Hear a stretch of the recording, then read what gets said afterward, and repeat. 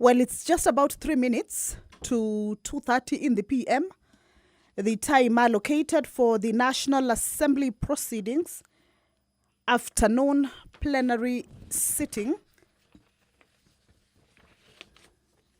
This is a broadcast of the National Assembly proceedings, a broadcast that is streaming live from the National Assembly chambers,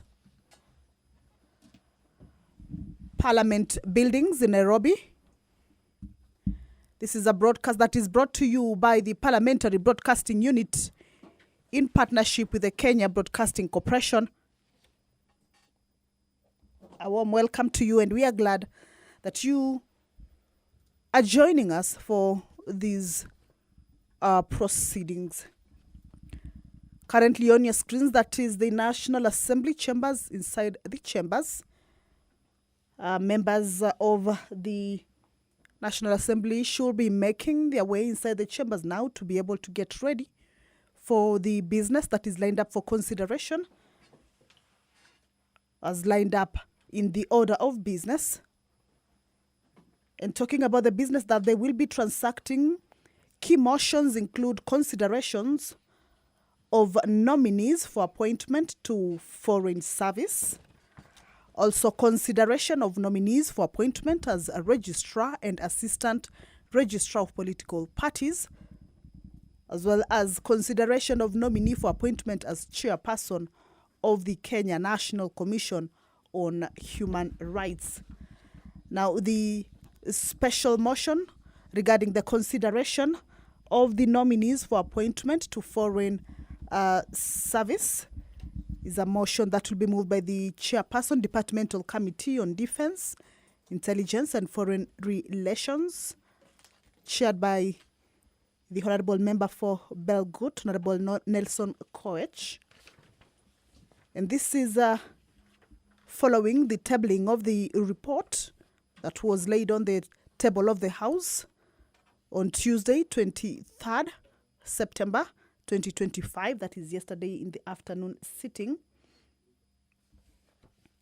And these particular foreign service depositions regarding the foreign service include High Commissioner, Ambassador, and Consuls General. These are 9 individuals or 9 nominees that have been appointed to be able to hold these positions.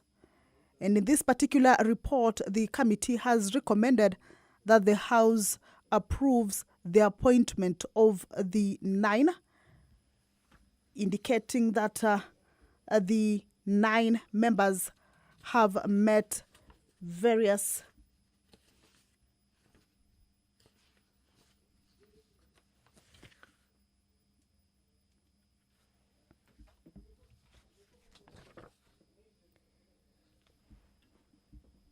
indicating that the members have met the required or are suitable to be able to hold those positions. The 9 nominees include the Honorable Florence Chepngetich Bore, a mission to Windhoek, Namibia, as High Commissioner. Ambassadors and Consuls General include Ambassador Anthony Mwaniki Mushiri, mission to Ankara, Turkey. Ambassador Lucy Kiruthi to Bangkok, Thailand. Mr. Henry Wambuma to Bujumbura, Burundi. Mr. Abdirashid Salat Abdile to Jakarta, Indonesia. Ambassador Joseph Musyoka Masila to Riyadh, Saudi Arabia. Ambassador Edwin Afande to Vienna, Austria.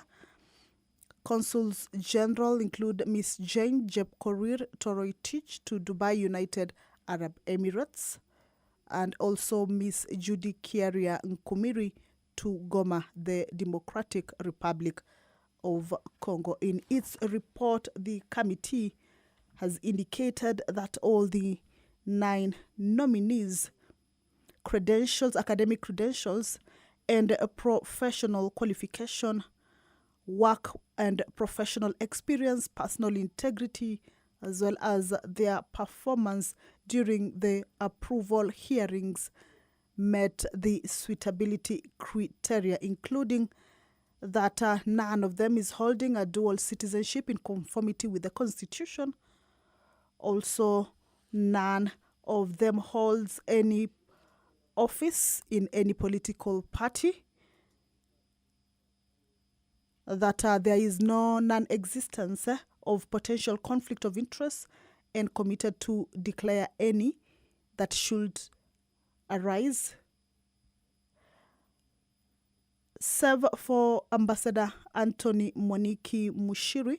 The committee observed that none of them have either been charged in a court of law nor adversely mentioned in any investigatory report of Parliament or any commission of inquiry, and have never been removed from office for contravention of the provisions of the Constitution. The Speaker of the National Assembly, Honorable Dr. Moses Masika Wetangula, as you can see, has already made his way into the chamber to preside over this afternoon sitting. Allow me to hand you over to this live broadcast. Good afternoon.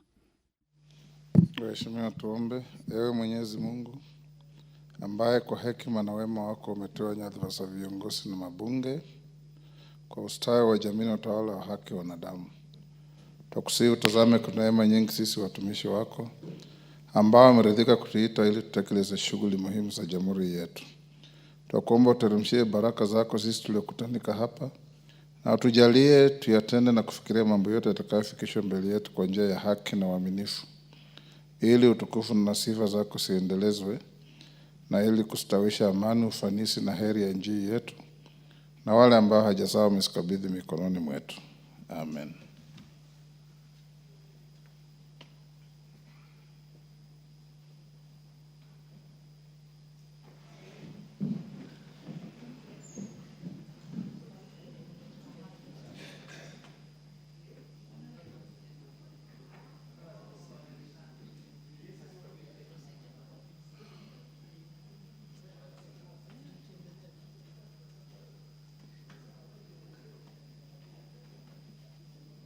Sergeant, ring the quorum bell.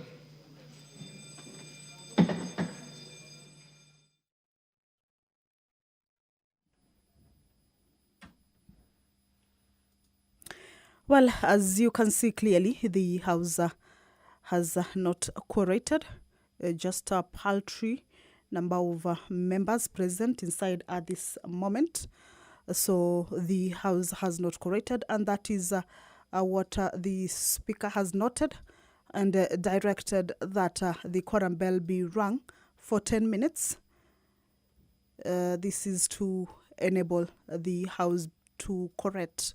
Remember, if that quorum is not present, then the House cannot commence on the business that is lined up for consideration this afternoon. So that particular quorum bell is necessary, and that is as provided for in the House Standing Order number 34.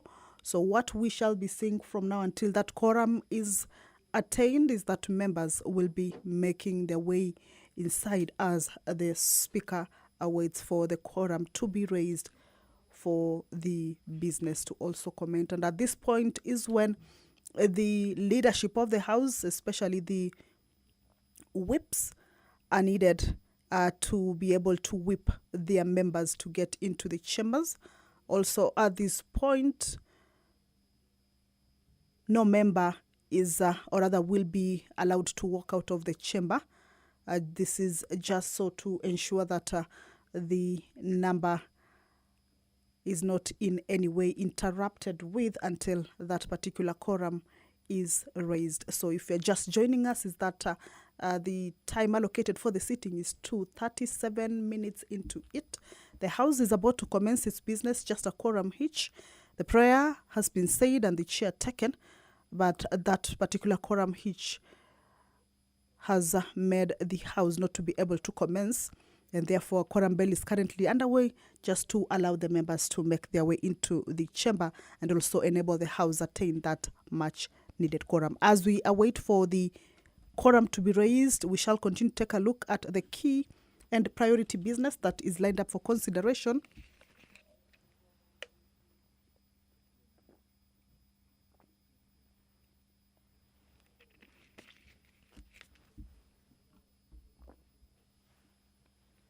This afternoon, 3 special motions regarding consideration and approval of nominees for appointment to foreign service as a registrar and assistant registrar of political parties, as well as chairperson of the Kenya National Commission on Human Rights. Now, the Departmental Committee on Defense and Intelligence and Foreign Relations has recommended the House to approve the 9 nominees appointed to foreign service, that is as High Commissioner, Ambassador and Consuls General. And this is after the committee held, or all the nominees appeared before the committee for the approval hearings on 3rd and 4th September 2025, where the committee or the hearings assessed the nominees' suitability against established legal and policy criteria. So the report was laid on the table of the House yesterday afternoon sitting, and this afternoon this particular business will be considered by the whole House, with the committee recommending that the 9 nominees be approved for the particular appointments. The chairperson, Departmental Committee on... All right, the quorum has been attained. Allow me to hand you over. Clerk.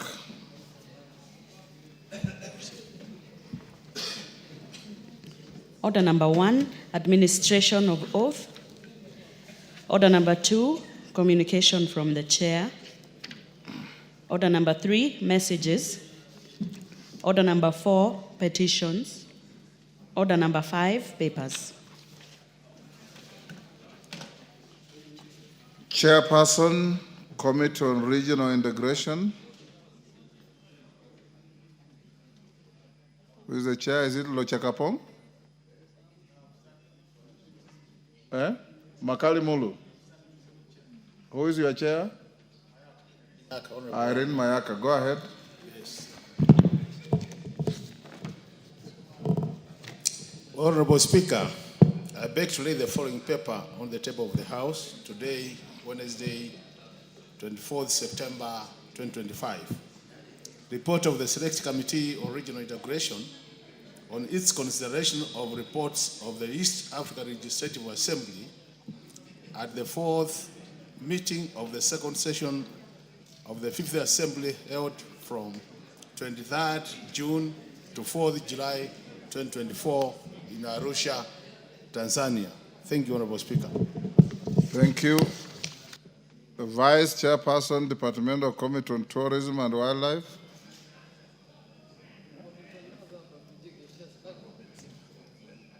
Bed Simba. Yes, Mr. Speaker. Honorable Speaker, I beg to lay the following paper on the table of the House today, Wednesday, 24th September 2025. Report of the Departmental Committee on Tourism and Wildlife on its consideration of the President's Memorandum to the Wildlife Conservation and Management Bill number 3 of 2023. Thank you, Mr. Speaker. Thank you. Next order. Order number 6, notices of motion. Chairperson, Select Committee on Regional Integration, Makali.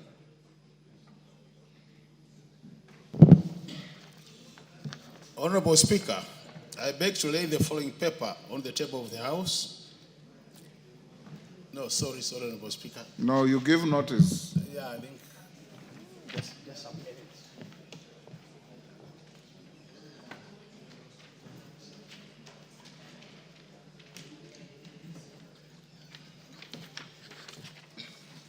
Yeah, sorry, Honorable Speaker.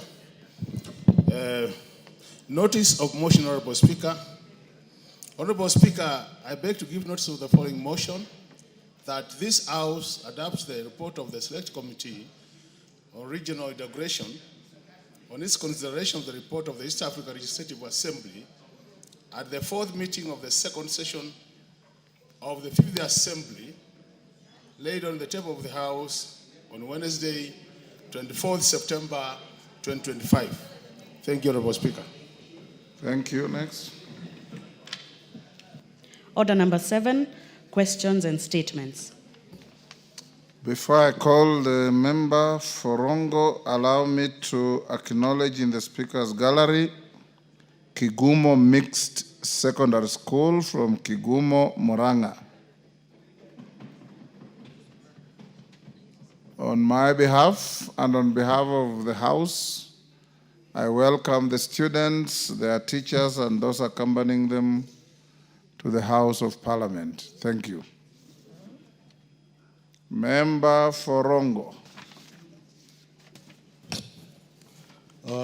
Honorable Speaker, pursuant to the provision of Standing Order 259D 2A, I rise to pay tribute to the former Member of Parliament for Rongo, the late Honorable Dalmas Oteno, EGH, EBC, who passed away on 7 September 2025. Honorable Speaker, the late Honorable Dalmas Oteno Anyango was born on 19th April 1945. He was an alumni of Strathmore College, where he pursued his A-levels before proceeding to Makerere University in Uganda for his undergraduate studies. He graduated in 1971 with a Bachelor of Science degree in Applied Economics.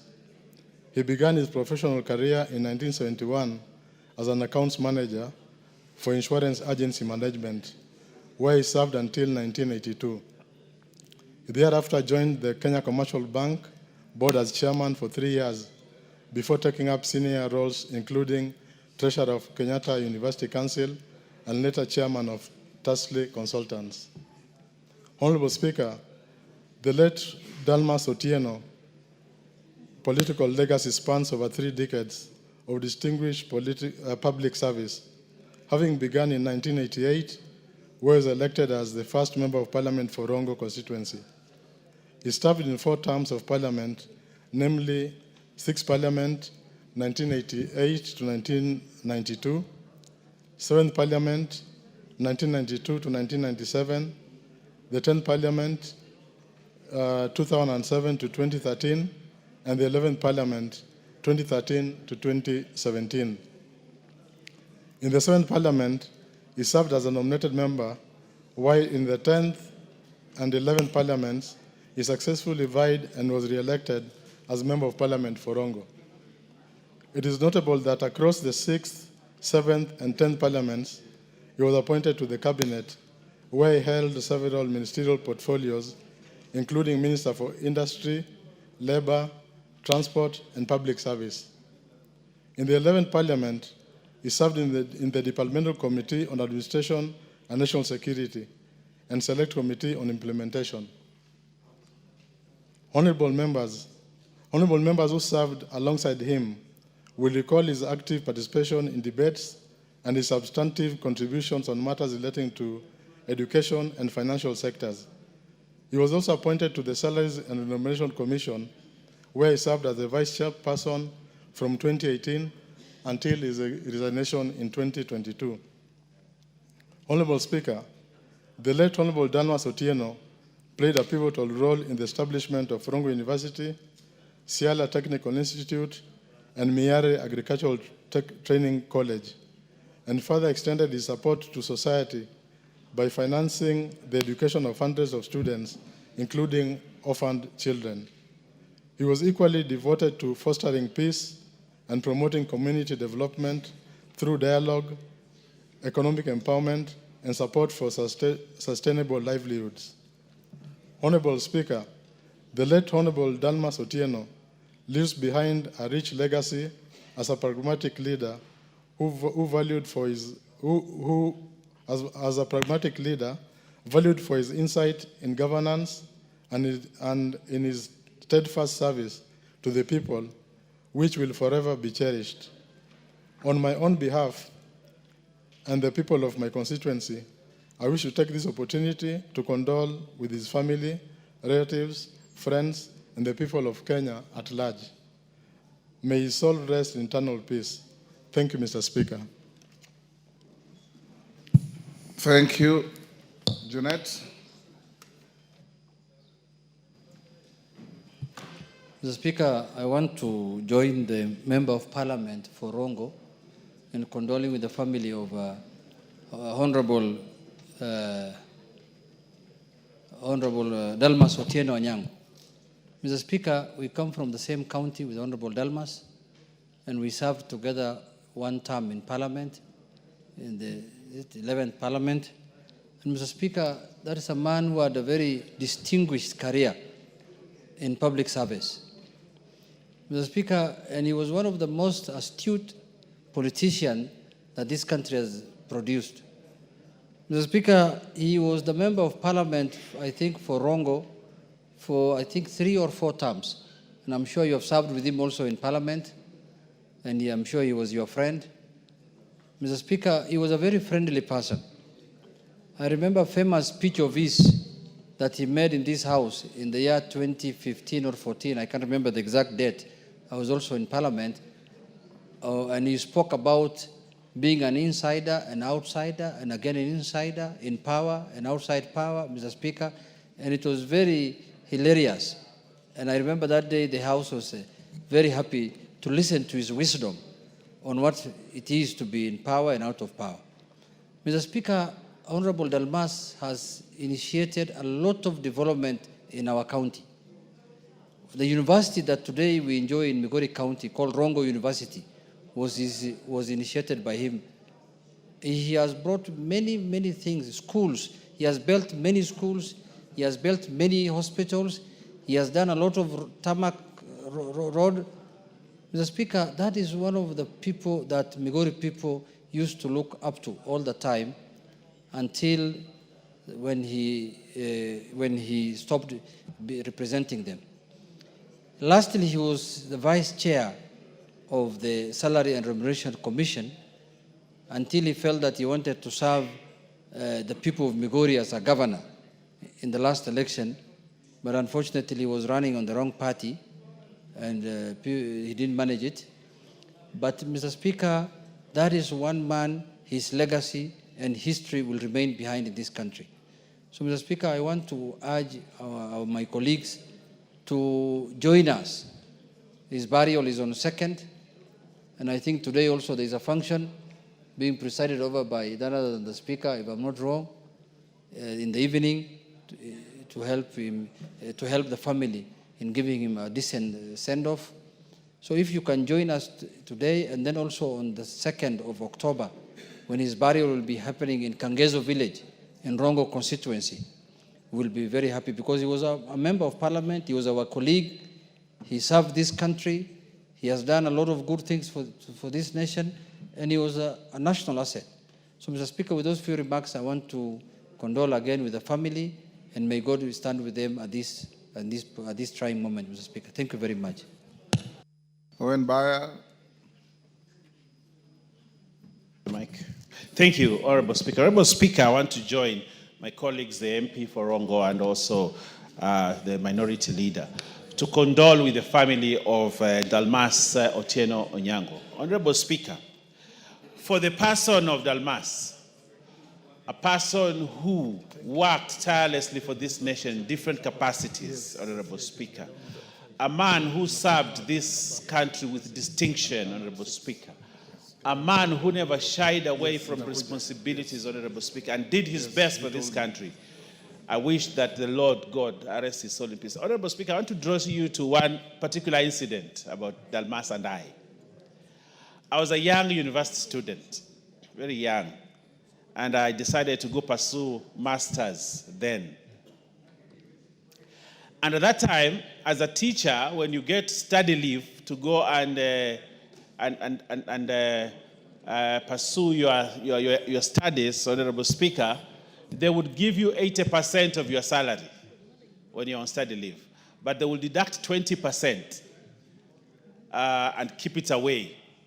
Then there was a circular that said even the 20% can now be given back to the student and you get a full salary. So I was at KU studying very hard. Then I got absolutely broke. And I didn't have money at all. And I had chased for this 20% for like 5 months. And nobody wants to listen to me in Ministry of Education and DPM. So one day, I walked to DPM office, Department of Personnel Management. I walked there. And I met this tall man who looked at me and said, "Young man, what are you doing here so early in the morning?" And I said, my name is Owen Baya. I am from the university, and I'm trying to get my money, which people here have refused to give me. And all those secretaries who were there were trying to pull me away so that I don't talk to him. But Dalmas just came and held my hand. and took me to his office and asked me, what do you want? And I explained to him, and he called everybody. That day, I want to tell you, Honorable Speaker, I walked away from that office with my check because Dalmas said this young man must be given his check, Honorable Speaker. That is one event that will forever remain etched in my memory, the memory of good things that Dalmas did, Honorable Speaker. And he looked at me, I said, young man, where are you from? I told him, I am a Giriama from. He said, you see, we want everybody in this country to have an equal opportunity, an equal chance to prosper. And Honorable Speaker, I can assure you after that, I was able to finish my master's very fast, graduated, and I thank Dalmas Oteno for helping me get that accolade. I thank you, Honorable Speaker. And you are able to prosper. Yes. Those I'll give you 2 minutes each. Chair, budget. Thank you, Honorable Speaker. Honorable Speaker, I would like to join the Member of Parliament for Ronga and my colleagues who are passing their condolences to the family of Honorable Dalmas Oteno, and to say, Honorable Speaker, that I knew Dalmas in person. And Honorable Speaker, Dalmas was a clean person. He was clean and he used to dress sharply. Honorable Speaker, I learned the spirit of dressing well from Dalmas. Honorable Speaker, Dalmas was also very clean at home. When you would go to his home was very, very clean and neat. And Honorable Speaker, Dalmas is one guy that maintained that even in his home, you had to use a napkin to eat. Honorable Speaker, you know, most of us are very careless at home. We just pick food and eat. But Honorable Speaker, for Dalmas, in his home, you must eat using a napkin. You must tuck in the napkin. Honorable Speaker, away from that, Honorable Dalmas was very wise. One of the politicians who was very wise was blessed with wisdom, but he was also very, very brainy. He was full of brains. In terms of development, Honorable Speaker, Dalmas was a development-focused leader. What Honorable Junet Mohamed has said is true, that there are so many development programs that are attributed to Honorable Dalmas in the larger Luo community. He was a man who loved peace. Honorable Speaker, in my first term, I sat in the Committee of Finance and National Planning, and Dalmas was the Vice Chairman of Salaries and Remuneration Commission. Most of the time, he was the one who would come to defend the budgets and any issues that touched on SRC before the committee. And we loved him because he was able to persuade us and convince us. During that time, Honorable Speaker, we were protesting about giving SRC their full budgets because they had interfered with our issues here as Parliament. But when Dalmas came, he was able to convince us, and we were able to, respond positively. May the soul of Dalmas rest in eternal peace. Betsimba. Asante sana Mheshimiwa Spika. Kwa niaba ya eneo bunge la Kisauni, nasimama kuomboleza na ndugu na familia ya mwenda zake. Nasema poleni sana kwa msiba mkubwa ambao mmeupata, lakini yetu kikubwa ni kwamba tunamwombea Mungu amsamehe madhambi yake, amweke katika watu wema. Na pia hii tunashukuru kwa wakati wake aliotumia kutumikia taifa hili. Alikuwa anakaa usiku mwingi kufikiria taifa litasonga mbele namna gani. Ni vyema kila mmoja wetu aweze kumwombea katika hii safari anaoenda. Na pia hii ni kwamba ni ishara ama funzo kwamba kila mmoja wetu ajue ataondoka kwa ulimwengu. Hakuna ambaye atabaki katika ulimwengu huu. Kwa hivyo yale ambayo tunatekeleza katika jumba hili na yale tunayoyafanya katika uongozi wetu, tuhakikishe kwamba tunafanya mazuri, kwa sababu ile safari ndugu yetu ametangulia, mjue na sisi pia safari ni hiyo hiyo. Kwa hivyo tufanye mema ili tuende tupande mazuri ili tukavune yale ambayo tumeyapanda hapa. Mimi niliwahi kufanya kazi na Mheshimiwa Dalmas katika bunge la 11, na alikuwa mtu mpole na alikuwa msikilivu licha ya kuwa amekuwa kwa muda mrefu katika shughuli ya uongozi. Kwa hivyo langu ni kusema poleni familia, na namwombea Mungu aweke roho yake mahali pema peponi. Asante. Jalango.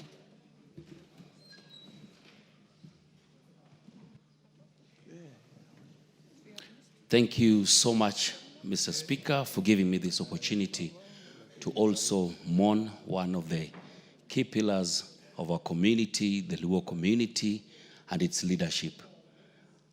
I knew Dalmas Oteno, Anyango, as one of the leaders that inspired most of us to join politics, to be effective in legislation, and also just to champion leadership that anchors itself into development. If you knew Dalmas Otieno, even in every single meeting that he used to have, even in the constituency back here in Nairobi, you'd never hear him throw insults to anyone on a personal level. He anchored himself on a clean slate of campaigns where people would compete in agendas. And that one can be seen and is a testimony from all the members here who have already spoken on his track record on matters development. More so, I also mourn him and with the family, the wife, Madam Dorothy Anyango, was also my classmate in primary school. So just not mourning the leader himself, but we are also mourning much more of a family member. May his soul rest in peace. And see you guys in Kangeso on the 2nd for the burial. We'll also join you today, Mr. Speaker, sir. Martin. Thank you, Mr. Speaker. Mr. Speaker, we have lost quite a wonderful visionary leader, Dalmas Otieno Anyango. Mr. Speaker, on behalf of Mdewa community and my family, I'm not just offering because he came from Rongo, but he's also a relative. Dalmas was married, first wife was from Mdewa, Kanyamua, actually my home, my village. But I want us to condole him and remember what he stood for. As young people, we really aspired Dalmas because he went to Makerere. And you know, those days, the class of university was that. And to get a degree was something. He was a scholar, experienced, and educated. But one thing that we can always celebrate as people when we are still on the planet Earth is how to exercise power through humility. That is what he was. Clean politics, never abused anybody. I want to urge the family to stay strong. May God give them the strength. It is a difficult time, but through God's grace and power, they will see this through. Thank you, Mr. Speaker. Kainan. Thank you, Mr. Speaker.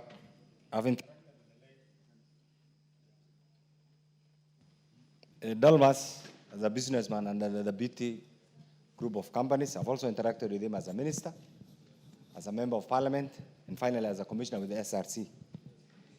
So, Speaker, one of the things that I have really learned from him, in your first interaction, the man was genius. Even if you had a debate or an altercation with him, the first thing is he will humble you with his infectious laughter. Before even you commence the issue, you're already humbled. And one of the things that I have learned also from him is in politics, remember the political class are always second to your family members. So what Dalmas will do, he will say, this is politics, and you know the background, how the politics was a bit hostile at the times. He will say, this is any politician is a member of his extended family. Mr. Speaker, later on when he became a member of the SRC, he acted as a critical link person between the institution of parliament and SRC, and finally helped us solve some of the problems that have been affecting the institution of parliament. So to the people of Rongo, to the family, and to all friends, we say pole, and I'm sure God has a purpose for everything. Poleni.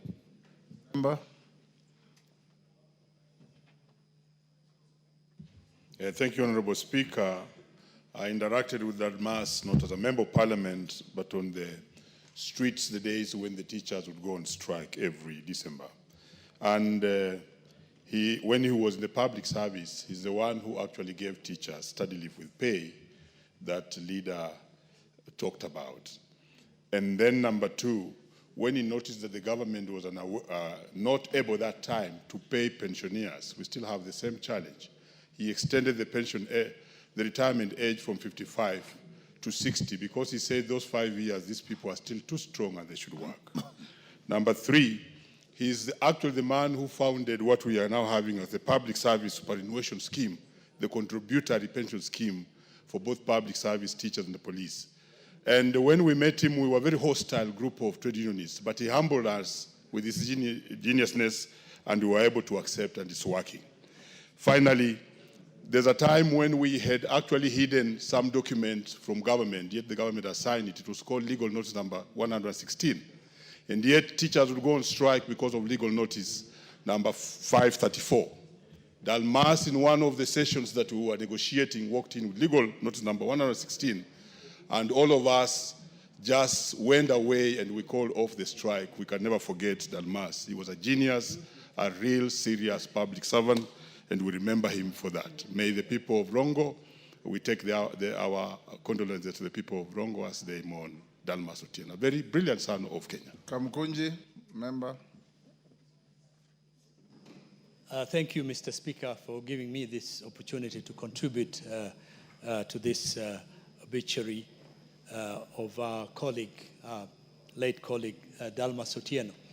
I had the opportunity to serve in this chamber in the 10th and the 11th Parliament. And although he was senior to me, I had a very good relationship in which I really had the opportunities to have conversations. And he was always a very good listener.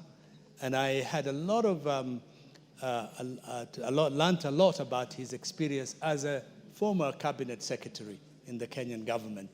And the reforms and the ideas he brought to those ministries, which had changed the bureaucratic structure and the work of those ministries to serve the Kenyan people much better. The other thing that I also learned while he was here is that he was a gifted man. He had the gift of the gab. He was a great orator who could express himself very fluently and very clearly. And it was wonderful to see how he used this particular chamber to articulate his ideas as well as serve his constituency. I think he was he had a very high sense of professionalism and an exceptional leadership qualities. And I send my condolences to his family and friends, and may he rest in peace. Carole Omondi. Thank you very much, Right Honorable Speaker. You will recall you and the dearly departed Dalmas Oteno employed me as the first General Counsel and eventually the Chief Executive of Energy Regulatory Board, Electricity Regulatory Board, now EPRA. Dalmas was quite a phenomenon. And I remember when we worked together in the Grand Coalition, we initiated together with a gentleman called Sylvester Ubongo the Rapid Results Initiative, how to fast-track government delivery system.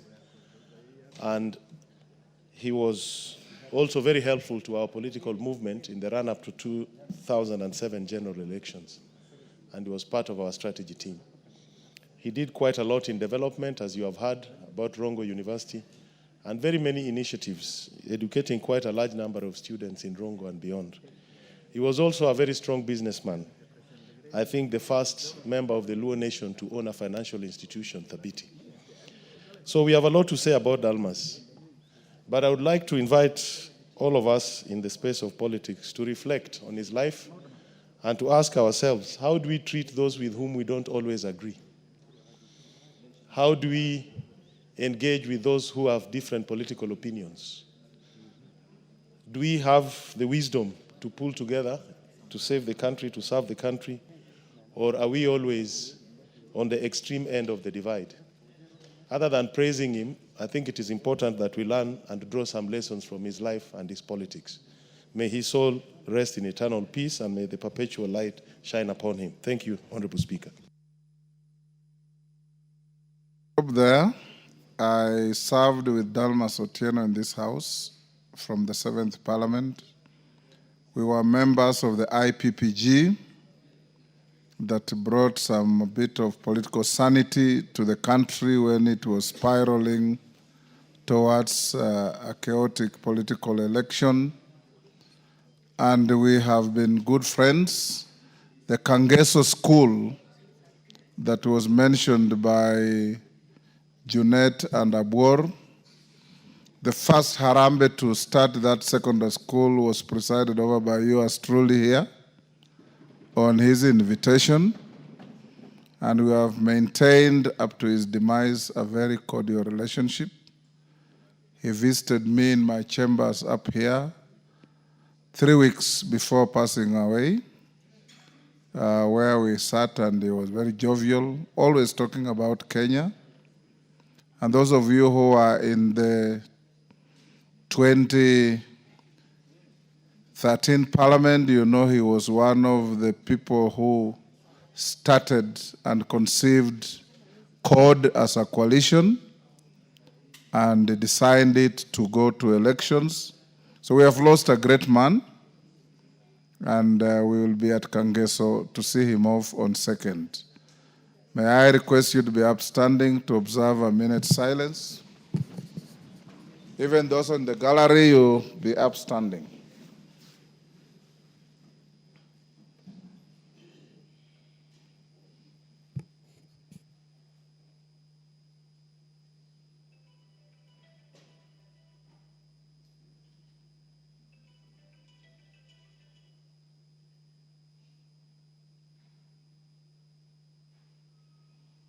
May his soul rest in eternal peace. Amen. Next.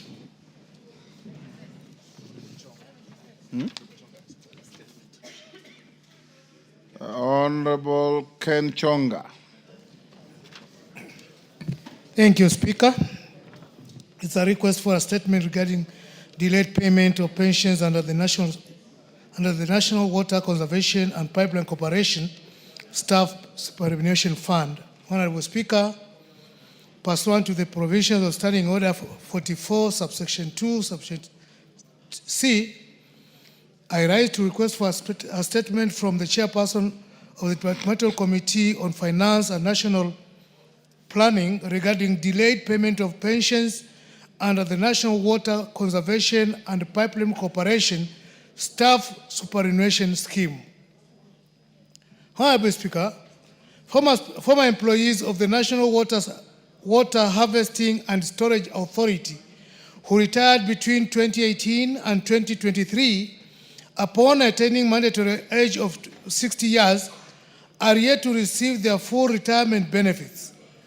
The employees were members of the National Water Conservation and Pipeline Corporation Staff Superannuation Scheme, which is administered by the Board of Trustees. Regrettably, the financial position of the scheme has deteriorated over the time, resulting in a deficit that has severely constrained its ability to honor its obligations. As a result, retirees are only paid 40% of their accrued retirement benefits, leaving 60% as an outstanding balance. Honorable Speaker, the affected retirees have made numerous efforts to seek redress by engaging both the Retirement Benefits Authority and the National Treasury in the hope of compelling the scheme to release the outstanding balance of their benefits or institute installment payments under a remedial plan, but these efforts have been futile as they remain unpaid to date. These retirees, many of whom lack an alternative source of income and still have dependents to support,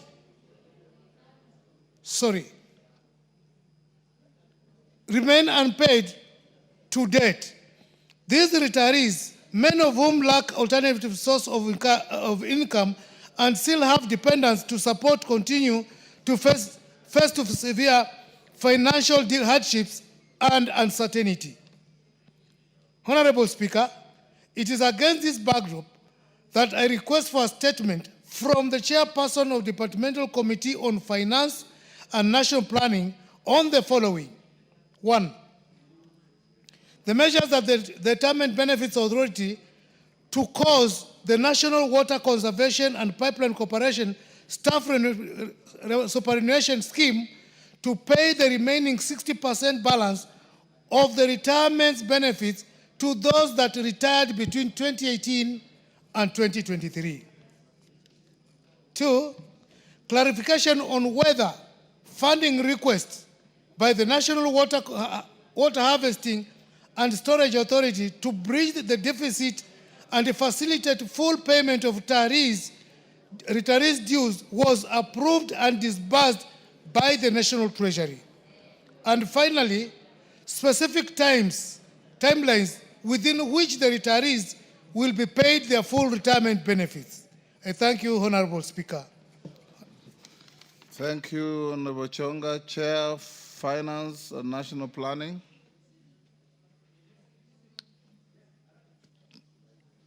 Chair, Wapi Molo. Owen Bayer, can you inform him to bring a response in 2 weeks? Much obliged, Honorable Speaker.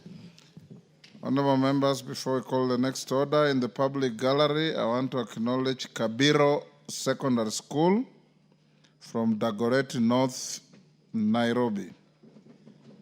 On my behalf and on behalf of the House, we welcome the students, their teachers, and those accompanying them to the House of Parliament. Thank you. Next order. Yes, Elachi, hold on. Member for Dagoretti North. Thank you, Mr. Speaker. Just to request that to allow me to just welcome Kabiro into the August House and to tell them that we welcome you.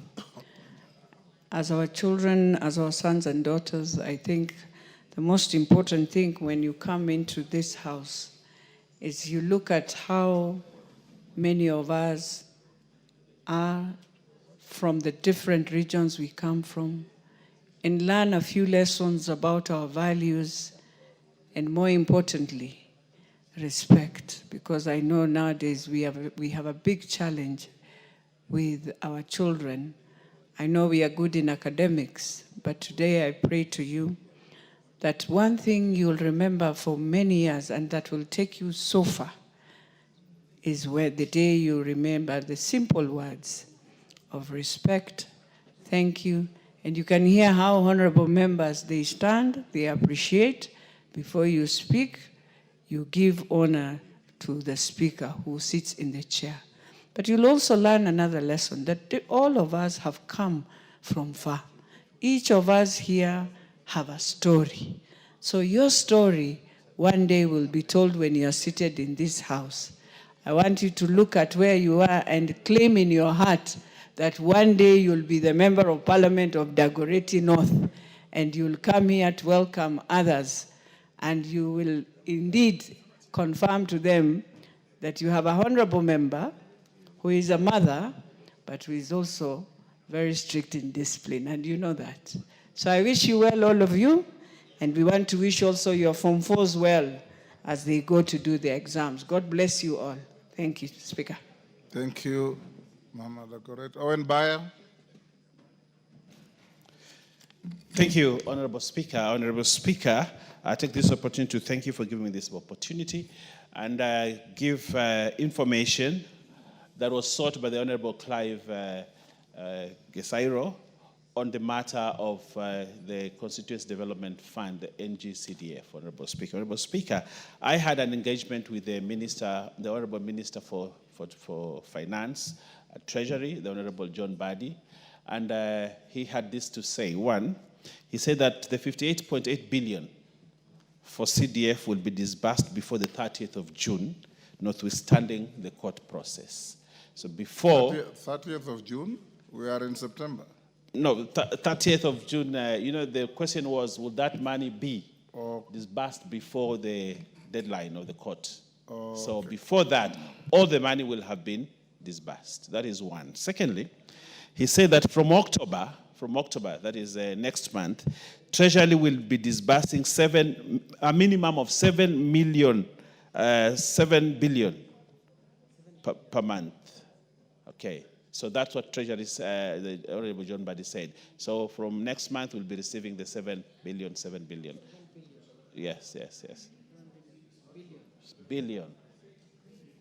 Until he finishes disbursing the whole amount, Honorable Speaker. So that is the second thing he said. He said the third, the CS Treasury has expressed willingness to appear before this House. Anytime he'll be required to come to give a full statement on his plan on how to disburse the bursary in spite of the court ruling and the court deadline of 30th June 2026 on the same manner. So, Honorable Speaker, that is the information from, but he is committed to ensure that CDF works as he subscribes to the fact that he was a member of parliament and he knows how CDF helped his people, and therefore he will continue to support and help to ensure that CDF succeeds. Honorable Speaker, that is the statement. Thank you. Next order. Order number 8, special motion, consideration of nominees for appointment to foreign service. Chair, Committee on Defense, Intelligence, and Foreign Relations, Major Bashir. Yes, sir. Thank you, Honorable Speaker. Honorable Speaker, I beg to move that, taking into consideration the findings of the Department Committee on Defense, Intelligence, and Foreign Relations, in its report on the approval hearing of 9 nominees for appointment as High Commissioner, Ambassadors, and Consul Generals, laid on the table of the House on Tuesday, 23rd September 2025, and pursuant to the Provincial Article 1322E of the Constitution, Section 22 of the Foreign Service Act, Cap 1A5E, and Section 3 and 8 of the Public Appointments Parliamentary Approvals Act, Cap 7F, this House approves the appointment of the following persons. 1, Honorable Florence Chemketich Bore, EGH, as High Commissioner to Windhoek, Namibia. 2, Ambassador Anthony Mwaniki Muchiri, CBS, as Ambassador to Ankara, Turkey. 3, Ambassador Lucy Njeri Kiruthi, MBS, as Ambassador to Bangkok, Thailand. 4, Henry Ouma Wambuma, as Ambassador to Bujumbura, Burundi. 5, Abdirashid Salat Abdille, as Ambassador to Jakarta, Indonesia. 6, Ambassador Joseph Masila, as Ambassador to Riyadh, Saudi Arabia. 7, Ambassador Edwin Afande, MBS, as Ambassador to Vienna, Austria. 8, Jane Chepkorir Troitich, as Consul General to Dubai, United Arab Emirates. And 9, Judy Kiariai Nkumiri, as Consul General to Goma, Democratic Republic of Congo. Honorable Speaker, the offices of the High Commissioner, Ambassador, and Consul General stand as Kenya's outposts of sovereignty and service. As defined in Section 21 of the Foreign Service Act, the head of mission is not only the President's voice abroad, but the steward of Kenya's foreign policy, the custodian of our image, the leader of our diplomatic staff, and the guardian of our public funds. Honorable Speaker, in discharge of our mandate under Standing Order 2165F, the committee approached its task with diligence, fairness, and unwavering fidelity to the Constitution, guided by the Chapter 6 on leadership and integrity and the spirit of public participation, as enshrined in Article 118. We subjected the nominees to rigorous scrutiny, measuring not only their qualification and experiences, but also their vision and their fitness to carry Kenya's flag across borders. Honorable Speaker, in keeping with Standing Order 42.2, your office relayed to the House the President's message regarding the nomination of 9 persons to serve as High Commissioner, Ambassadors, and Consul General. The names were accordingly committed to the committee pursuant to Article 1244A of the Constitution for approval hearings and reporting within the statutory timelines. To uphold transparency, the public notice was placed in the mainstream dailies on Saturday, 23rd August 2025, inviting written memoranda on the stability or otherwise of the nominees as required under Section 6(9) of the Public Appointments Parliamentary Approvals Act and Article 118 of the Constitution. Honorable Speaker, no memoranda was received opposing the approval of any of the 9 nominees. However, the committee received an email from one Kevin Wanzala concurring with the nominations and urging for regional balance in future nominations. The email was not a statement on oath contesting the stability of the nominees as required by Section 6(9) of the Public Appointments Parliamentary Approval Act, Cap 7F. Honorable Speaker, in further fulfillment of our due diligence and as required by law, the Clerk of the National Assembly wrote to relevant agencies, the EACC, KRA, DCI, HELP, and ORPP, seeking reports on the nominees' integrity, tax compliance, criminal record status, loan obligations, and political affiliations. All agencies returned clean reports affirming the nominees' good standing. However, in conducting its due diligence, the committee noted that Ambassador Anthony Muchuri was, however, adversely mentioned in the report of the National Assembly's Development Committee on Defense and Foreign Relations on the procurement, disposal, and construction of properties of Kenya's diplomatic mission in Egypt, Japan, Nigeria, Belgium, and Pakistan. The report recommended that necessary action be taken by the relevant authorities at that time against him and others considered key architects in relation to the purchase of property for the embassy in Tokyo. Subsequently, the nominee was charged with the offense of abuse of office in procuring the Tokyo embassy property without following due process in anti-corruption case number 2 of 2013. He was, however, cleared of all charges for lack of evidence. Honorable Speaker, the committee conducted oral hearings on Wednesday 3rd and Thursday 4th September 2025, evaluating each nominee's academic credentials, professional record, integrity,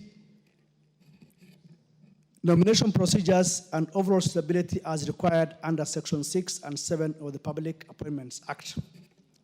Honorable Speaker, following this exercise, the committee made the following observations. Each nominee, 1, is a Kenyan citizen and has no dual citizenship in fidelity to Article 78 of the Constitution. They each gave solemn assurance to engage in no other gainful pursuit, placing public duty above private interest in keeping with Article 771. 3, none holds political party office, reflecting impartiality and alignment with the spirit of Article 77(2). They affirmed their adherence to Articles 77 and 76 of the Constitution, vowing to uphold ethical conduct and to disclose and manage any potential conflict of interest. And 5, all 9 nominees demonstrated their competence, integrity, and preparedness worthy of service to the Republic of Kenya while serving out there in the missions. Honorable Speaker, and just a brief on each of the nominees, just as a recap. And Honorable Florence Chepketich Bore. Honorable Bore is Assistant Public Servant who has served the country both as a legislator, that is as a county MP for Kericho County, and as a Cabinet Secretary, Ministry of Labor and Social Protection. Honorable Bore holds a Bachelor of Education Arts from Moi University and a Diploma in Education from Kagumo Teachers Training College. Her early career was in the teaching provision before she transitioned into public service and politics. On the question of integrity, the committee confirmed that clearance from all required agencies, EACC, KRA, DCI, HELP, ORP, and CRB, with no adverse reports. Her record is clean and she stands fit to fly Kenya's flag abroad. She presented a vision to deepen Kenya-Namibia relations by pursuing bilateral labor relations to protect Kenya's migrant workers in Namibia's growing sector, such as mining, hospitality, and education. She has previously served as the Cabinet Secretary for Labor, and she stands an expert on that matter. Number 2 is Ambassador Anthony Mwaniki Muchiri, nominee for Ambassador in Turkey, Ankara. Ambassador Muchiri appeared before the committee in compliance with Article 78, 1 and 2 of the Constitution. He confirmed that he is a Kenyan citizen and does not hold dual citizenship. He's a current chairperson of the Public Service Commission and president of the Association of African Public Service Commission. He previously served as Kenya's ambassador to Cuba, and Libya, Deputy Chief of Mission in Egypt, and in senior position at the Ministry of Foreign Affairs. His record includes overseeing the establishment of Kenya's mission in Havana, coordinating evacuations of Kenyans during the Libyan crisis, and strengthening Kenya's presence in Latin America and Caribbean. On integrity matters, as I mentioned earlier, and certainly has been charged before, but he was released on lack of evidence, and so therefore he still stands in good chance to represent Kenya. The nominee presented a vision to expand Kenya-Tokyo relations through enhanced defense and security cooperations, particularly in training, technology transfer, and peacekeeping. On economic diplomacy, he pledged to address Kenya's trade deficit with Turkey by promoting export, such as tea, coffee, leather, and textiles. The committee therefore recommends his appointment as ambassador to Ankara, Turkey.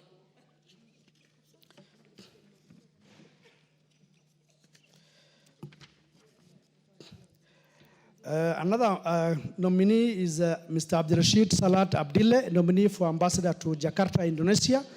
The nominee confirmed that he is a Kenyan citizen, does not hold dual citizenship, therefore meeting the requirements of Article 78 of the Constitution on eligibility of a state officer and Chapter 6 on leadership and integrity. The nominee holds a Bachelor of Arts in Public Administration and Political Science from the University of Nairobi, a Diploma in International Studies, and a Diploma in International Labor Standards from ILO in Turin. He previously served as Inspector in the Ministry of Labor from 1987 to 2002, Technical Advisor to Somalia's Ministry of Labor, and Chairman of KPA Joint Industrial Council from 2009 to 2020. He has participated in numerous ILO and AU labor conferences. On integrity, the committee considered his record under Article 75 and Article 771 and 2 of the Constitution and found him that no conflict of interest whatsoever. He presented a vision to enhance Kenya-Indonesia ties through conclusion of labor migration and agreements. This nominee has previously served in the Ministry of Labor and therefore has a clean record on matters dealing with labor migration and labor issues. The committee, having reviewed his credentials, recommends his appointment as ambassador to Jakarta and in Indonesia.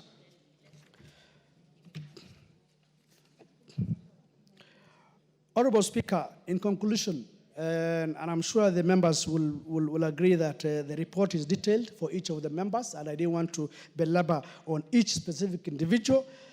However, in conclusion, by recommending the approval of these nominees, we are persuaded that they possess the requisite academic credentials, professional competence, integrity, and leadership vision to serve Kenya's envoys abroad.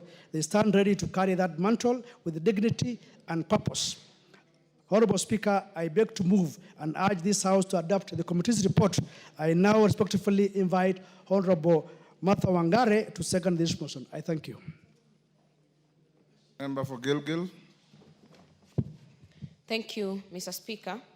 I rise to second this report. And Mr. Speaker, from the start, I would not want to repeat what the mover has said, but allow me to give exactly what we were looking at in this approval hearing. Mr. Speaker, we were looking not just at the qualifications, we were looking at the integrity and their background. We were also evaluating the fitness for that role.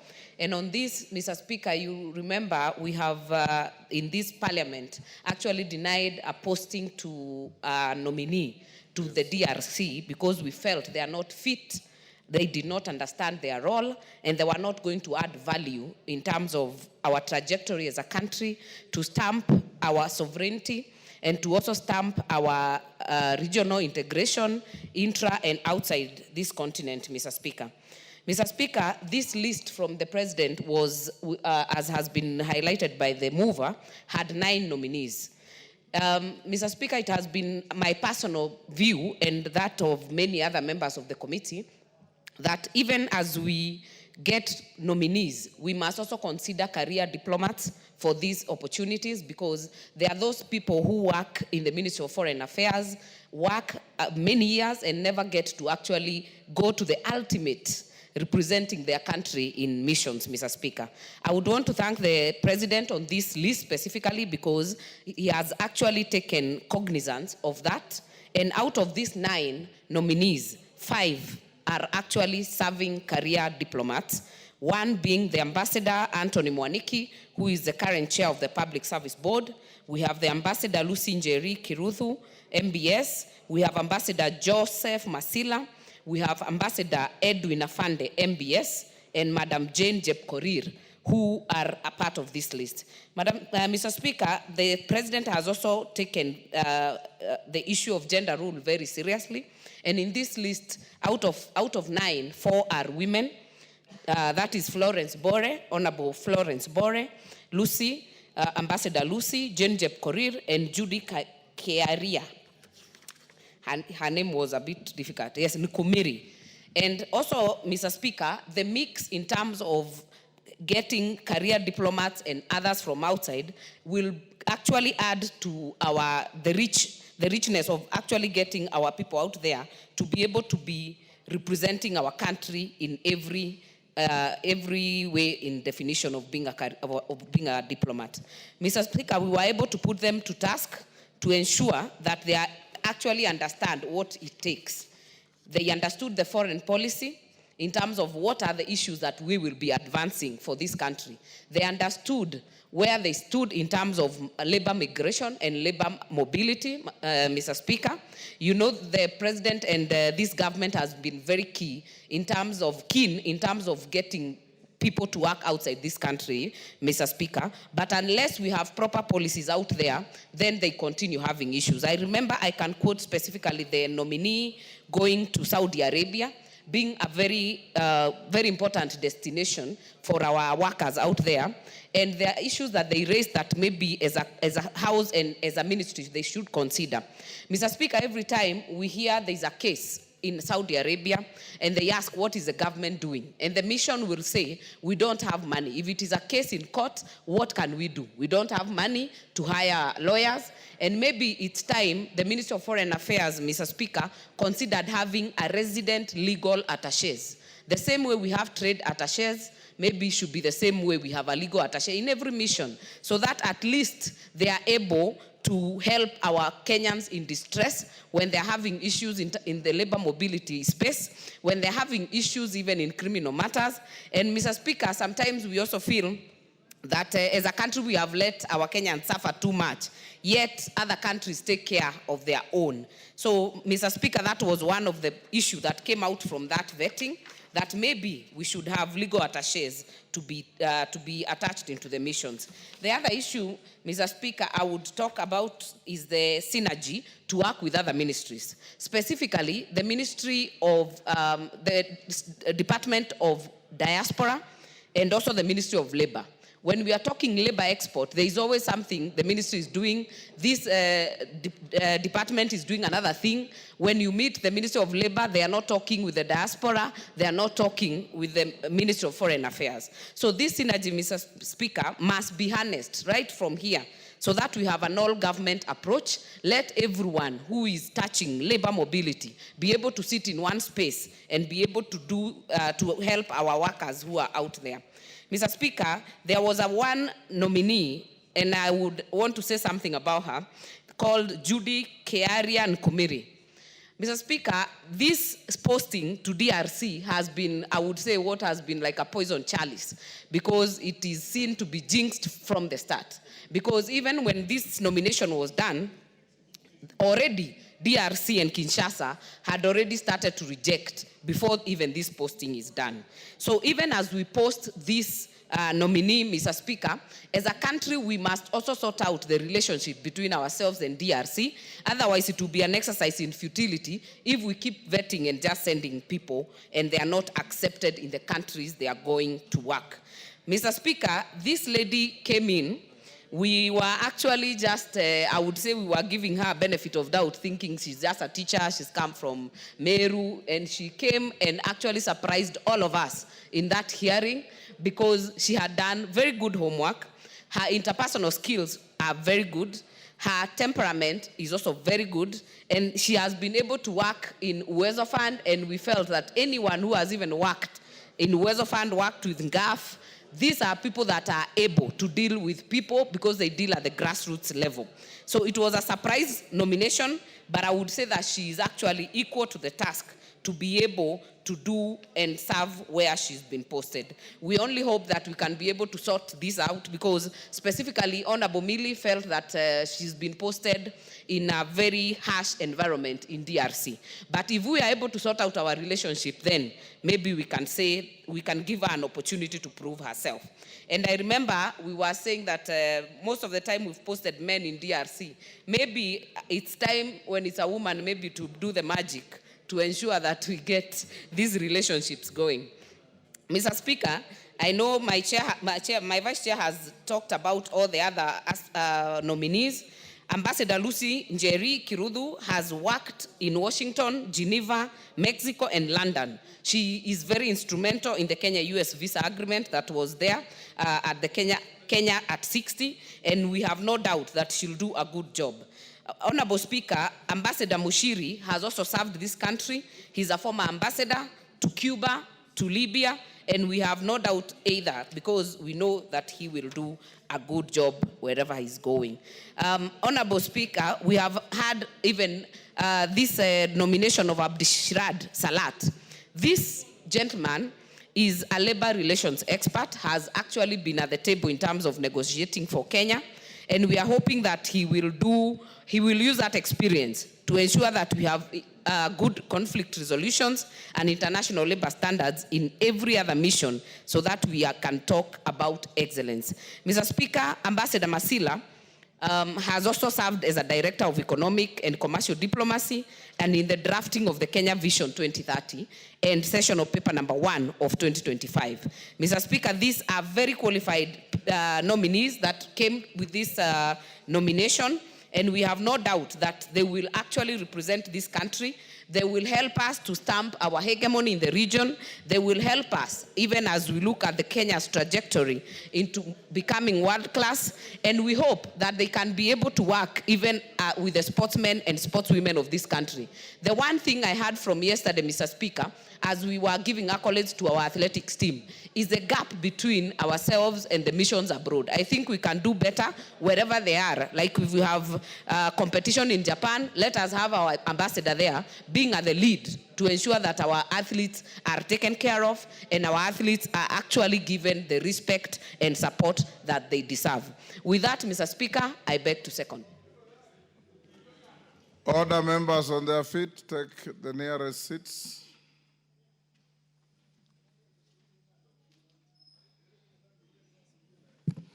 Honorable members, I now propose the question at order number 8, which is the taking into consideration the findings of the Departmental Committee on Defense, Intelligence, and Foreign Relations in its report on the approval hearings of 9 nominees for appointment as High Commissioner, Ambassador, and Consuls General, laid on the table of the House on Tuesday, 23rd September 2025. Order. 2025, and pursuant to the provisions of Article 132(2)(e) of the Constitution, Section 22 of the Foreign Service Act Cap 185(e), and Sections 3 and 8 of the Public Appointments Parliamentary Approval Act Cap 7F, this House approves the appointment of the following persons as 1 High Commissioner, Honorable Florence Chepngetich Bore, EGH, Windhoek, Namibia. 2 Ambassadors and Consuls General, Ambassador Anthony Mwaniki Mushiri, Ankara, Turkey. These days it's called Turkey, not Turkey. Ambassador Lucy Kirudu, Bangkok, Thailand. Mr. Henry Wambuma, Bujumbura, Burundi. Mr. Abdulrashid Salat Abdile, Jakarta, Indonesia. Ambassador Joseph Musyoka Masila, Riyadh, Saudi Arabia. Ambassador Edwin Afande, Vienna, Austria. Consuls General Jane Chepkorir Toroitich, Dubai, United Arab Emirates. Judy Kiaria Ngumiri, Goma, Democratic Republic of Congo.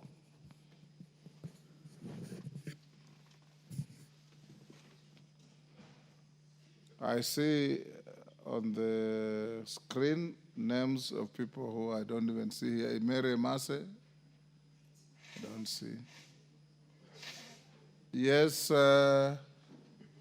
Muge.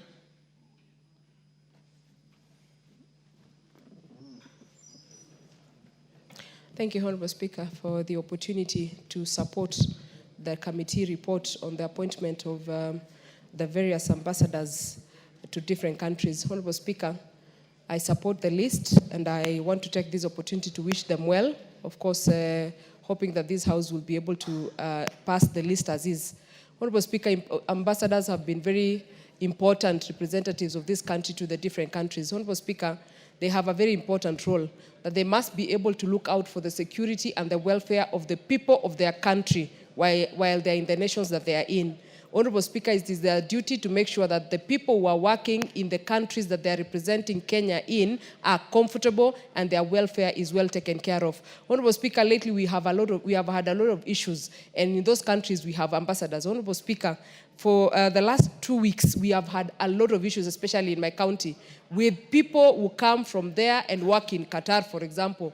Honorable Speaker, I want to support what a honorable member has said, that we should also make sure that they have a legal experts so that they can be able to help us sort out some of the issues. There is a body that had been detained in Qatar for more than 2 months, Honorable Speaker, and the issue could not be sorted out because of inefficiencies between the relationship here and the relationship there, which is actually squarely in the court of the ambassadors. Honorable Speaker, these people that are being nominated to represent this country, Honorable Speaker, should be able to take their job seriously, and we also want to ask them that they should go an extra mile. Most of the time, Honorable Speaker, we live here to other countries to go and do benchmarking, whereas people who have a better lived experience in the name of ambassadors cannot even come here sometimes and call meetings and say, hello, look, this is what I have seen, and this is what I like, and this is what we can domesticate here. Honorable Speaker, these ambassadors should be able to do their job, and I want to appreciate the committee because they did a good job. They made sure that each and every one of them was vetted, and they were able to actually look at their capabilities, and they have been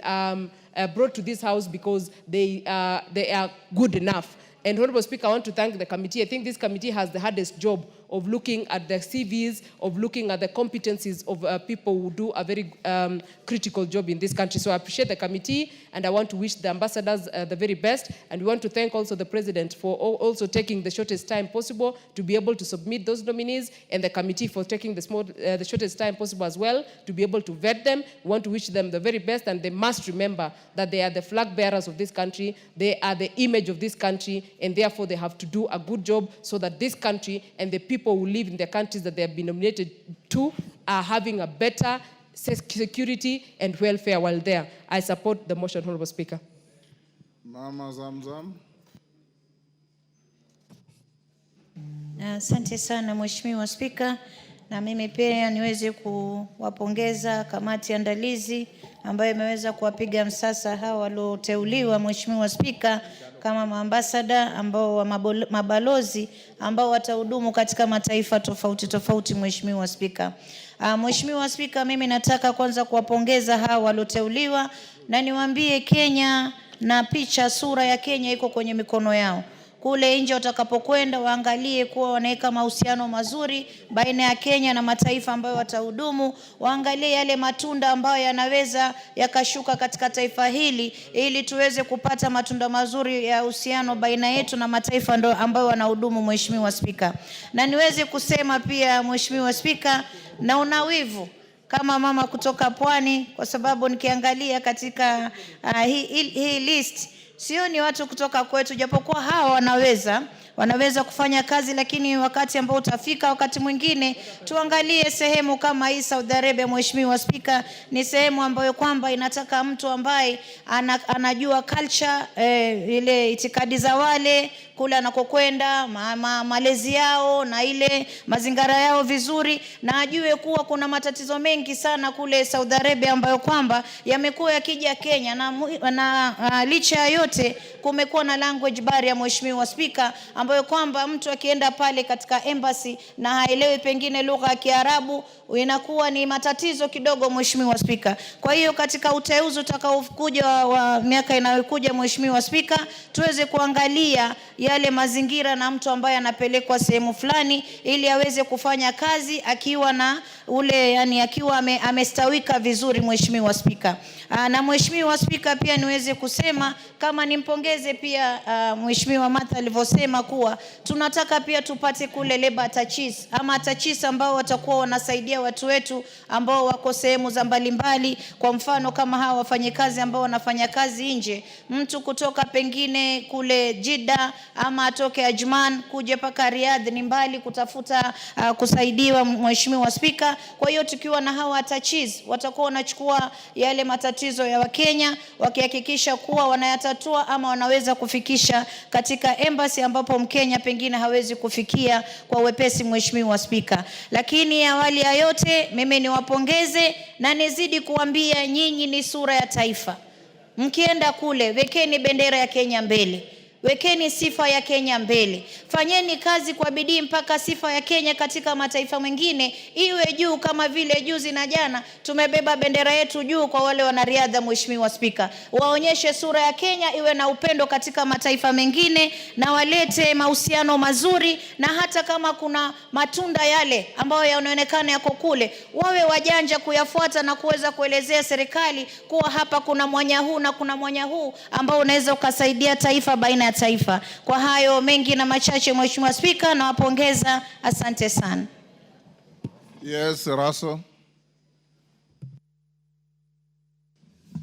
Thank you very much, Honorable Speaker. Honorable Speaker, I want to thank the committee for this report. Posting of ambassadors and high commissioners is a very important work or task for the country. And those individuals who have been identified to represent us in those far foreign countries must walk the talk, must represent us effectively. Honorable Speaker, they are the ones who will pursue our foreign policy objective in those countries where they have been assigned. Today, what is really important around the world is what is called economic diplomacy, where every country is positioning itself to try and gain something from the other side.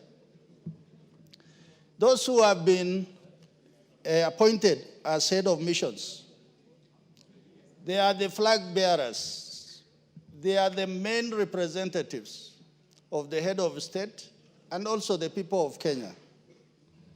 Honorable Speaker, recently I was fortunate to visit the state of Botswana.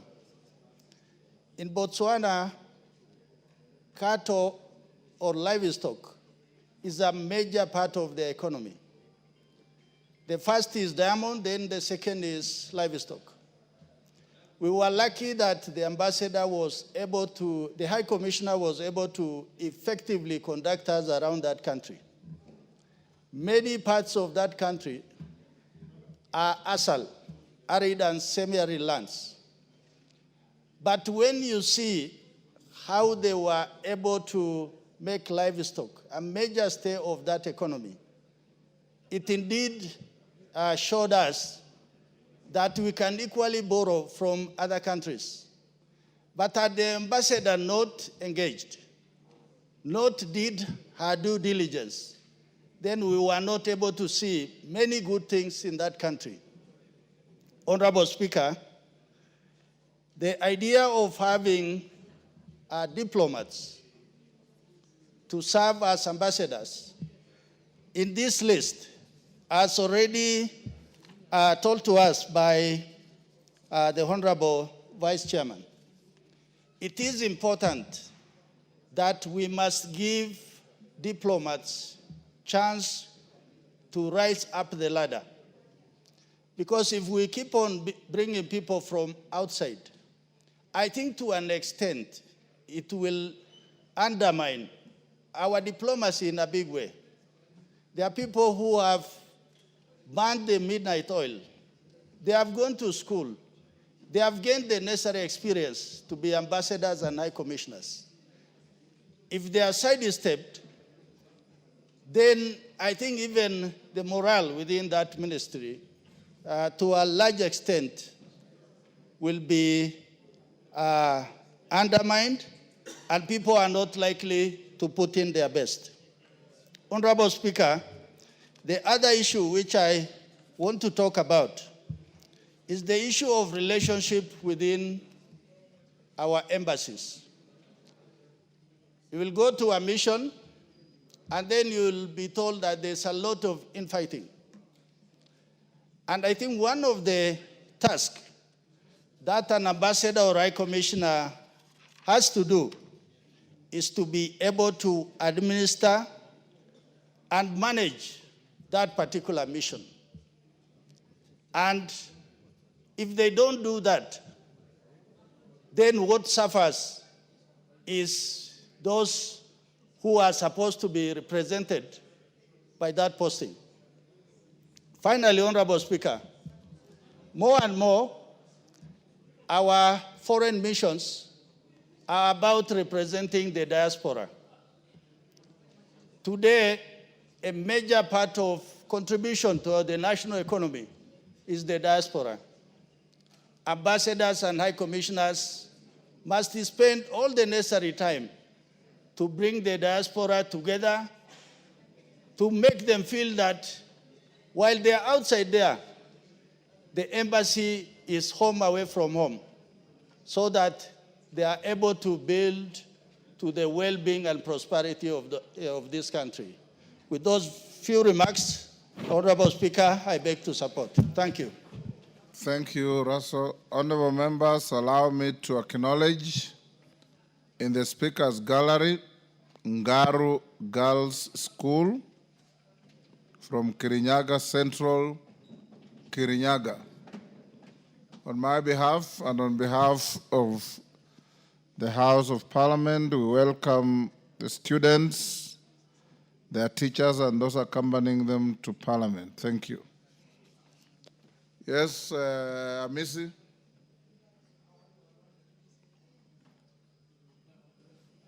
Thank you, Honorable Speaker. Honorable Speaker, I rise to support the report of the court.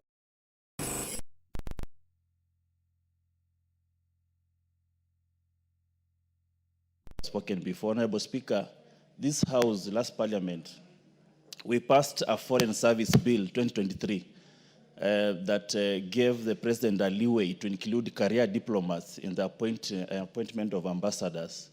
And this latest appointment, Honorable Speaker, has exactly done that. We have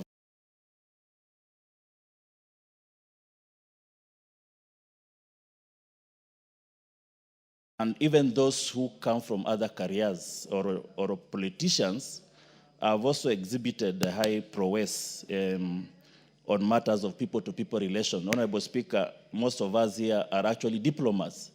When most don't get to be re-elected, eventually they are to be diplomats, ambassadors, and high commissioners. And basically because we carry people-to-people relationship. We are here because we are able to talk to people, we are able to relate with people, and this is one of the pillars of diplomacy. An ambassador is what we call in international relations a plenipotentiary of the nation. So he represents, he has the full powers of the nation to make agreements, conventions on behalf of the nation. Secondly, Speaker, foreign relations, interstate relations has changed. What the committee also was concerned is how the individuals who have been appointed understood the evolving environment of diplomacy. Honorable Speaker, since the Westphalian system of 1648, the diplomacy and interstate relations has, over the years, changed. How states used to relate with each other during the Cold War is different on how the states related with each other in post-Cold War. and in communism and imperial West capitalism, period. And now we've evolved over the years. Now we are talking about the trade liberalization. We are now into the AI, artificial intelligence. So basically this committee also wanted to know how these individuals understand the evolving environment in which our interstate relationship is undertaken, how they are techno-savvy because of modern modernization, globalization, and all those that comes with the technology. And these individuals were able to really portray that understanding of the new environment under which the states operate. And the Honorable Speaker, I'm one of the members who vetted these ambassadors. I've vetted ambassadors, now this is my 8th year, and I think this is one of the best lists that was brought to us.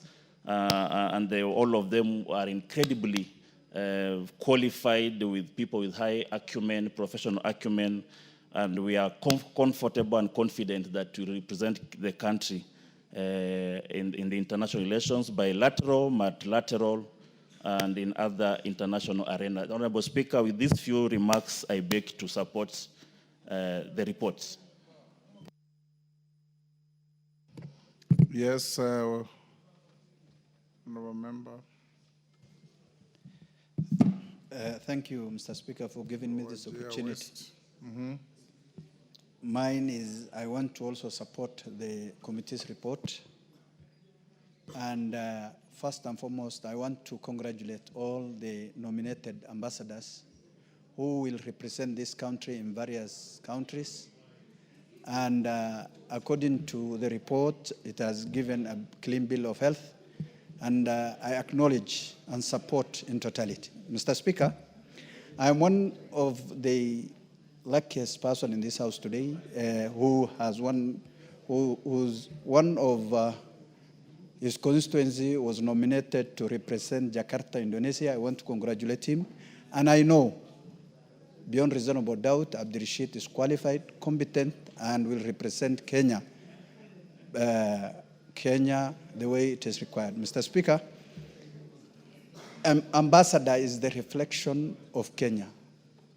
Ambassadors go there, advocate, represent liars, and liars on behalf of Kenya. There are a lot of opportunities outside Kenya. Kenya being an largely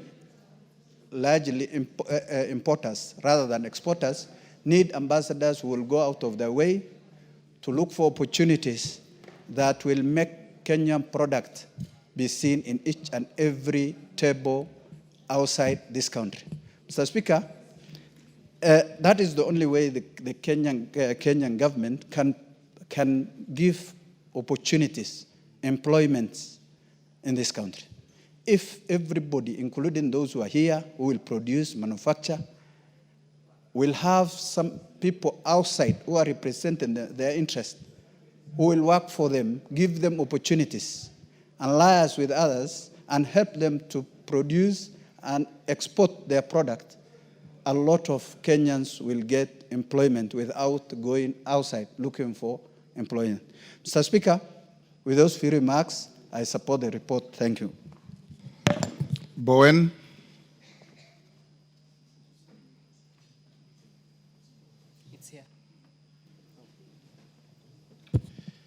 Thank you, Mr. Speaker, for giving me this opportunity to support the committee report and also to support all the nominees, Honorable Speaker, those who have been nominated to represent our country in various countries. Mr. Speaker, our ambassadors are our representatives in the countries they have been appointed. They represent our president and all of us. And Mr. Speaker, yourself, you've been our ambassador before, and you know, Honorable Speaker, that this is a very crucial role because apart from representing the country, Honorable Speaker, we expect our ambassadors to enter into trade treaties in those countries, to look for opportunities for our products as a country, to market our country as a tourist destination, to carry our flag as a country, Honorable Speaker. Mr. Speaker, I heard the Honorable Cynthia talking, and that is an issue which I wanted to take up. Why is it that in many cases we have had Kenyans being mistreated outside there? We have had Kenyans being mistreated in Saudi Arabia, in other countries, as if we don't have ambassadors or consulates in those countries. Why are they suffering? What is the role of those ambassadors in those countries? In fact, Honorable Speaker, one of the roles, apart from the representing, one of the roles of our ambassadors is to protect our citizens in those countries. So we should not be hearing these issues that we have Kenyans, Mr. Speaker, who have gone to overseas countries because they have been given jobs there.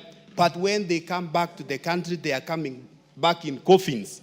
They have been killed. They have been mistreated. Where are our ambassadors? So, Mr. Speaker, I want to support all of them. And we ask them to make sure that all Kenyans, wherever they are, Honorable Speaker, because I know as Kenyans, we have many learned Kenyans, Mr. Speaker, and we have a lot of skills, and wherever we go, we do our jobs very well.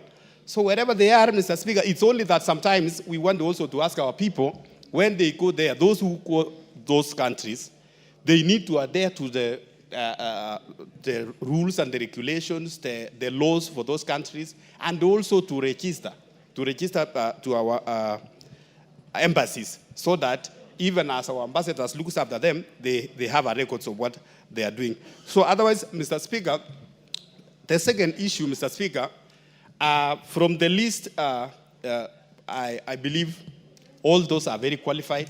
And we want also to ask, Mr. Speaker, at an opportunity like this where there is a position of ambassadors, those who have worked, even in the Ministry of Foreign Affairs, for so long, Mr. Speaker, they need to be, promoted, so that these positions should not just be reserved for, those who are politically correct, or those, maybe someone has lost an election and is given an ambassadorial position. Our civil servants in foreign affairs, Mr. Speaker, they must be motivated by promoting them to this position, Mr. Speaker. Honorable Kangogo, have you looked at the list, or do you know them? I know some of them, Mr. Speaker. I don't know, but I'm just saying. Andon Muchiri was my officer in foreign affairs. Lucy Kirudu was my officer in foreign affairs. Musyoka Masila was my officer in foreign affairs. Edwin Afande was my officer in foreign affairs. Yes, that's okay, Mr. Speaker. That's why I'm saying it's encouraging to see, and in future we should continue promoting our officers. Otherwise, Mr. Speaker, with those many remarks, I want to support the report and pray that all our ambassadors, wherever they are, they represent our country well. Thank you, Mr. Speaker. Emmanuel Wangwe.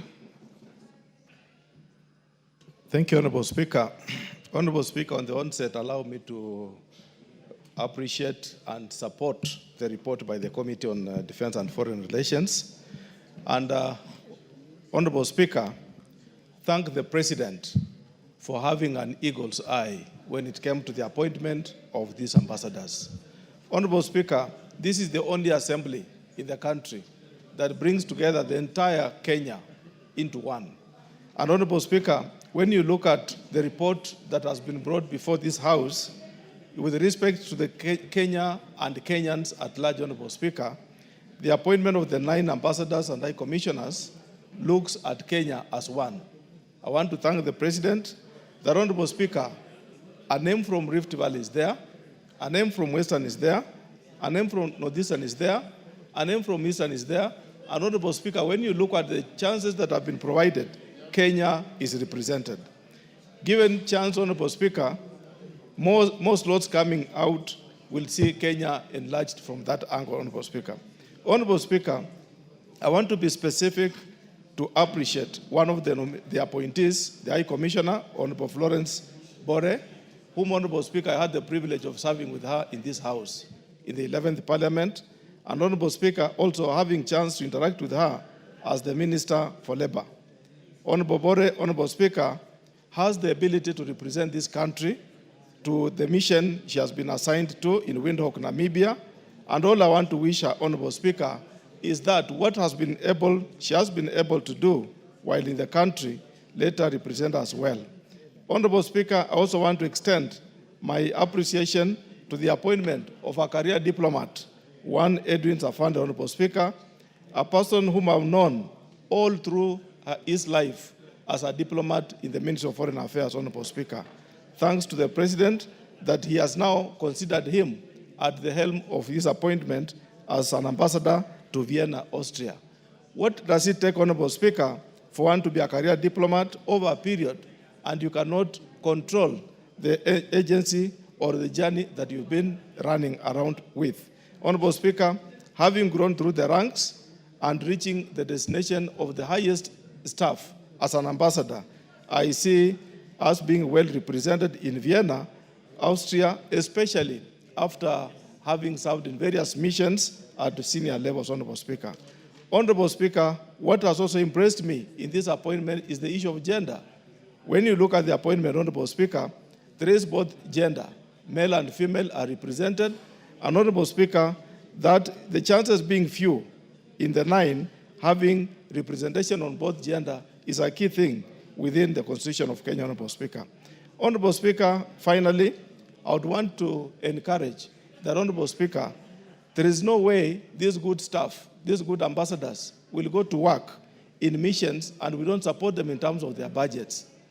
What happens, Honorable Speaker, when we go outside in our missions and we find, Honorable Speaker, that the ambassadors are not well funded, the missions are not well funded, Honorable Speaker. It is my request and my kind request, Honorable Speaker, that let the National Treasury, Honorable Speaker, fund these missions and set standards for them to deliver. Honorable Speaker, whereas we request that we fund the missions, I also want to call on the missions, the ambassadors and high commissioners, Honorable Speaker, that let them also earn some revenue for the country. Let them be proactive, Honorable Speaker, and in return, show the trade aspect. What are we gaining from the relationship, Honorable Speaker? Is it just to go and be an ambassador? The answer is no. They are going to represent this country, represent the population of Kenya, and therefore, Honorable Speaker, I feel let them come back with a result in terms of trade negotiations. Let them also line up and say this kind of production in Kenya can be marketed in their various missions, Honorable Speaker. Honorable Speaker, as I wish them well, let them also look back into the country and say the return on what their missions take shall have a positive achievement in that aspect, Honorable Speaker. With those few remarks, I want to congratulate them and say thank you, and I support the report. Yes, Bayer. All right, Speaker, I want to thank the people that have really contributed, and I think we are not of different opinion. We are saying the same things, Honorable Speaker. We are all congratulating and thanking the President, and I think it's time now to call the mover to reply. I thank you. Do we call the mover to reply? Yes. Bashir.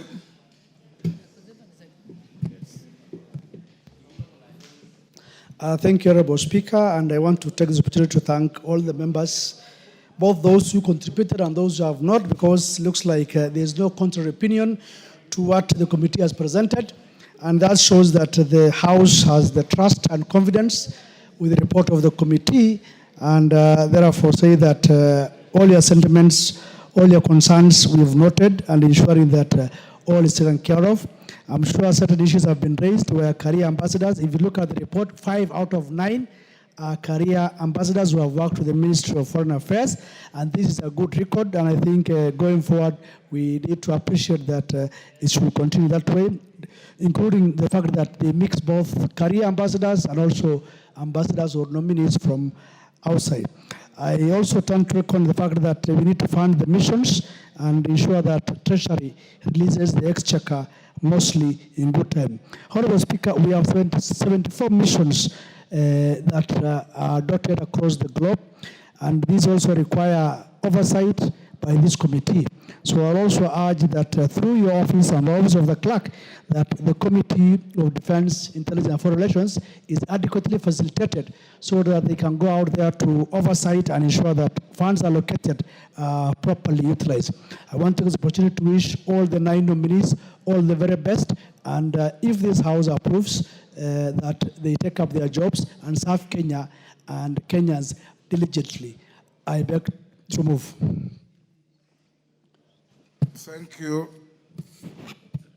Honorable members, I now put the question at order number 8, which is that taking into consideration the findings of the Departmental Committee on Defense, Intelligence and Foreign Relations in its report on the approval hearings of 9 nominees for appointment as High Commissioner, Ambassador and Consuls General, laid on the table of the House on Tuesday, 23rd September 2025, and pursuant to the provisions of Article 132(2)(e) of the Constitution, Section 22 of the Foreign Service Act, Cap 185(e), and Sections 3 and 8 of the Public Appointments Parliamentary Approval Act, Cap 7F, this House approves the appointment of the following persons as: 1. Ambassador, High Commissioner, Honorable Florence Chepngetich Bore, EGH, Windhoek, Namibia. Ambassadors and Consuls General, Ambassador Anton Mwaniki Mushiri, Ankara, Turkey. Ambassador Lucy Kiruthu, Bangkok, Thailand. Mr. Henry Wambuma, Bujumbura, Burundi. Mr. Abdirashid Salat Abdile, Jakarta, Indonesia. Ambassador Joseph Musyoka Masila, Riyadh, Saudi Arabia. Ambassador Edwin Afande, Vienna, Austria. And Consuls General Ms. Jane Chepkorir Toroitich, Dubai, United Arab Emirates. And Ms. Judy Kiaria Ngumiri, Goma, Democratic Republic of Congo. As members of that opinion say aye. Aye. Will those of the contrary opinion say nay? The ayes have it. Before the next order, honorable members, I acknowledge in the public gallery Kamuiru Boys School from Kirinyaga Central, Kirinyaga. On my behalf and on behalf of the House, I welcome the students, their teachers, and those accompanying them to the House of Parliament. Thank you. Next order. Order number 9, special motion, consideration of nominees for appointment as Registrar and Assistant Registrar of Political Parties. Honorable Murugara. Thank you very much, Honorable Speaker.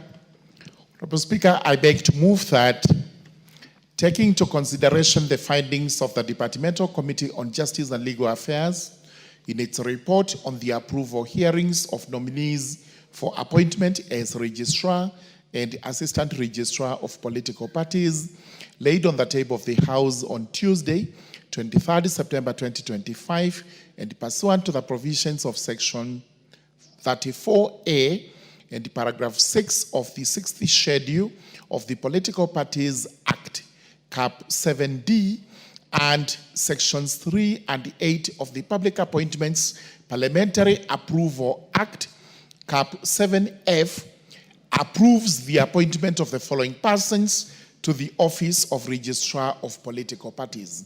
Number 1, Mr. John Cox Lorionokou, Registrar, and Ms. Agatha Wanjiko Wahome, Assistant Registrar. Honorable Speaker, I wish to confirm to the House that yesterday, on behalf of the Justice and Legal Affairs Committee, I tabled the report on the vetting of these 2 persons. I confirm that the vetting took place when the House was on recess, and I profoundly thank the members of the Justice and Legal Affairs Committee, including my Vice Chairman, the Honorable Ekomas Mwengi Mutuse, and the eminent members, including Honorable Gladys Boss. The Chief Whip is also a member, Silvana Sosoro, Tim Wanyonyi Wetangula, Honorable John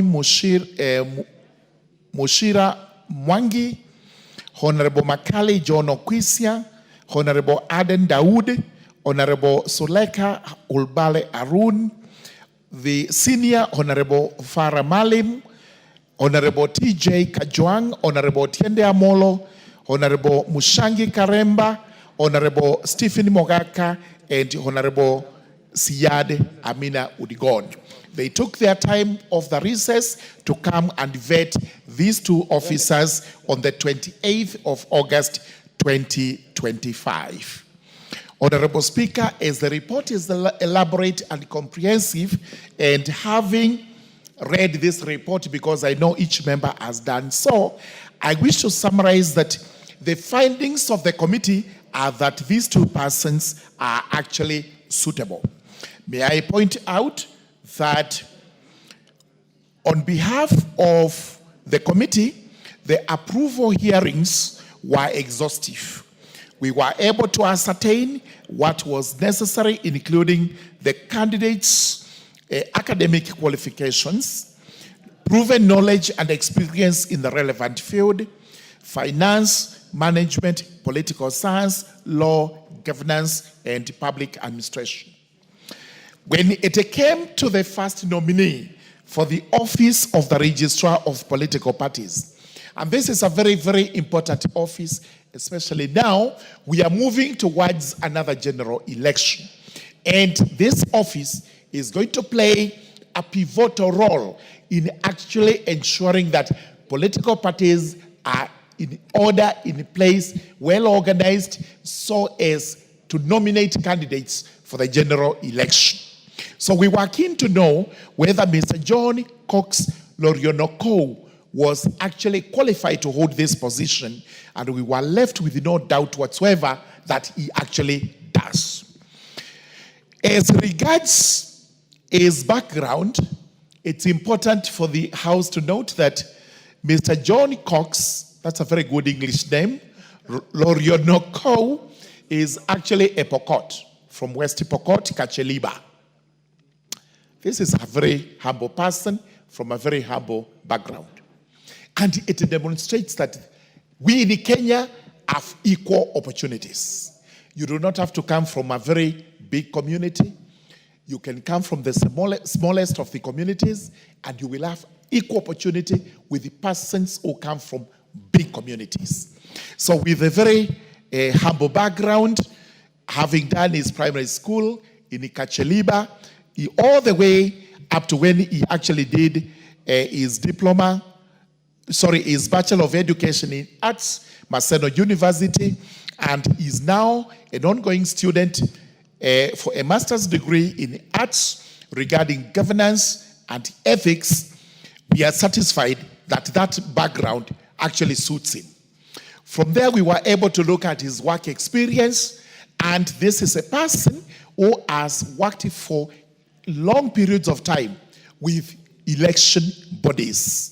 Started as a junior officer, county director, children in Pokot Educational Fund, that was in West Pokot County, all the way up to the time he left the county elections manager with the IBC in Elgeyo Marakwet. He has done all this absolutely to show that he is knowledgeable in election matters. As regards net worth, this is extremely important because we need to know, as you get into an office like this, how much are you worth? So that 2 years down the line, we hear you are actually swimming in riches.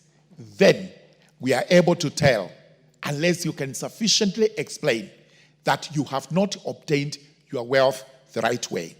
A modest figure of 50 million, which he convinced us that is his net worth.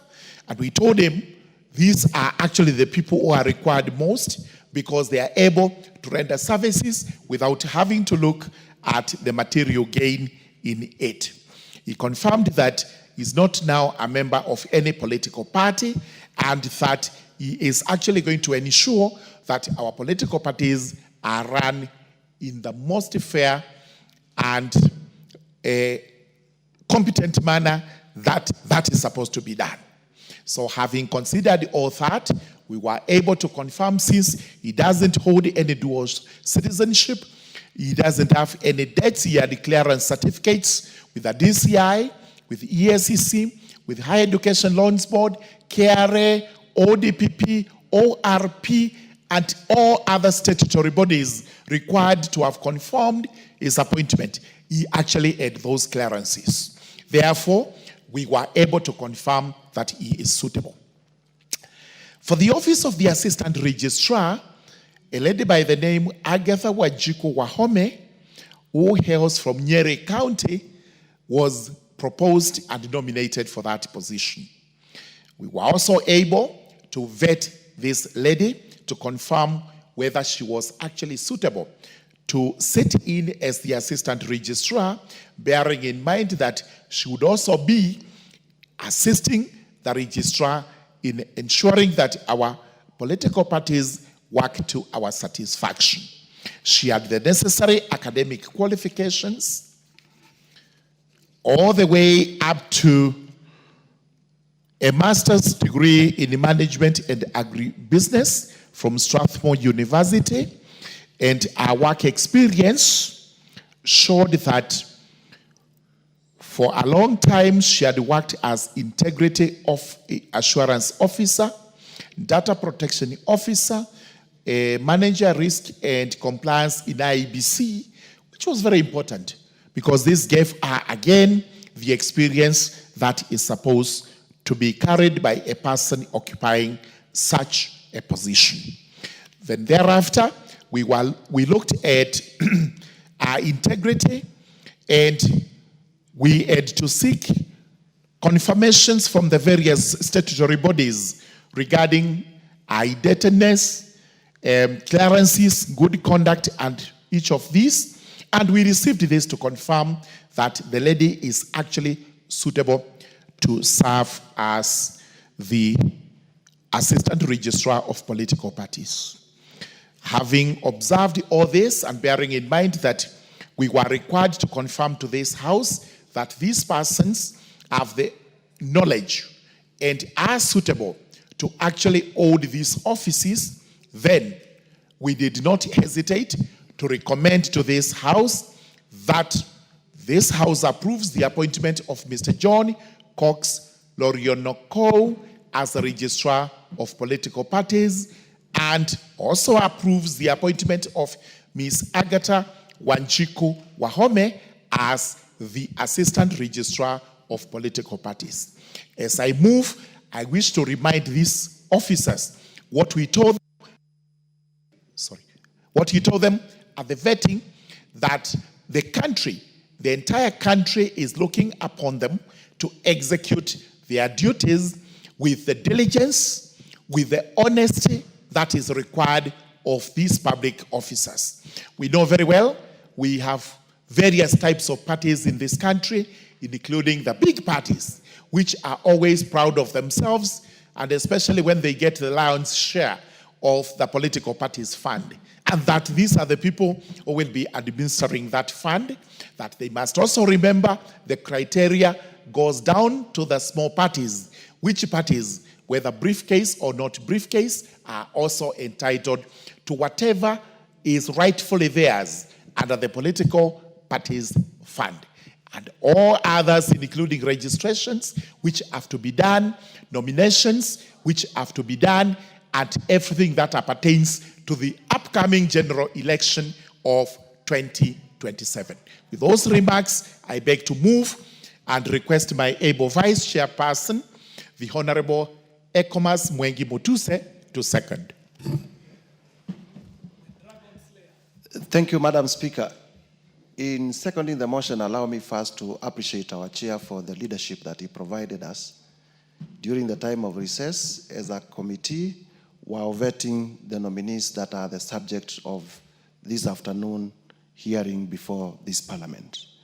I also want to appreciate the members of the Justice and Legal Affairs Committee, who include Madam Deputy Speaker, for finding time during recess to perform this very important national duty. Madam Speaker, I do not wish to repeat what the Chair has said because both the report and the oral submissions by the Chair were quite elaborate. However, allow me to point out that what we are doing today is a dictate of the Constitution. If you look at Article 4 of our Constitution, specifically sub-Article 2, it declares that Kenya is a multi-party democracy and that our democracy is going to be exercised in the terms provided for under the national values and principles of government provided for under Article 10.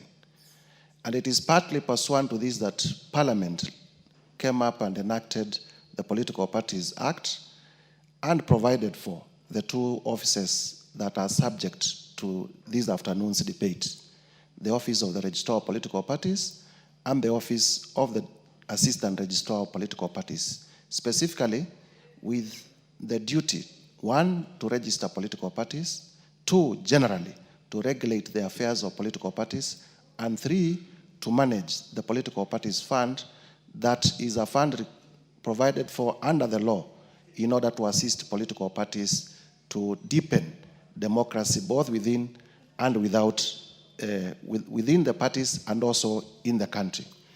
And therefore, as we consider this, I was saying this so that members would realize that the people we are debating today are going to occupy very, very important offices that are core in terms of our democracy is going to run. Madam Speaker, it has been elaborated that our duty was to look at their educational qualifications, and indeed in seconding we confirm that all of them are qualified. The Political Parties Act also imposes certain years of experience that they need to have. We confirm that they had that. In terms of integrity, we rely on reports from vetting bodies, and all the vetting bodies, none of them returned a negative verdict in terms of their integrity. And there were no adverse memoranda that were presented before the committee to impugn the integrity of any of the two nominees. And therefore, I stand to urge the House to approve the report of the Justice and Legal Affairs Committee as presented. You may also be aware, Madam Speaker, and the House and the country, that the Office of the Registrar of Political Parties fell vacant recently because the order of that office, the Honorable Anne Nderitu, who has been our Registrar of Political Parties for quite some time now, was nominated, vetted, approved, and appointed as a commissioner of the IEBC.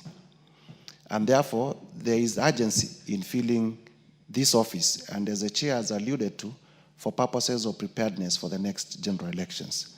And with those few remarks, I second the oral submissions of the chair, I second the written report, and urge the House to approve the two nominees to their respective positions. I thank you, Madam Speaker.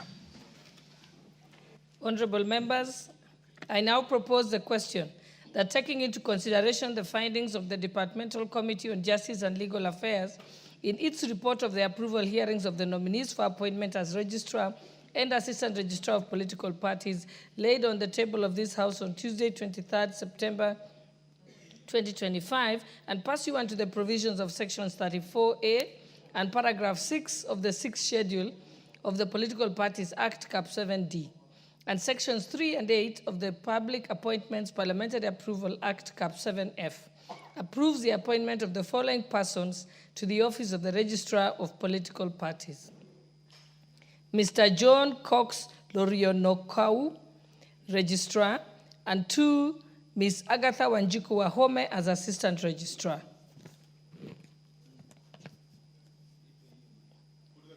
Let me put the question.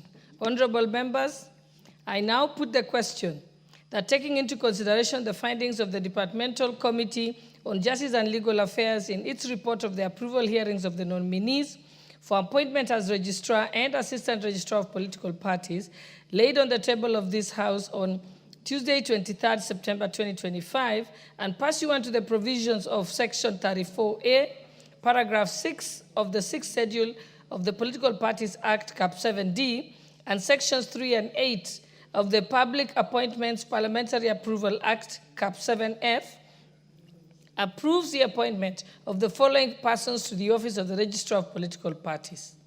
Mr. John Cox Lorionoko, Registrar. 2, Ms. Agatha Wanjiku Wahome as Assistant Registrar. Will as many as of that opinion say aye? Aye. Will as many as of the contrary opinion say nay? The ayes have it. Next order. Order number 10, special motion, consideration of nominee for appointment as chairperson of the Kenya National Commission on Human Rights, KNCHR. Justice and Legal Affairs Chairperson. Yes. Thank you very much, Madam Speaker. Madam Speaker, I beg to move that, taking into consideration the findings of the Departmental Committee on Justice and Legal Affairs in its report on the approval hearing of a nominee for appointment as chairperson of the Kenya National Commission on Human Rights, laid on the table of the House on Tuesday, 23rd September 2025, and pursuant to the provisions of Article 252 of the Constitution, Section 11 of the Kenya National Commission on Human Rights, Chapter 7 RL, and Sections 3 and 8 of the Public Appointments Parliamentary Approval Act, Chapter 7F, approves the appointment of Ms. Clarice Agwol Oganga as the chairperson of the Kenya National Commission on Human Rights. Honorable Speaker, on the same day, the 28th of August 2025, the Justice and Legal Affairs Committee was able to consider the suitability of the chairperson nominated for the Kenya National Commission on Human Rights, Ms.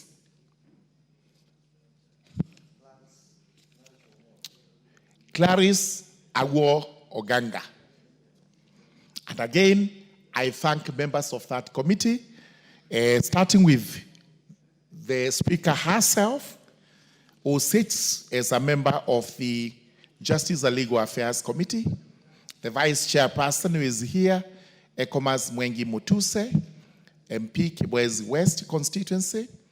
We must also appreciate Mr. Onyego Silvana Sosoro, a Member of Parliament for South Mugirango constituency, Mr.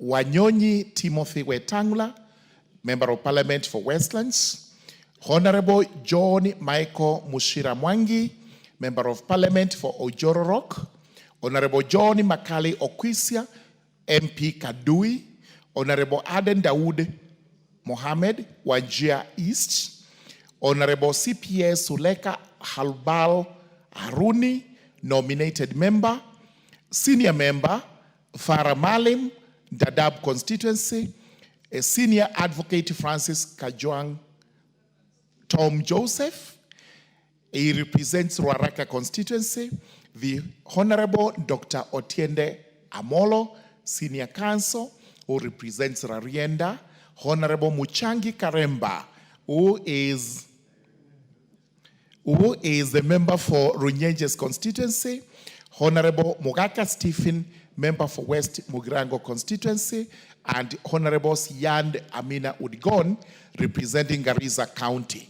These are the members who sat on that day and went through the vetting process of the proposed chairperson of the Kenya National Commission on Human Rights.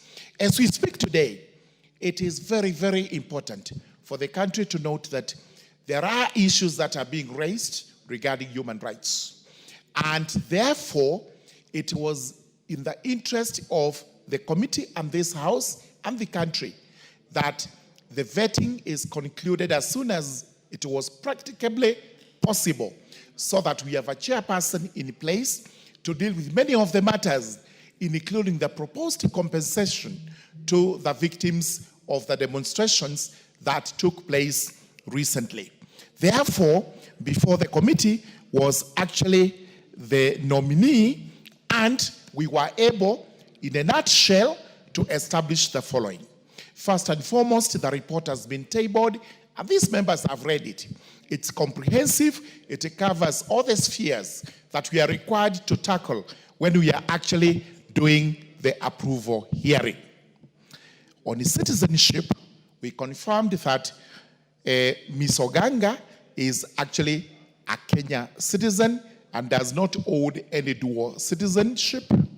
She was born in Nairobi, although eventually she confirmed she was from Homa Bay. Then she holds various certificates, degrees, including a Bachelor of Laws degree and a Master of Laws degree from the University of Nairobi. Therefore, academically, she was actually qualified, and we did not have any issue with the certificates that were produced before us. As regards experience, which is the most important when it comes to work, like this particular nominee is being appointed to, we confirmed that she has done various work, including human rights works, with the following entities. One is FIDA Kenya. This is the Federation, International Federation of, the name is not actually English. She has worked here to represent people who are downtrodden, and especially ladies. So those are human rights. She has also worked as Deputy Executive Director and Head of Programs with the Federation of Kenya Women Lawyers. This is the FIDA. That's the name I was looking for. Before proceeding to work for Human Rights Office with the United Nations High Commission for Refugees. She was actually a human rights officer. After that, she worked for, again, as a human rights specialist, deputy head of office, again, in the United Nations Office of the High Commission for Human Rights here in Nairobi. So, with such a background, this is a person who, in our view, can actually run this office to the satisfaction of Kenyans. Then from there, we were able to look at our writings, which, in my view, are relevant, and then we went on to look at all the other aspects, including what we got from the entities under Chapter 6 of the Constitution regarding ethics and integrity. And all of them returned papers to the effect that she had no questions with the DCI, with ELB, with ORPP, with DPP, with ESCC, and all those integrity institutions. When we asked her about our relationship, and especially with a commission that has just been set up, a task force or whatever, to look into compensation of victims of demonstrations, which, in our view, is a mandate under the Kenya National Commission on Human Rights. She was able to demonstrate that this entity is going to work closely with our office so that there is no antagonism between the two, but there is going to be unity between the two offices so that they are synchronized. They are able to give Kenyans the best results regarding that proposed compensation. So having considered all these matters and having listened to the candidate, we were convinced that she is suitable for the work, and therefore today we call upon this House to approve the appointment of Ms. Clarice Agwo Oganga to be the to the office of the chairperson of the Kenya National Commission on Human Rights.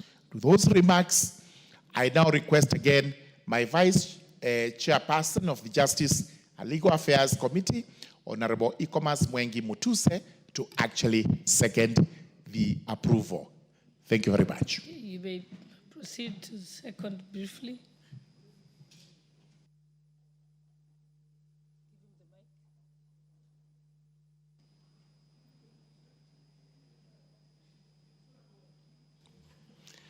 Indeed, Madam Speaker, I'll be very brief. I stand to second the motion as moved by the chair that Ms. Clarice Award be approved by this House to be the new chairperson of the Kenya National Commission on Human Rights. I second, Madam Speaker.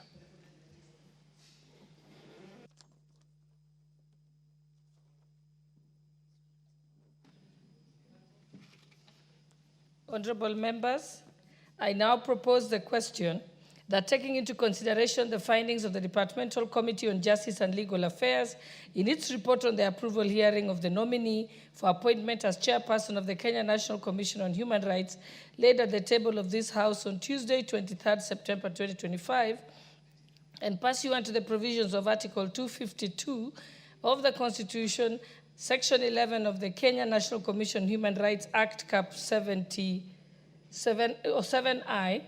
and Sections 3 and 8 of the Public Appointments Parliamentary Approval Act, Cap 7F, approves the appointment of Ms. Clarice Awor Oganga as the chairperson of the Kenya National Commission on Human Rights.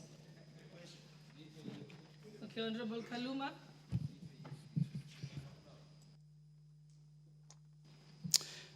Honorable Speaker, thank you very much. Honorable Speaker, let me congratulate the Committee on Justice and Legal Affairs for a good report which we have read through. And Honorable Speaker, today the whole nation knows that the Vice Chair of the Justice and Legal Affairs Committee, Honorable Mwengi Mutuse, does not only bring impeachment motions which succeed, but also stands before the floor to approve appointment into office and into various state offices. Of course, I join the committee in recommending the approval by this assembly of the nominees. Honorable Speaker, the warning is clear. They go in and play around. Mwengi Mutuse has the power to appoint and to bring motions to remove to this House. And when he does, we will always oblige. Honorable Speaker, Kenya National Commission on Human Rights is a very important commission because this is one country which has one of the richest human rights provisions under Chapter 4 of our Constitution. In fact, as a comparative constitutional law practitioner, whether you go to the US, whether you go across Africa, whether you go to Europe, they cite the Bill of Rights, which is embodied in Chapter 4 of our Constitution as a true human right note and a guiding, documentation of what should human rights and fundamental freedoms for all human persons, not just for citizens, be. Honorable Speaker, as I urge this House to approve these nominees, and I hope this House will resolve that we approve them so that they go into the office. Let me say that there is one challenge we are facing in the country today, and that is how to balance matters stability of the state and the enjoyment of human rights and fundamental freedoms. We had a very untidy situation in 2024, in the month of June. We had a very untidy situation the other time. And Honorable Speaker, you hear people just talking human rights, human rights, human rights, but they are forgetting about the stability of the state. Let me caution, Honorable Speaker, that as we move through this approval hearing, we want these commissioners, if the House so resolves and they are later appointed, to have that careful balance. We cannot have a situation in which we lose the state. Honorable Speaker, I wanted to report here that in the month of June, in the year 2023, we went with Honorable Martin Oteno to the EU Parliament in Brussels. And Honorable Martin will confirm to you, there was a time I was to address stability and how Kenya can assist in keeping peace and security in the Horn of Africa. The delegation from Sudan stopped me midway on a point of order, saying I cannot talk about Sudan. They didn't know that a short while after that, Sudan was going to be in the situation where it is. There is a day, Honorable Speaker, when we had the Gen Z issues, when I posted on my X account that better a bad government than no government. Honorable Martin Owino had been called by those people who shouted us down, who are warning us not to allow Kenya slide into a stateless situation. And so, Honorable Speaker, sometimes we make such sacrifices at the political level, which people take for granted, but they are very critical, so that they save the state, so that we can continue to enjoy human rights. I've had very many young people saying, Baba betrayed us. Baba betrayed us. Honorable Speaker, if you go to June 24th, that thing started as reject finance bill. Once we amended all the provisions, it became Ruto must go. Once we were done with Ruto must go, it moved into Kufa Driver, Kufa Makanga, which was both the president and the deputy must go. We have to say, when we have young people in this House, Honorable Speaker, what does the Constitution at Article 146, sub-Article 2, say where both the president and the deputy president are not there? The Speaker of the National Assembly, you, Honorable Speaker, takes over for 60 days, within which the country has to go for elections. And you remember, Honorable Speaker, we did not have IEBC. It meant at the lapse of 60 days, we were going to be in a situation, Honorable Speaker, where there is no leader for this country, where only anarchy is reigning, where the strongest, whether it is civilian coup, military coup, would be reigning. And the first thing we were going to lose, Honorable Speaker, is this beautiful constitution with its Bill of Rights. And so I want to caution that there are some sacrifices we make as political leadership. And I want to thank my party leader, the Right Honorable Raila Amolo Odinga, for always being patriotic. Let us send these commissioners into the commission. But Honorable Speaker, let us remind them not to sing about human rights to the extent that we may become riotous, we may become chaotic, and we end up with a situation in which the state is not there. If we didn't intervene under the leadership of Baba and our president, Honorable Speaker, we would be having no country now. Because there are people who take things lightly. They want to go with what is popular. Sometimes you need leadership decisions. And in most cases, they are very difficult. I wanted to urge that we resolve, Honorable Speaker, as a House, to approve these nominees. But as they go into office, let us protect human rights and let us not have a situation, Honorable Speaker. See, Honorable Speaker, what the President has proposed. See how beautiful it is, Honorable Speaker. And allow me to say this as the last thing. The President is saying that in the enjoyment of human rights and civil liberties, we've lost so many Kenyans. Honorable Speaker, the President has constituted a team. You get some idle Kenyans are before a court of law, stopping that team from working. A police officer fired a warning shot somewhere, and you saw a very young, beautiful Kenyan girl being hit by a bullet while in her parents' sitting room. If you leave the parents of that girl to go to court for reparation, it will not succeed. Because, Honorable Speaker, as a lawyer, you know that parent will have to prove negligence on part of the police. And the police will simply say, I was shooting a warning shot, and it ends there. The case will not go anywhere. You'll have to prove this bullet came from the police. You'll have to prove there was negligence. There are cases the President is saying we need to heal as a nation. We want to go as back as possible. But you know, as a lawyer, the Limitation of Actions Act, the cases of 2017 cannot be accepted before any court of law. So we must know that when a leader, the head of state, and I wanted to ask those Kenyans who are politicking, to draw a line between President Ruto, the person, President Ruto, the head of state and symbol of national unity, President Ruto, the commander-in-chief of the defense forces, and the National Police Service is not part of the defense forces. So when, as the head of state is making proposals so that we can heal as a nation and move forward, we don't want judicial overreach, where the judiciary takes the place of the executive, controlling how the head of state in healing the nation to be united and to move together should do their things. I would be urging that even those cases in court, we take them away. We have a system that can allow for compensation of all Kenyans. And I know human life cannot be compensated, but we want to move together within the realm and context of human rights. I wish these commissioners, well as they go into work, but we need to keep that delicate balance so that we respect the institutions and offices of the presidency, of the leaders who make sacrifices, and so that we always have Kenya to continue to enjoy our human rights and fundamental freedoms. I thank you, Honorable Speaker. Very well spoken indeed. The chair is not supposed to celebrate, but what a statesman you are today. Great. You need a nation before you can, what do you call, enjoy rights. The destruction of a state, anarchy, chaos, cannot become a substitute to the state and the nation.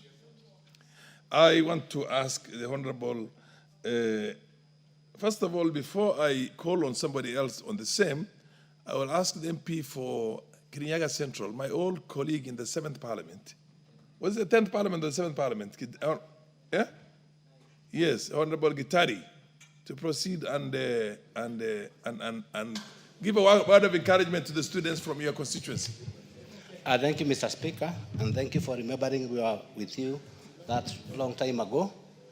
I want to appreciate and welcome the students of Kamuiro Secondary School. Personally, I'm a alumni of Kamuiro Secondary School, and they came here today to see what we do here because they are future leaders. On the other side, I want to appreciate Ngaro girls. Those beautiful girls are from Kirinyaga, and they are doing very well. I want you to welcome you to Parliament and tell them, myself, I came to Parliament the first time when I was elected. I thank you, Mr. Speaker. Honorable Gichimu, is he in the House, MP for Gichogo? He's not in the House. He just put in the card and disappeared. The Honorable Martin Olo. Oh, Martin Owino. Are you in the House? Martin Owino. Yes. Proceed. Not for this one. Not on this one. The Honorable... The Honorable... Yes, indeed, I would give an opportunity to Karoli Omondi first. Do you wish to contribute on this, or it's something else that you plugged your card on? Honorable Speaker, I'm waiting for the next motion, special motion. Okay, on fair AGOA. enough. The Honorable Deputy Leader of Majority in the House. Thank you, Honorable Speaker. Thank you, Honorable Speaker. And I join my friend, the member for Kirinyaga Central, to welcome the very well-dressed and smart students up in the Speaker's Gallery. You're welcome to the National Assembly to listen and celebrate the moment that you're here. It never happens to everybody that they come to this. So I feel very special, and thank your teachers for making sure you are here. Thank you, Honorable Speaker. Honorable Speaker, I want to contribute to this motion and support the appointment of the chairperson of the Kenya National Commission on Human Rights, which is actually the motion on the floor. Honorable Speaker. Honorable Speaker, human rights. Human rights. And I want to take the cue from my educated friend. I don't want to make the educated friend, the Honorable Kaluma. Yes, so I have dissociated myself from that term. My educated friend, Honorable Kaluma. I want to say this. All these things that we have seen and experienced, Honorable Speaker, they rise and fall on issues of human rights. And human rights is what defines a democracy. Kenya as a democracy must continue to remain strong as one that observes human rights, because human rights are people's rights, and people's rights are human rights. So when this lady, Ms. Clarice Awor Oganga, takes over the mantle of the Kenya National Commission on Human Rights, we expect her to do a good job. During the time when we had the Gen Z riots, there was a lot of conflicting information coming from the Kenya National Commission for Human Rights. They said 60 had been killed. They said 70 had been killed.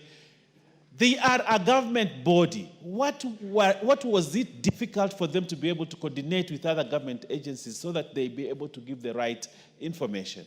Honorable Speaker, there are many officers in this country who, when they are given guns and who they're given an opportunity to serve the country, they want to do it without consideration of law, without consideration of the human rights, without consideration of the Constitution.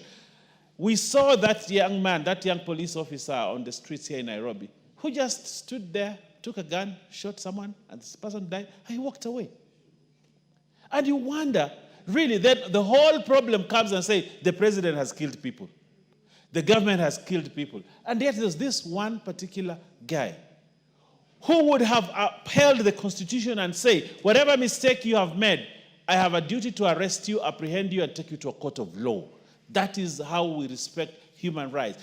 The rights of Kenyans are human rights. And whoever is given an opportunity to work in the military, in the forces, in the defense forces, whatever it is, their first duty is to carry the banner of human rights so that they are respected. We do not need human rights activities to remind us about human rights. We should be conscious of human rights as a people, and people who have been given power to superintend over duties for Kenyans, Honorable Speaker. And that is what defines a great democracy. Honorable Speaker, we saw the police officer in the United States, the one who put his knee on the neck of someone. You remember that case? Floyd, it's called Floyd something. Patterson. Yes, and that guy died. You know, that black man died. One African man that was killed by a police. It became a whole mess, Honorable Speaker, that cost the President of the United States then, Donald Trump, his seat, just because of that one mistake by one police officer.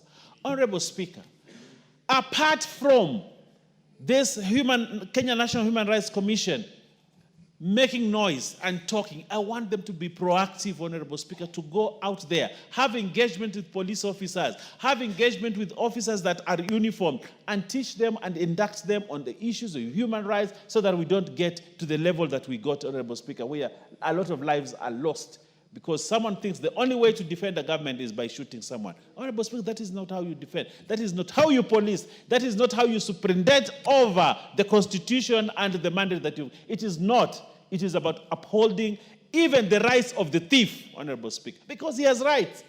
The rights of the criminal, he has rights. And those are the things that we want the Kenya National Commission on Human Rights to go out there and do. Educate them. Make sure they follow the law. Let Kenyans know what is happening. But more importantly, Honorable Speaker, they need to take the function of education very, very, very seriously, Honorable Speaker. We see a lot of human rights abuses. A lot. By people in power. You see a chief going out there. Instead of arresting the Chang'aa brewer, he goes and breaks all the barons, he breaks all the plates, he breaks everything in the home. Just because this person is a criminal who is selling Chang'aa, Honorable Speaker. Before a judge has said this guy is a criminal, who are you to say that you're a criminal? This guy is a criminal, and you start beating someone up, Honorable Speaker. We need to observe human rights.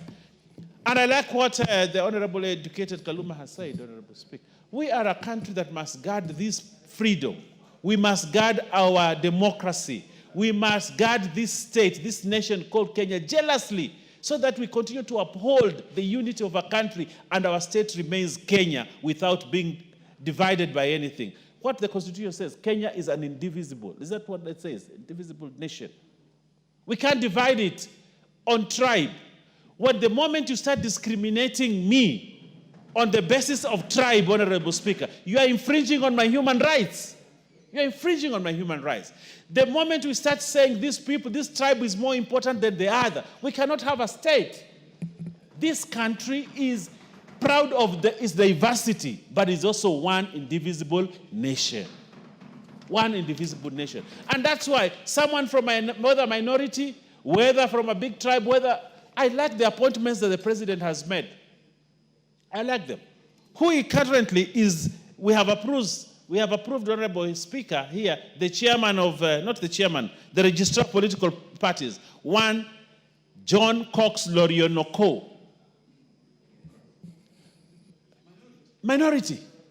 But West Pokot, he's been given an opportunity to serve this country, Honorable Speaker. Before that would not have happened. Who is the chairman of IBC, Honorable Speaker? a minority again. Everybody must get an equal opportunity to serve this country, whether you come from a big tribe, a small tribe, or no tribe. Honorable Speaker, you must be given an opportunity because you have the wherewithal, Honorable Speaker, to run an organization. And these are the things that make us Kenya. These are the things that make us Kenya. I want someone from the Shuba. Yes. Very brilliant Karole Omondi, very brilliant lawyer. But if people want to judge you by the tribe, you will be appointed nowhere because someone is looking at you from the tribe that you come from, Honorable Speaker. But when we start seeing every Kenyan as a Kenyan, in spite of the tribe that he comes from, Honorable Speaker, that is upholding human rights. You see, I was in Vienna with the lady from Turkana, the women rep. When the appointment of the IBC commissioner was made, I was with her in Vienna, Honorable Speaker, and the Honorable Women Rep, and we were coming from Hungary, coming into Austria. And this lady was so excited. She was not excited because the person had been appointed was from her place. She was excited because Kenya had for the first time recognized small tribes. And that is where we need to go, Honorable Speaker. We must stop this thing that only one tribe can serve in the cabinet. That one tribe has 10 slots in the cabinet. And the others are left. Honorable Speaker, I look forward to 2027, where every tribe, every small, wherever big or small, will be included in the positions that matter in this country. That's when, Honorable Speaker, we'll be able to build a country, a nation, a state that is together, woven together for the future and prosperity of this country. Honorable Speaker, I support. And if you allow me, Honorable Speaker, I would like to request you, because everybody is of similar mind, to request the mover to reply. I thank you. As a matter of fact, I don't see. I only see Honorable Mboko. Honorable Mboko, you removed your name again. Do you still wish to contribute on this? There being no more person, I don't see any interest from anywhere.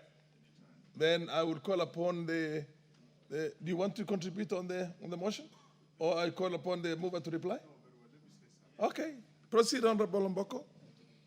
Thank you, Honorable Speaker. The Human Rights Commission, a very important commission for this country, given that the constitution we are now having, the 2010 constitution promulgated by Mwai Kibaki, was largely founded on two bases. One, governance, really the system of governance, but secondly, the human rights. And human rights took a very center stage on what the Kenyans wanted. And therefore, this is a very important commission, which we expect that as it takes root and the members take oath of office and go to office, will be able to actually guard their center very, very well. The human rights in this country have been in the center stage of all Kenyans. And everybody talks about my rights, my right. And the rights are so broad. Away from the political rights, we have the economic rights, we have the consumer rights, and it's a very broad face. But I noticed that each time we have officers taken to this particular office and center, they only concentrate on one item, which is the political rights and other things around that place. And they forget all the other rights that really they also need to champion and do and talk about. But it's very important that as they do their work, they also consider the fact that all the rights, as we do teach in schools, I'm a teacher, have their limitations. And it's very important that as they propagate those rights, they also talk about the limitations. So that's very easy for the citizenry to be enlightened that there are limits of all the rights that we have. Because sometimes I notice that it's propagated and they make it forcefully move, and without any limitations, then they start infringing also on the rights of other people. So I want to hope that the members and the people who have been proposed to be in this office will do their work diligently and actually rise above the old version of doing it, which was just mainly dealing with the agitation only and not also educating the masses on the limitation of the rights, on other avenues of the rights, and other things that to be done by the citizens of the country so as to be able to move forward. For instance, look at when we sometimes lose matters concerning with taxation. That's a responsibility, for instance, of a citizen. But you'll find they'll never speak about that, because after all, governments are run by those taxes that people do pay. And therefore, I want to wish them the very best and hope that they'll be doing their work diligently. Thank you, Honorable Speaker.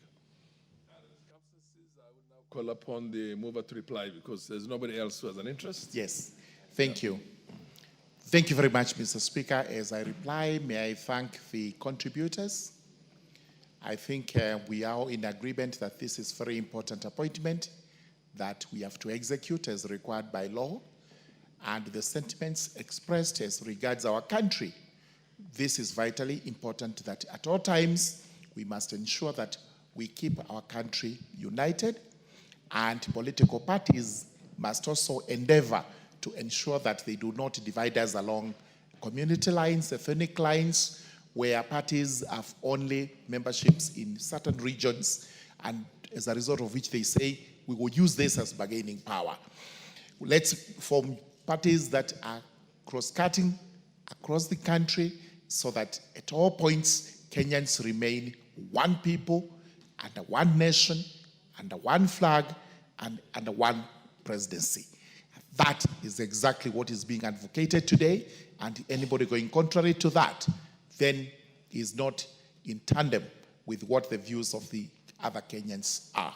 So the Registrar of Political Parties and, the chairperson of the Kenya National Commission on Human Rights, you're going to be approved by this House.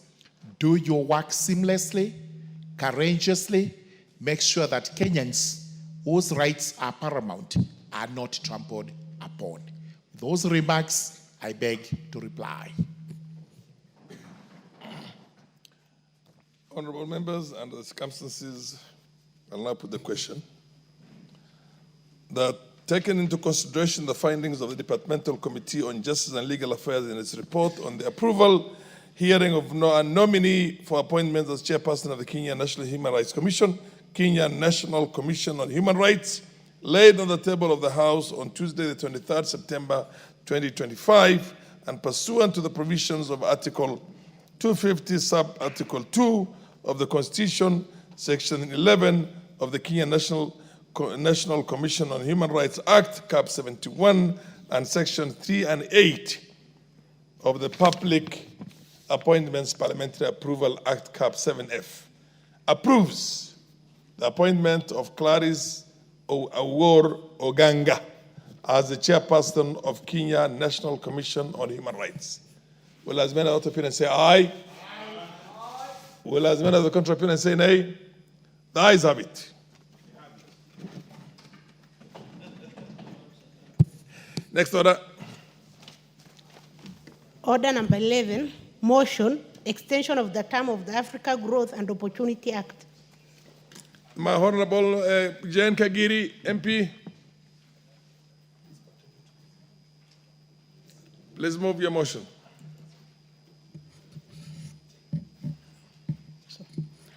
Honorable Speaker, I beg to move that, aware that the African Growth and Opportunity Act, AGOA, enacted in 2000, was designed to enhance economic development and strengthen governance in eligible sub-Saharan African countries by granting duty-free access to the United States of America market, thereby increasing trade and investment. Recognizing that AGOA has played a critical role in expanding trade, attracting investment, and creating employment, especially for low-income workers, thus fostering economic growth and social stability. Concerned that the current extension of the AGOA program, which was granted in 2015, is set to expire in September 2025, posing a serious risk of economic disruption, which will cause job losses of approximately 66,000 Kenyans and many other related indirect job losses, and result in increased poverty across AGOA-dependent sectors in the sub-Saharan region. Noting that women comprise approximately 75% of the direct beneficiaries of AGOA, and that their incomes directly support education, healthcare, and poverty alleviation. Acknowledging that AGOA has significantly boosted African exports to the United States of America, including agricultural products such as coffee, nuts, fruits, and vegetables, amounting to over USD 500 million in 2010, as well as enhancing local textile and cotton industries that have generated thousands of jobs. Further acknowledging that the expiration of the term of AGOA would trigger market uncertainty, deter investment, disrupt supply chains, and adversely impact both African and American businesses that rely on AGOA-linked trade. Cognizant of the fact that AGOA has been greatly beneficial to the United States by supporting supply chain diversification, strengthening bilateral trade ties, and connecting United States of America business to opportunities under the African Continental Free Trade Area, in brackets AFCFTA. Appreciating that the continued existence of the AGOA framework would enhance the trade and investment prospects for both the United States of America and the eligible countries in Africa. Now, therefore, this House urges the government of Kenya, in collaboration with the government of the United States of America, to pursue an extension of the African Growth and Opportunity Act, AGOA, for an additional 16 years until 2041 to safeguard the economic gains, protect livelihoods, and promote long-term stability and prosperity across the African continent, and in the alternative, in the case of non-renewal, there be a transition period of 2 years to develop a trade deal that shall safeguard the businesses and job opportunities in both Kenya and the United States of America. Honorable Speaker, the African Growth Opportunities Agreement is an economic policy that grants eligible countries in sub-Saharan Africa duty-free access to the US market. Honorable Speaker, it is good for us to first ask ourselves the genesis of AGOA was what? AGOA's birth started when the General Tariffs and Trade Agreement was supposed to be reviewed under WTO. And the idea behind it, Honorable Speaker, was to increase membership on WTO. So what economic attaches from the United States of America were told to do is to visit African governments and encourage them to join the WTO. When they visited the African governments, all governments rejected joining because they knew what they had to persevere in between the trade between themselves and the United States of America. In those years, Honorable Speaker, Africa was viewed as a place of charity and not as a potential trade partner. So in that case, Honorable Speaker, if any country from Africa wanted to export to the United States of America in raw form or a primary product, there was no tariff that was charged. But if they tried to value add that product in any way, then they would automatically get escalating tariffs on whatever product that they were going to export to the United States of America. Honorable Speaker, that call for the United States of America, realizing and getting to know that they did not have any trade law or trade policy with Africa. And that's how the journey on forming the AGOA agreement began. Honorable Speaker, for AGOA to have been achieved, they are required bipartisan support in the Congress, that is in the United States of America, and fortunately, that was very easy to go by, because the Republicans asked, why is trade good for everyone else apart from Africa? And on the Democrat side, they questioned the exclusion of Africa on trade policy. The spiritual and faith-based organizations, the private sector, as well as the people of America, supported and felt that Africa needed to be included in doing business with America. Honorable Speaker, as the conversation was going on, eventually the America got support from the 48 countries in Africa, and it felt that now the process could continue and continue successfully. The greatest questions the Americans had was if they were going to incur any job losses. And of course, what was introduced to them, they were told this is called trade diversion. Because in America, a jeans cannot be produced at less than $12 US. However, in China, that is possible. So what Americans were told is to allow for Africa to also compete for that same opportunity. And that is how AGOA eventually got its support. And the year 2000, in the month of May, the President, Bill Clinton, signed it into law. And Honorable Speaker, it's good to add that AGOA was achieved through a broad-based engagement. So this also tells us when like minds come together, great things actually happen. Honorable Speaker, as of today, 32 African countries are eligible for AGOA, and of course the eligibility is tested every year and determined by the sitting President of the United States of America, where they check on human rights, they check on workers' rights, they check on the rule of law, as well as open market-oriented economies to ensure that all this is observed for African countries to continue trading with America. Honorable Speaker, I'm sure by now you're asking, what is the benefit of AGOA to Kenya at this particular point? Honorable Speaker, allow me to read. Bedi Investment EPZ Limited employs 11,000 people. United Aryan EPZ Limited employs 10,000 people. Simba Apparel EPZ Limited employs 4,000 people. Mega Apparel EPZ Limited employs 4,400 people. Sorry, employs 6,000 people. Africa Apparel employs 4,400.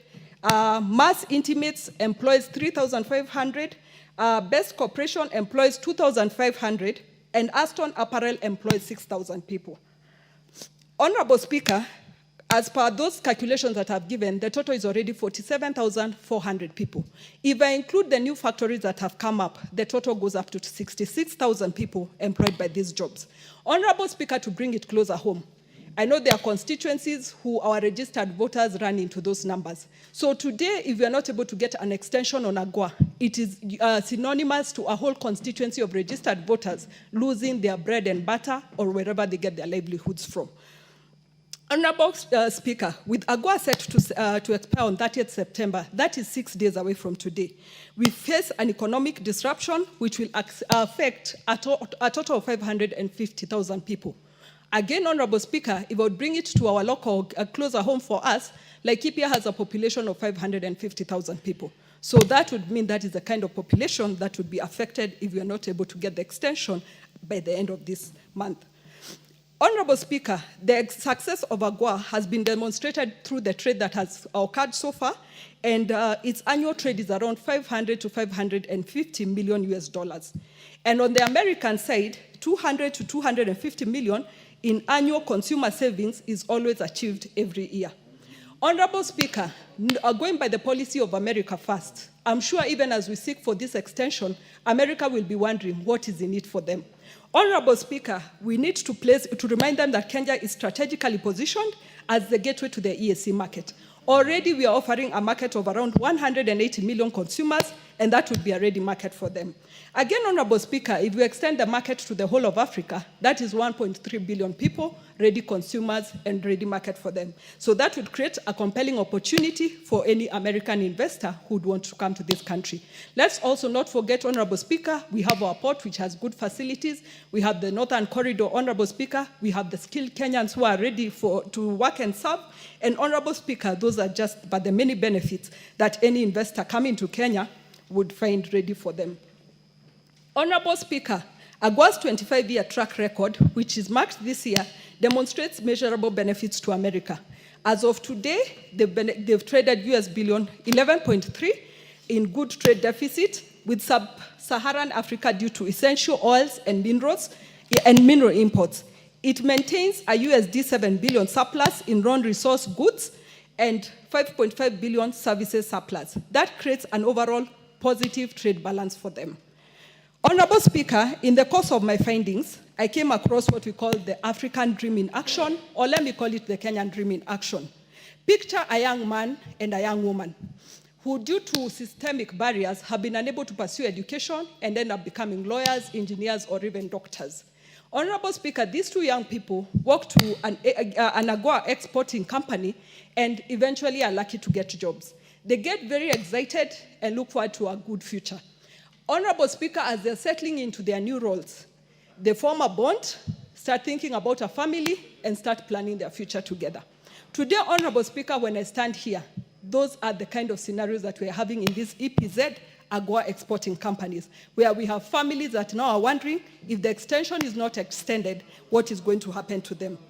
Honorable Speaker, that is just a scenario of an employee who now has to worry about their livelihood. Let's go to the investor story. Honorable Speaker, after this law was signed in the year 2000, very many ambitious men and women came into Kenya as investors, and some were already local investors. When they decided to pursue the opportunity, Honorable Speaker, they put in their resources, they put in their time, and they put in their energy. With expectations that the business was going to work out well for them. In the first 5 to 7 years, of course, it was a trial and error phase, which some succeeded and some had to close down because of the losses they incurred. Honorable Speaker, let's not forget the 2008 financial crisis that occurred, and demand for products actually went down. Honorable Speaker, let's not forget COVID-19, where all these factories were supposed to close, and of course they were low on business during that period. Again, Honorable Speaker, this is a sad story we're experiencing today of people who don't know about their future because of the lack of this extension. Honorable Speaker, the third scenario I'm going to give is that major US retailers and brands plan their sourcing for goods 12 to 18 months in advance. That is because of the seasons that they bring in their products. Honorable Speaker, with the uncertainty that has been there, it is certain that our people have lost up to 67 million US dollars because there is no buyer who is going to engage a supplier whom he's not assured of his priority access to the US market.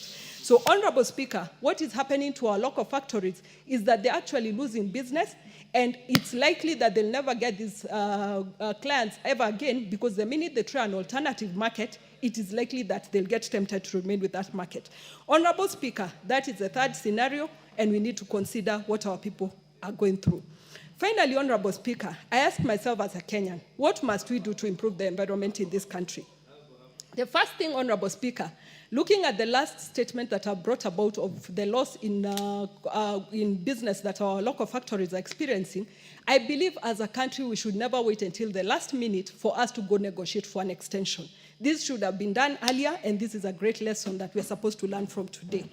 Secondly, Honorable Speaker, we have to ensure that we have to keep supporting this, the AGOA agreement, because it also helps us improve on our balance of trade, a balance of payment, which of course enhances our credit score, Honorable Speaker.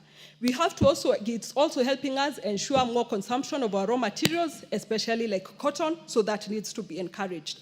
Honorable Speaker, we have so many investors, both local and international, who want to come and put up factories in our country. However, we have so much bureaucracy and we have so many bottlenecks. We cannot be an increased challenge to businesses that are already struggling. So that is something that we have to also look into.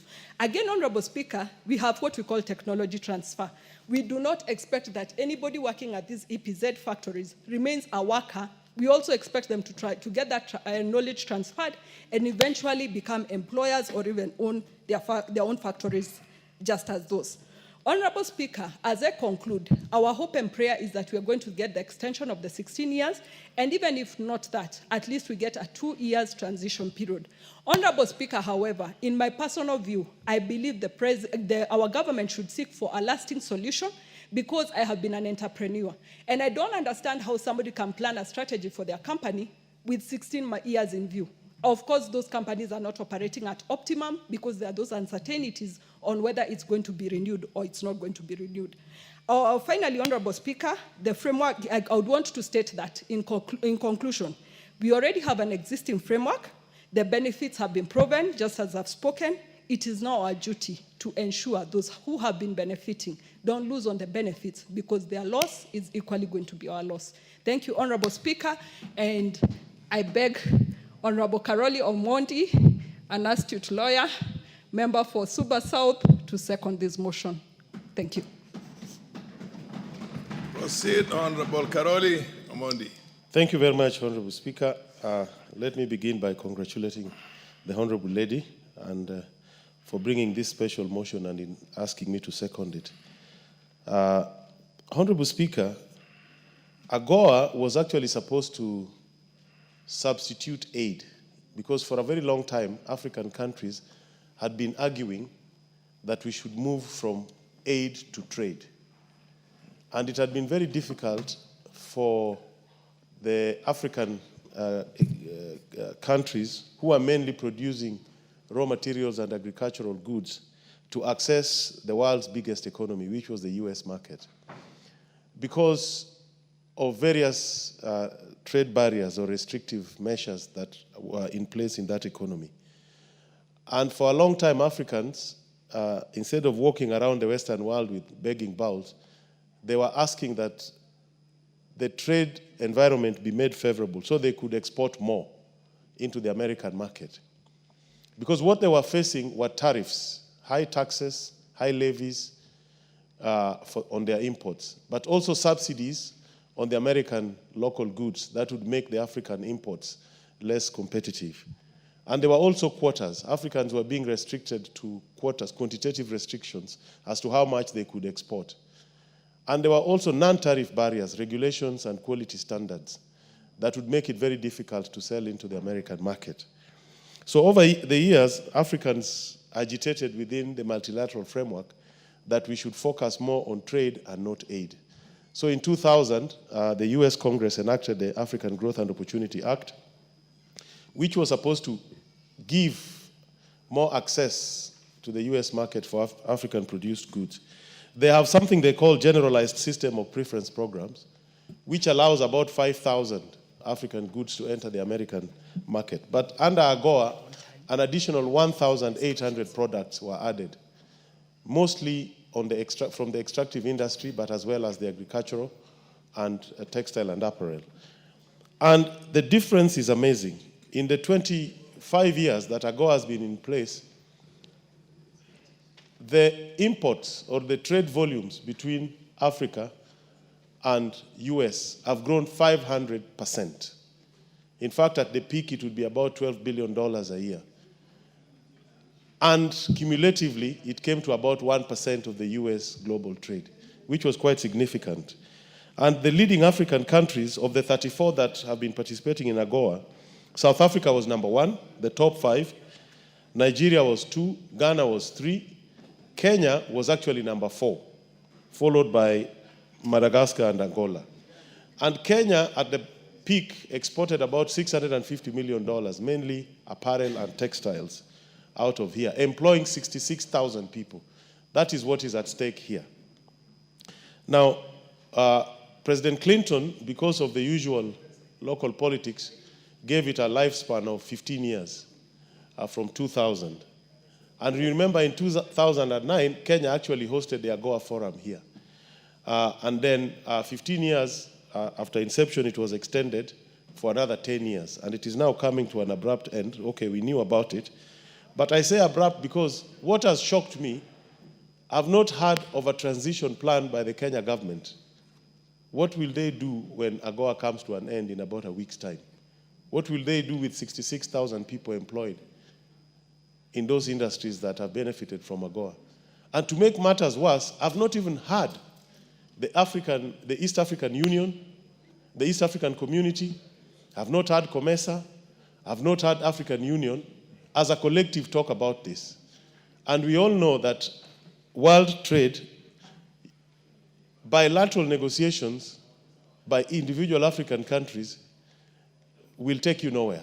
It is a multilateral system that works for Africa and the developing countries. So the first thing we would really want to hear from the government is, what is the transition plan? What are they going to do with all these people who are going to lose their jobs, the companies that are going to be closed? Because we should have thought about this much, much deeply and acted quickly and decisively. And today, we are experiencing commercial diplomacy in the US. There's a new administration that does not seem to believe in multilateralism much. And I'm very confident they are not paying a lot of attention to this. But as Africans, I think we need to find a way of insisting on this. And also impress upon the US that AGOA was a very useful soft diplomatic tool for them because of the things that came about with it. As part of the eligibility conditionalities, countries were required to enhance, good governance, support human rights, combat poverty, eliminate trade barriers for US goods as well, combat corruption, and practice political pluralism. Without AGOA, all these soft tools for US foreign policy will go away. And I'm also worried that the more jobs we lose in Africa, the more immigration crisis will emanate, because more people, human beings, will tend to follow the money. And the US may think winding up AGOA and causing massive job losses in Africa will not affect them. But the reality is that there'll be a lot of economic migration to the Western Hemisphere. And they need to look at this very keenly. And if you also look at it from the American perspective, it has benefited the economy substantially. So it is a two-way traffic. But we seem to have becoming on it too late in the day. But I think we should not just let AGOA collapse without an alternative or without a transition. So I strongly support this motion, and hopefully that the government on its own here will give us a transition plan for AGOA fairly soon as to what we will do with 66,000 people who are going to lose jobs, factories that are going to be closed, and the instability, the economic and social instability that will come with that.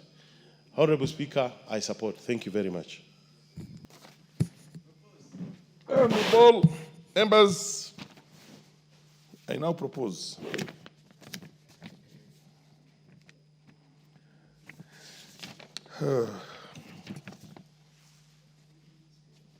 I have it. Don't worry, the Speaker is not tired. Honorable members, I now propose, aware that the African Growth and Opportunity Act, AGOA, enacted in 2000 was designed to enhance economic development and strengthen governance in eligible sub-Saharan African countries by granting duty-free access to the United States of America market, thereby increasing trade and investment.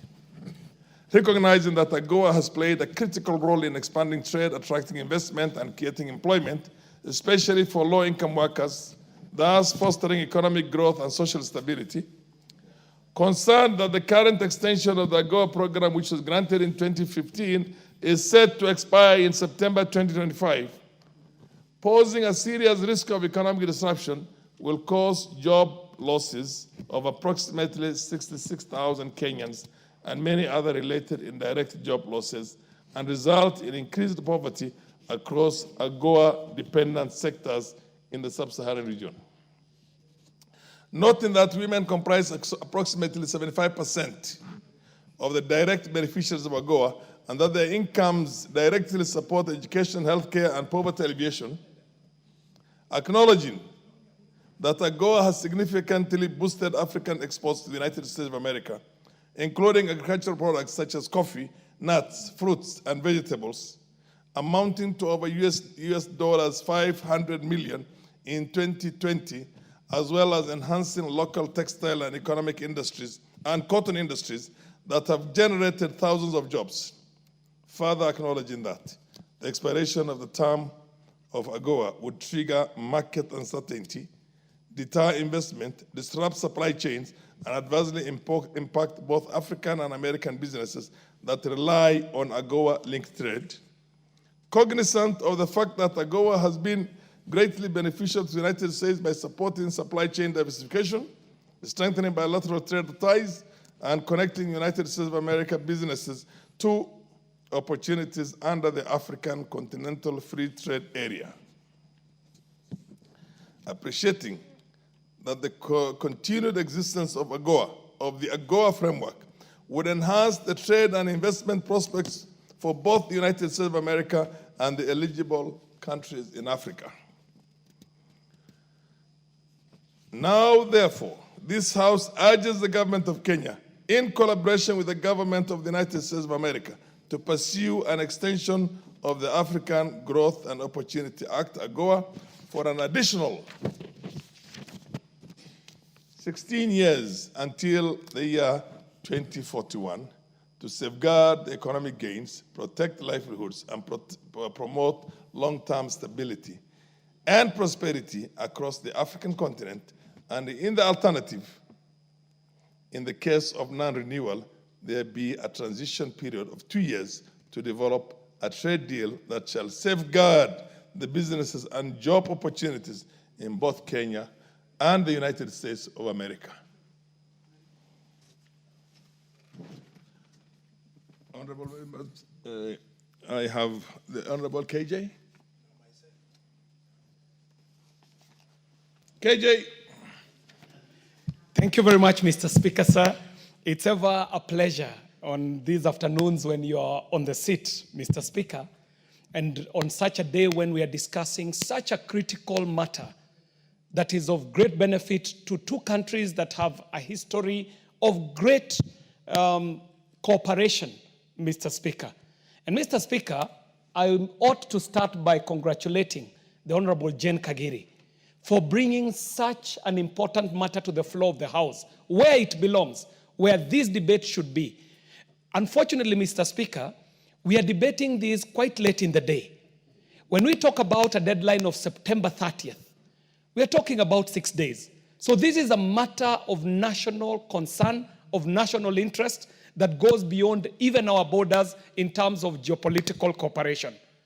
Mr. Speaker, in moving, the Honorable County MP for Laikipia has unpacked benefits untold, that even as we speak today, AGOA has been able to open up duty-free access to over 6,000 products, Mr. Speaker. And these products include apparel, as we have seen in places like Athi River. They include ICT.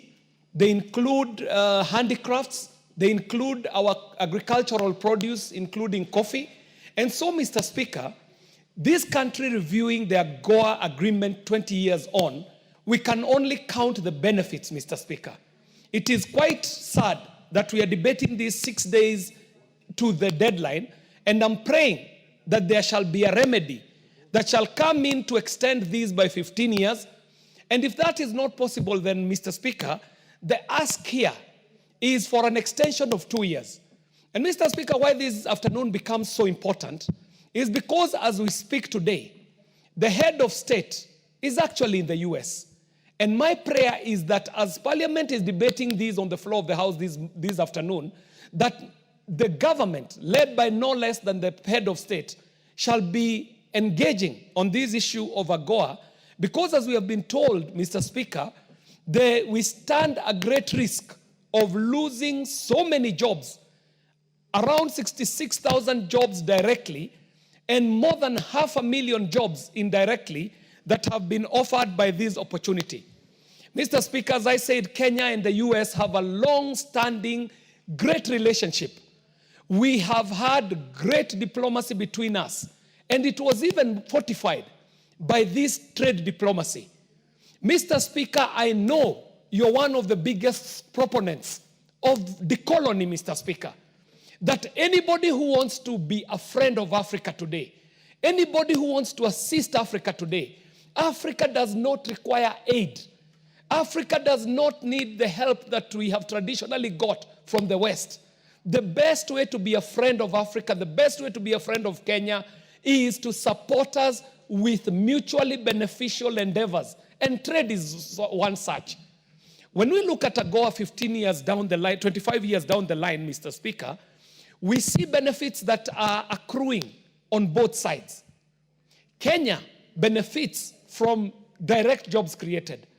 We benefit from a good transfer of skills and knowledge. At the same time, America stands to benefit in a great way. We know that trade balance dictates that you are not over-reliant on one supplier.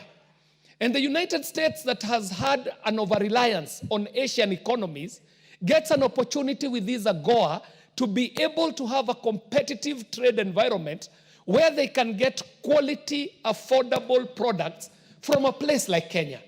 And Mr. Speaker, when you see what is happening in the apparel industry, in the agricultural sector, it is impressive. But in today's world, Mr. Speaker, we are talking about a new world that is driven by technology. And Mr. Speaker, with AGOA, Kenya stands to benefit greatly from a country that is a leader in technology, knowing what is happening in places like Silicon Valley, where the big tech giants sit, the big tech giants that are coding the code that is running the world today and into the future. We know what data is doing to the world today. We know the power of algorithms in our digital platforms and our social media. So America stands to benefit in the space of ICT.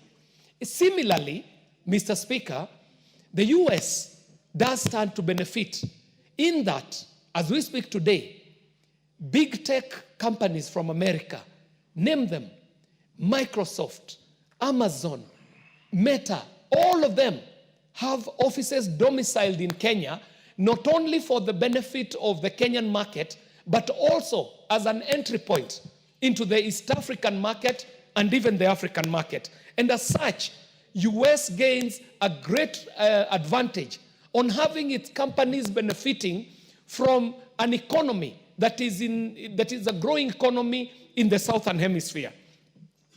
Mr. Speaker, Kenya has been seeking to stop being a net importer.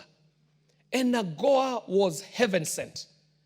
We must say a big thank you to the government of Kenya and the government of America, because what benefits have been accruing are now showing 25 years on in both economies, Mr. Speaker. And so, Mr. Speaker, I do support the motion brought here by Honorable Jen Kagiri, and I pray that her people in Laikipia are seeing the person that they send to Parliament. Because when you're sent to the National Assembly, Mr. Speaker, you're not sent here to be parochial or to be dealing with just matters within your constituency or your village. You should be sent to Parliament with a mind that speaks patriotically, but also has a global outlook on matters and issues. And so, Mr. Speaker, I do stand to support this, and I do stand also to congratulate the Honorable Jen Kagiri for such a motion that is so timely. And I do pray, Mr. Speaker, that this Parliament will move government to be able to negotiate well enough for us to get an extension of at least 15 years, Mr. Speaker. And if that is not possible, Mr. Speaker, then there should be a transition, at least 2 years, so that any person involved in this trade, involved in this business, has time to organize for contingent measures that can be taken at the expiry of the AGOA agreement. Mr. Speaker, I do support, and it is in the benefit of Kenya, it is in the benefit of the United States of America, it is in the benefit of their people, their traders, and their businesses, and the good cooperation of these two great countries if we could get an extension of AGOA. Mr. Speaker, I do thank you. The Honorable Basil, followed by the Honorable Dena. Order, or the Honorable Dena. Basil first. Yes, thank you, Speaker. I was waiting to contribute to the motion from my sister, Honorable Kagiri. This is a very essential motion, and I would say why I'm saying that. Because if you look at our country today, we're actually grappling with unemployment. And it's through AGOA that we'll be able to generate employment locally in the country. If you look at what is happening globally, at the global space, you find there are quite a number of illegal immigrants who are trying to go to the United States, actually to look for employment. But through AGOA, you'll be able to generate these jobs here. Honorable Kagiri did provide analysis of how jobs are being generated for Kenyans right in the country. We talk of export processing zone that has employed quite a number of Kenyans, and more so women. So that is an opportunity generated by AGOA, and that's why we support the renewal of AGOA, actually to be able to enhance and expand opportunities for Kenyans right here in the country. Mr. Speaker, another very important point is actually foreign exchange. As just Honorable KJ has talked about Kenya being a net importer of most of the goods we use. Through AGOA, we are given an opportunity to enter the US market, to be able to generate foreign exchange, to be able to have a healthy balance of trade. Because when you have more value of exports as opposed to imports, that is a positive balance of trade. And that can only be realized through AGOA, Kenya being, that is the contract being extended for Kenya to continue thriving benefits through AGOA, Mr. Speaker. Importantly, Mr. Speaker, we are talking of industrial growth. We are in a world where industrialization is so salient in the modern world. If you look at China and advanced many of the Asian tigers, they use the same approach to be able to industrialize, where they attracted investors right in their countries. Through AGOA, we are going to be able to attract many investors who are going to come and set base here in Kenya. And it is through that we'll be able to be on the path to industrialization. So that's why I'm saying this is a very important motion, which I stand to support, Mr. Speaker. We have heard about knowledge, technology transfer. Remember, for you to export in the US, there are certain standards. There are certain parameters that have to be met. And the standard, one of it is quality in terms of the product that we produce. And for you to reach that, there is training, capacity building, knowledge transfer from the US investors to the local Kenyans who will be employed by some of these companies. And this is so important for sustainability and the resilience building as we move forward as a nation, Mr. Speaker. Importantly, economic empowerment for women, because as I've said, most of the people who benefit from this, particularly the SMEs, women in small, medium enterprises who own some of these companies, they actually diversify their income. And these are very solid model of economic empowerment when we talk of empowering women to be able to sustain families for current and future generations, Mr. Speaker. Importantly, Kenya has been relying on traditional exports. We talk of tea and coffee, but through AGOA, we have diversified. We talk of textile products. So economic diversification is realized through AGOA. And that's why this is a motion that all members should stand up and support. It's only that is unfortunate, the House looks a bit empty, but I wish many members could be here to be able to come and enjoy the debate, Mr. Speaker. Now, to be able to support my arguments, there are better ways to also promote exports through AGOA. That is, if the contract is extended, and that is what we are advocating for. One of it is to give tax credits to factories that are set in base in Kenya. If you give tax credit, you attract many factories to come and establish their operations right here in the country. And this is a model that has been used by the United States back from 1981 when we had the President Ronald Reagan, who was the president then. He used a model of giving tax credit to factories who have now set base in the US. And that's why today everyone wants to go to the US.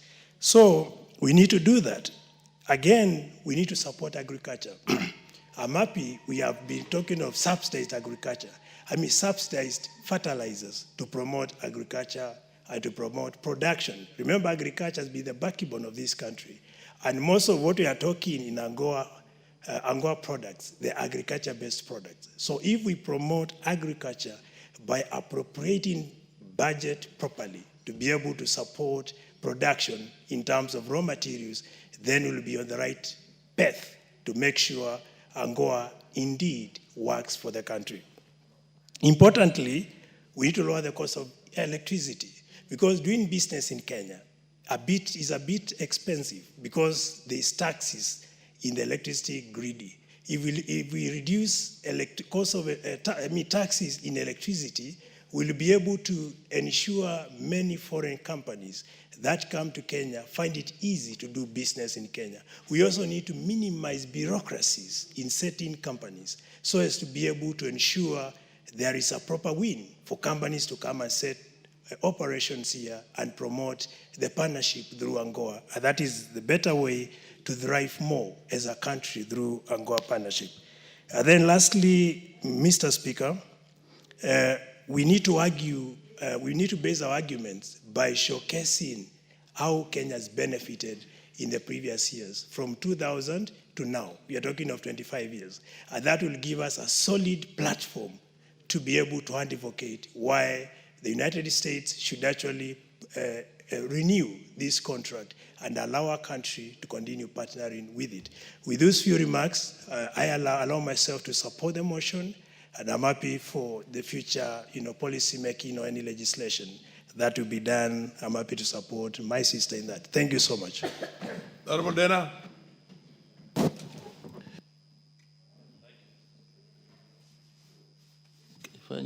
Thank you, Mr. Speaker. I rise to support this motion, and I think, in my opinion, it's even too late, and it has come too late. One of the factors is we have to know the genesis of the AGOA, why it was started. It was about mostly the African continent, and by now, 32 countries were approved, and with that, it has already brought about 60,000 employment, and mostly women. When you do 60,000 times about 100 families, that's you're talking about 600,000. In particularly for me, I talk about the cost. If AGOA has already changed cities, if you look, I think Honorable Mwinyi is here, you look at Changamwe, the population of the textile industries there is enough. It is like 3,000 voters. It is enough people to make somebody an MCA. Second, it's about AGOA, it's about AI. There's transfer of technology. the world is going to technology. We are talking about technology exchange in terms of defense. We are seeing in all other countries. These days, people don't go to war. It is technology. With this, we are going to have that exchange of technology. Then we come to agriculture. We come to weather. It's all AI. The world is going there, and I think that's a very important part now. Two, it's about, I want to raise a point to my brothers here. We should notice that all the balls in the World Cup were made here. Half were made in Kitengela, half were made in Meritini and Changamwe. That made the balance of payment to increase. Third is when we look at when we had the COVID and now, there's a company in Mtwapa which has signed an agreement for the production of incubators for the American system, which is worth about $7 billion.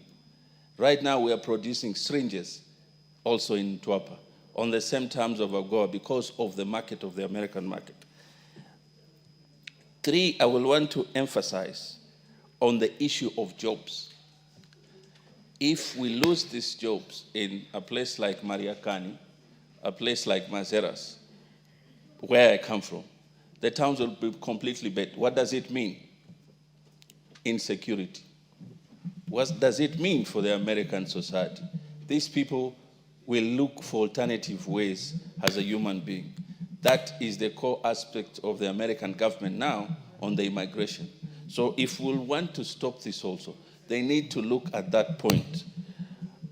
Three, we have just spoken today about land use. And I come to the agricultural part. Added value. That was the meaning of AGOA. The core aspect was for the African countries to be able to add value to their produce. Now, we have just talked about land use. We have to look and be broader and see where are we going to take our products. So, in my opinion, I think it's coming too late. We are a bit late, and I want to congratulate Jane Hakiri, because I think it's coming late, but it's not timely. Mainly because the president is there and the bilateral agreements are being signed. We need to look at it. But what I want to emphasize more, I think we shouldn't look at 2 years. In my opinion, the 16 years, it's good. And that's what we hope for. But I think for the extension, maybe even if, let's say, the worst comes to the worst, I think we should look for about 3 years. Because a business needs to expand, and business needs a strategic plan. You can't say those people who have come here, they will just need 2 years, and then you close shop, you close business. So I think we should look, in my opinion, for more than 3 years. But we are aiming for the 16 years. So I will just want to emphasize and appeal to the American government and our government. Through good relationship, we'll be able to extend, because we are looking at a crisis with the young people increasing and the unemployment and the future of the young people. Thank you. So I stand to, and I support Jane, and thank you. Now, if you're in your home, I'll ask for 2 terms. The Honorable GK. GK. Proceed. Please give me the mic. Next, okay, you got it. Thank you, Honorable Speaker, for giving me the opportunity to contribute to this very important motion. And I want to take this opportunity to congratulate my colleague, Honorable Jane Kagiri, for coming up with this very important motion. Honorable Speaker, AGOA, as we know it, has employed thousands of Kenyans, and it is a tool, a very important tool for socio-economic transformation in this country. Honorable Speaker, for our women and our youth to grow and to access education, to access health care, better health care, and to access a better life, we need to plead with the American government to give us a good extension of the AGOA Pact. Honorable Speaker, AGOA is not just for trade, but it is an instrument for global political economy, where the American government stands to benefit a lot from its cooperation with African countries in a way that deepens our relationships and in a way that enhances the cooperation that we have with the United States government. Honorable Speaker, it would be a very sad day if AGOA came to an abrupt end, disrupting lives and disrupting businesses, which will throw away the gains, the major gains that we have achieved through this very important instrument of trade. Honorable Speaker, in the absence of better trade between nations, there is no way we will be able to grow our partnerships and to enhance the living standards of the people of the both countries, that is United States and Kenya. Specifically Kenya, Honorable Speaker, Kenya is a growing economy, and with the support of the American opportunities of trade with the American government, we stand to grow at a better rate, where the human life of our country stands to flourish and to for us, so that we are able to also live a good life. And we don't have, when we have a good life here, Honorable Speaker, we don't have to send our people to United States. Our people will not be keen to travel to the United States for better opportunities. AGOA will have availed to us that opportunity here, so that we will be traveling to America and other countries, other developed countries, as visitors, to go and exchange ideas, to go and better our education, and so that and that way, Honorable Speaker, we will have mutual respect, we have better respect for each other, and our people, that is the people of America and the people of Kenya, will view each other as friends and not as opportunists in any way. Thank you, Honorable Speaker. I stand to support Honorable Jane Kagiri, and wish that the American government will consider, if not for any other reason, our women and our children who derive their livelihood from this very good pact. Thank you, Honorable Speaker. I support. The Honorable Murugara, followed by the MP Fondiwa. Proceed, Murugara. Yes. Thank you very much, Mr. Speaker. Mr. Speaker, thank you for allowing me to also voice my support for this particular motion, a very important motion. And thank you, Honorable Jane Kagiri, the woman member of parliament for Laikipia.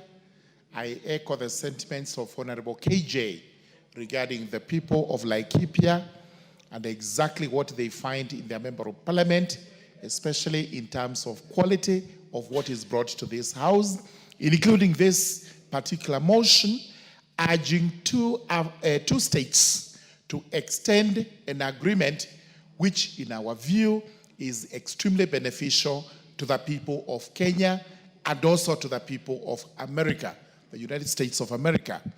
The agreement is actually bilateral in as much as it also touches on other sub-Saharan countries in Africa. Usually the sub-Saharan countries are what are termed as third world countries or undeveloped countries. And sometimes when they want to be pleasant to us, they say we are developing. But for sure, the categorization is that we are undeveloped, and therefore we need much of this so that we are also able to start moving towards where the other nations of the world are. It is very, very important that this agreement is taken care of. It's an agreement that has lasted 25 years, as a result of which we Kenyans have found fruit in its execution. AGOA being the growth of opportunity, and those opportunities are limitless. It depends on what you have to do in the economic zones, and especially zones that are found in Nairobi and possibly other major cities, which zones we now plead that if there is any extension, they should also go to the rural constituencies, so that we are also able to see some of the works that fall under AGOA going to the rural areas, and especially agricultural produce. We know very well there is a lot that we produce here, which is of high value to the American people, which they would actually import while we export that particular produce. And if there is anything that is to be imported from America, which is of great use to the people in the rural areas, then again, we should also be beneficiaries just like the city dwellers. We know for ICT, it's important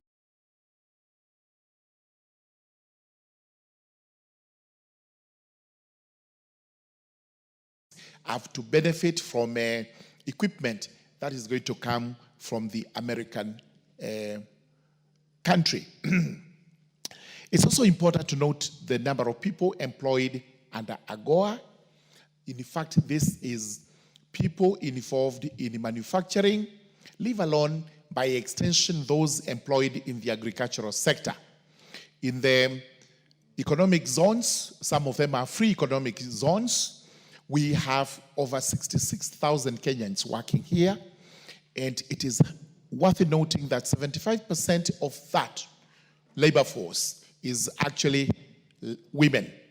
And if it is women, these become the direct beneficiaries of this agreement, and the incomes derived therefrom, as you very well know, are used in such important matters in our country, such as education, support, healthcare, and poverty alleviation. And this is where it's always said that ladies are able to plan for their monies better than men. I usually don't buy to that, but sometimes there may be credence in what is being said in this motion, and I would want for once to swim along with this proposition that if 75% of the beneficiaries, direct beneficiaries of AGOA are women, then that income is actually vital for the building of the economy of the country and also for sustaining our livelihoods and alleviating poverty in the country. It's important that we also acknowledge that for the Americans, it's important we have this bilateral agreement coming along so that we continue to strengthen the relations between the two countries. We know for sure that there is a great imbalance of trade between America and Kenya, purely because the economies are miles apart. But that imbalance, however big it is, may also be of great benefit to us, because we have to have an economy being sustained, and that sustenance would not be coming from anywhere else apart from bilateral agreements such as this one, which promote production, which promote manufacturing, and also promote export of goods. And therefore, today, as we speak, I'm sorry that we have only 6 days to go. But this is good enough time for there to be either interim measures or to conclude a full agreement extension. And here we are asking for 16 years or 15 years, whatever number. And if there is no extension, then we can have a transition clause negotiated as quickly as it can be, so that we have 2 years to develop a trade agreement or a trade deal between America and Kenya. It's important because we should not allow that vacuum to ever set in, because we shall now be looking, I don't know to where. Sometimes they tell us, look to the east, you may be able to find better friends from there. We do not know. But also, instead of looking east, let's look east so that we get other agreements which are as good, is the AGOA agreement. Once this is in place, we have all these partners coming in to trade with us, coming in over to set industries, and also we import to them what we locally produce here, and all this is for the advantage and the benefit of our country. And as we do this, we have said that let's also look at what we have, including the proposals we had yesterday, that we may have some certain entities in this country which would be better off when they are in the hands of private investors instead of being in the hands of government, where they are non-performing, where they are loss-making, where there is nothing much to point to apart from miserable profits. While if these are actually put in the hands of private investors, then the country stands to reap big. Not in anything else, even in taxes. Because whenever I go to Jomo Kenyatta International Airport, I look at it and ask, what is international about this airport? Especially when you go out there, you are in Dubai, you are in Qatar, Amsterdam, or anywhere else. It's the high time we as Kenyans started thinking big, not small. We must also move away from the cocoon that we are undeveloped and somebody else is going to come from out there to develop us. We are the only ones who can actually develop ourselves by putting into place measures. And I commend the government because an attempt is actually being made to move away, to have what is called a paradigm shift, so that we move away from the old traditional ways of doing things to saying we must bite the bullet and we must start thinking forward, so that in another 50 years, there is no reason whatsoever why our country should not join the league of nations which are developed. With those remarks, I urge the House to agree with Honorable Jane Kagiri, and we actually approve this motion, and we urge our government to move the speed and ensure that either the AGOA agreement is extended for another 16 years or whatever number of years the countries bilaterally agree, or it's got a transition clause of 2 years, and then we can engage the Americans to ensure that in place there is no interregnum, there is no vacuum. It is business as usual. Thank you, Honorable Speaker. I support. MP Fondiwa, followed by Omar Mwinyi.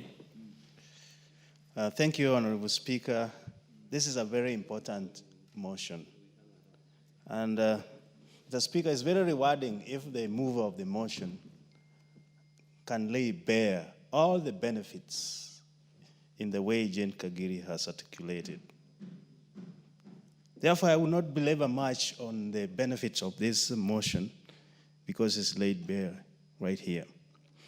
But I want to say one thing is that the AGOA has about 5 aspects. Aspect number 1, which is very important and critical, is the issue of duty-free access. You can imagine if our goods are subjected to tariff the way it is, we cannot make a move. The other aspect which is very important is promotion of trade.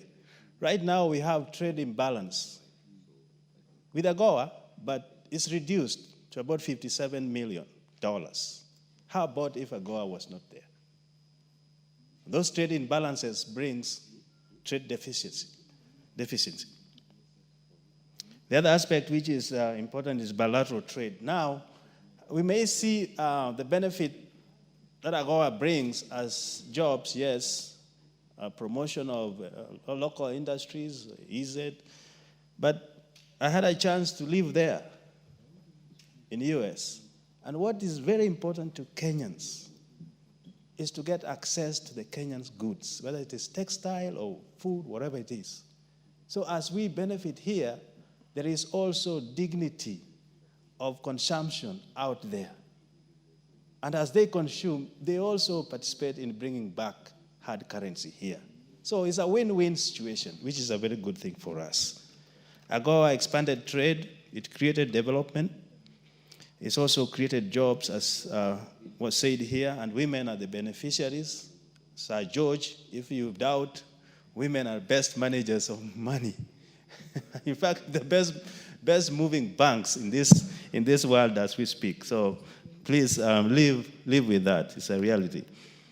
Also, suppose, Speaker, I think this we may take seriously. I have the chair of trade next to me here, my friend Shinali. How come we did not have a ZISA to monitor when these agreements, these acts we make in this house are about to lapse? So that Jen Kagiri just catches when it's about 6 days to. Can we have a sensor that checks all our bilateral, especially trade-related acts which we make here, to follow them when they want to expire, or if they're not doing well, amendments and all that. So maybe my friend Shinalu can digest on that. On my side, the reduction of poverty by creation of these jobs we have said is very important. Why? Right now, if you go in the indices, you will see how poverty plays a great role in disease, in deaths, in mental health, in so many things that are negative to the human livelihood. So anything that may take away even one job as a house here, we should be very sensitive. As a government, we should be double sensitive to it. So 66,000 jobs are at stake here. What I'm not sure, Honorable Jen Kagiri, I think it was also alluded by Dana, if the 2 years transitional period is enough. If it is not enough, maybe we need to analyze that very well. If it is not enough, we may go for a longer period, knowing who is in the seat over there. We don't know how they are going to react to this. Lastly, in Homa Bay, we are starting on our EPZ, and I think this is going to bring the rural economy up, and we are promoting the cotton and cotton textile, small industries. All this without AGOA will be a dead thing. So for as much as the Nairobians and urban areas are enjoying the EPZ, we want to extend this to the rural areas. And when this can anchor well in rural areas, we are sure of uplifting the livelihood of Kenyans in those areas. Long time ago, Honorable Speaker, the whites were here, and where they were settling were the urban areas. And when we took over, we followed the same. I think the idea of EPZ in going rural is a well-fetched thought and should be supported. So I sit down to say thank you, Jen Kagiri. This is wonderful, and I urge my colleagues, please support this, and let's say less and pass it so that it can be implemented. Thank you, Mr. Speaker. Honorable Omar Mwinyi, followed by the MP for Nyeri Town. Asante sana Mheshimiwa Spika kwa kunipatia fursa hii pia niweze kuchangia katika mswada huu ambao ni muhimu sana na umekuja katika wakati ambao ni mwafaka, ingawaje tumechelewa kidogo. Napenda kumshukuru Mheshimiwa Kagiri kwa kuleta mswada huu wa kutaka kurefusha maisha ama muda wa hii biashara ambao sisi kama nchi ya Kenya tunafanya na taifa la Amerika kwa mpango wa AGOA. Mheshimiwa Spika, wakati ambao mswada huu umekuja, tutasema umechelewa, lakini wazungu wanasema better late than never. Na kusema kweli, hii biashara ya AGOA, Mheshimiwa Spika, ni biashara ambayo imeweza kusaidia pakubwa sana katika kuwapatia jamii at least hope ama tamaa ya kuwa bado wanaweza kuishi na kuweza kuendeleza jamii pamoja na kufanya mambo ambayo watu wengine wanafanya japo kwa uchache. Tukumbuke zamani, Mheshimiwa Spika, katika eneo langu la Changamwe tulikuwa na viwanda vingi sana. Kimoja kilikuwa kinatengeza viberiti, kulikuwa na Kenya Rayon wanatengeneza bedsheet, towels, kulikuwa na viwanda vingi sana. Kwa bahati mbaya tulivifunga viwanja vyote hivi, na baadaye hii biashara ya AGOA ikaleta tena kuregesha kwa viwanda. Na ukweli kuna economy ilikuwa inaitwa kadogo economy. Kadogo economy, Mheshimiwa Spika, ni uchumi ambao ulikuwa hawa wafanyikazi wa EPZ kwa mfano, Mheshimiwa Spika, na pesa zao zilivyokuwa ni kidogo, lakini wakaweza kuendeleza maisha yao kulingana na yale mapato ambayo walikuwa wanapata.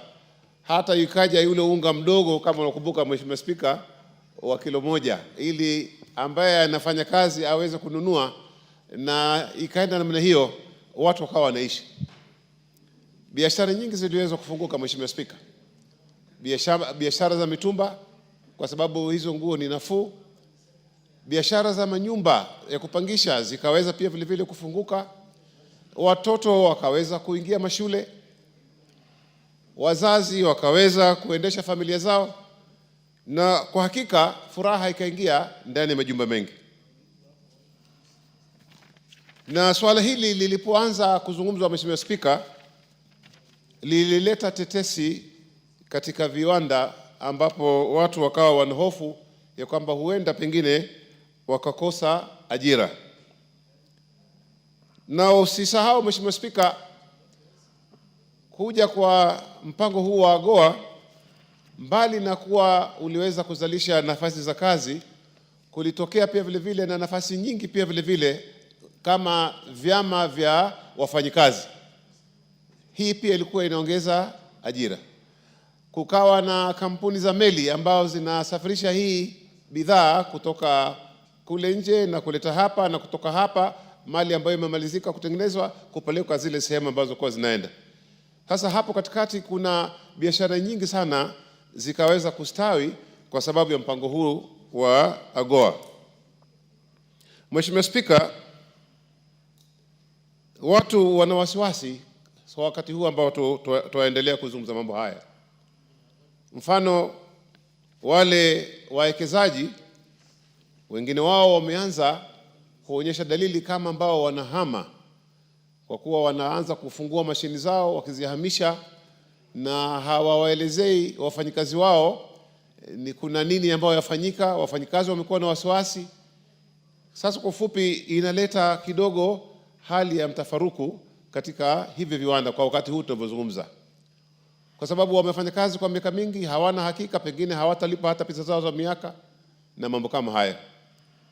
Kama alivyozungumza mheshimiwa, ingekuwa bora katika mikataba hii ambao sisi tunaandikishana na nchi marafiki, kungekuwako na vipengele vya kulinda yani haki zetu, hata kama sisi ni nchi maskini.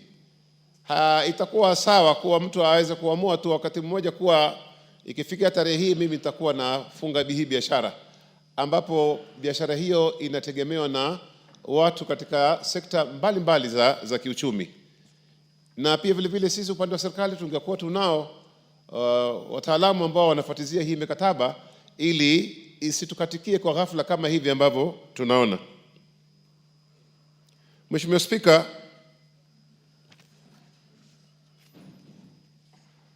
upande wa elimu,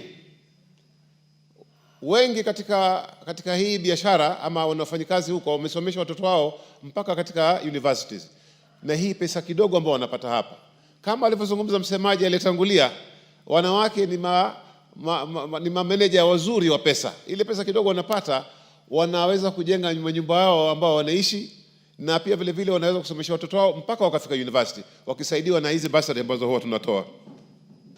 Mheshimiwa Spika, napenda kuwasifu wanawake kwa sababu kusema kweli bila wao hili taifa letu na mataifa mengi hayawezi kustawi. Sababu wao ndio wanaozuia uchumi wa nchi yetu na nchi nyingi pia vile vile. Katika viwanda hivi, Mheshimiwa Spika, kuna pia timu za michezo kama timu za football, timu za volleyball na timu za michezo mingine ambayo inasapotiwa na hivi viwanda. Hata wengine wameajiriwa kwa sababu wao ni wachezaji wazuri wa mchezo kama kandanda, mchezo kama volleyball, wameweza kupata kazi na hizi kampuni ambazo leo zina hatari kuwa pengine ziweze kufungwa. Kwa hivyo Mheshimiwa Spika, tutaomba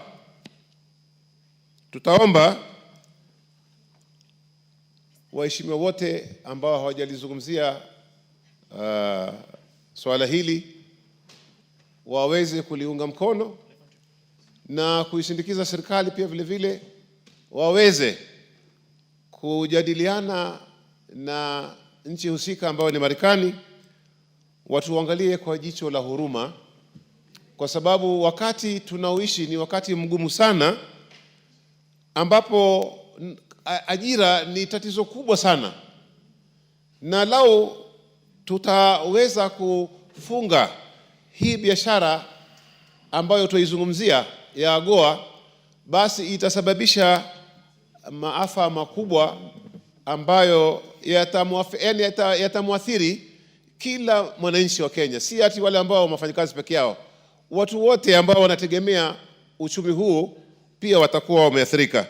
Hivyo twaomba serikali yetu kupitia rais wetu waweze kuliomba taifa la Marekani waweze kuliangalia swala hili kwa undani zaidi, ili waweze kurefusha huu mkataba usonge mbele na itiliwe namna ambayo itadhibitiwa, isilete mtafaruku kwa wakati wote ambao tutakuwa twafanya shughuli hizi. Na vile vile tuangalie wakati tunapokuwa tunapata pengine muda ambao tumeongezewa, vipi tutaleta shughuli zingine ambazo zitasaidia hawa ambao wameajiriwa saa hii, ili wakati ukifika wao hawatahangaika sana. Mheshimiwa Spika, nazungumza hivi kwa sababu Changamwe inategemea sana, pamoja na Jomvu, hii mambo ya EPZ, pamoja na Mtwapa, pamoja na sehemu za Athi River. Mheshimiwa Spika, Athi River imekuwa kwa sababu ya biashara kama hizi. So nafikiria athari yake ni kubwa, na wabunge wenzetu hapa ambako hapa na wengine wako nje wataliunga mkono swala hili, na tumpongeze tena Mheshimiwa Kagiri kwa kuweza kulileta swala hili katika jumba hili la mjadala. Asante sana Mheshimiwa Spika kwa kunipatia fursa hii. The Honorable MP for Nyeri Town. Thank you, Mr. Speaker. Mr. Speaker, I rise from the onset to support this motion by the Honorable Jane Kagiri. Mr. Speaker, besides being the Member of Parliament for Nyeri Town constituency, I'm also the chair of the Parliamentary Coffee Caucus. Mr. Speaker, coffee is one of the key export earners in this country, supporting a huge community across the central region. And interestingly, Mr. Speaker, coffee growing regions have expanded into the Rift Valley, into Nyanza and Western Province, not to mention Machakos and Makueni. Honorable Speaker, the US, as per the data released by the Agricultural and Food Authority for the coffee year ended 2023-2024, which ended in September last year, the US was the second highest importer or destination of Kenyan coffee after Belgium, importing approximately 8,000 metric tons and earning the Kenyan coffee farmer the equivalent of Kenya shillings 6.7 billion. Mr. Speaker, when we speak about coffee, the American destination for Kenyan coffee is the high-end specialty coffee. And Mr. Speaker, coffee in this country is produced largely by small-scale coffee farmers who have come together in the form of cooperatives. A disruption of the AGOA trade agreement would mean a catastrophic reduction in the earnings of the ordinary people in my constituency, in Nyeri County, in the entire central region, in the entire eastern region, in Kericho, in Nandi, in Uasin Gishu, in Bungoma, in Mount Elgon, in Kisii, in Homa Bay, in Machakos, in Makueni, in Taita Taveta. So when we speak about these opportunities, it is issues affecting our entire nation. Mr. Speaker, let me also speak for the taste of the American people who enjoy the Kenyan cup of coffee. A disruption of this agreement would actually also highly affect the costs that the American coffee lover would pay for not only Kenyan coffee, but coffee from the African region. Mr. Speaker, the thrust by our government in establishing the county aggregation and industrial parks was meant to attract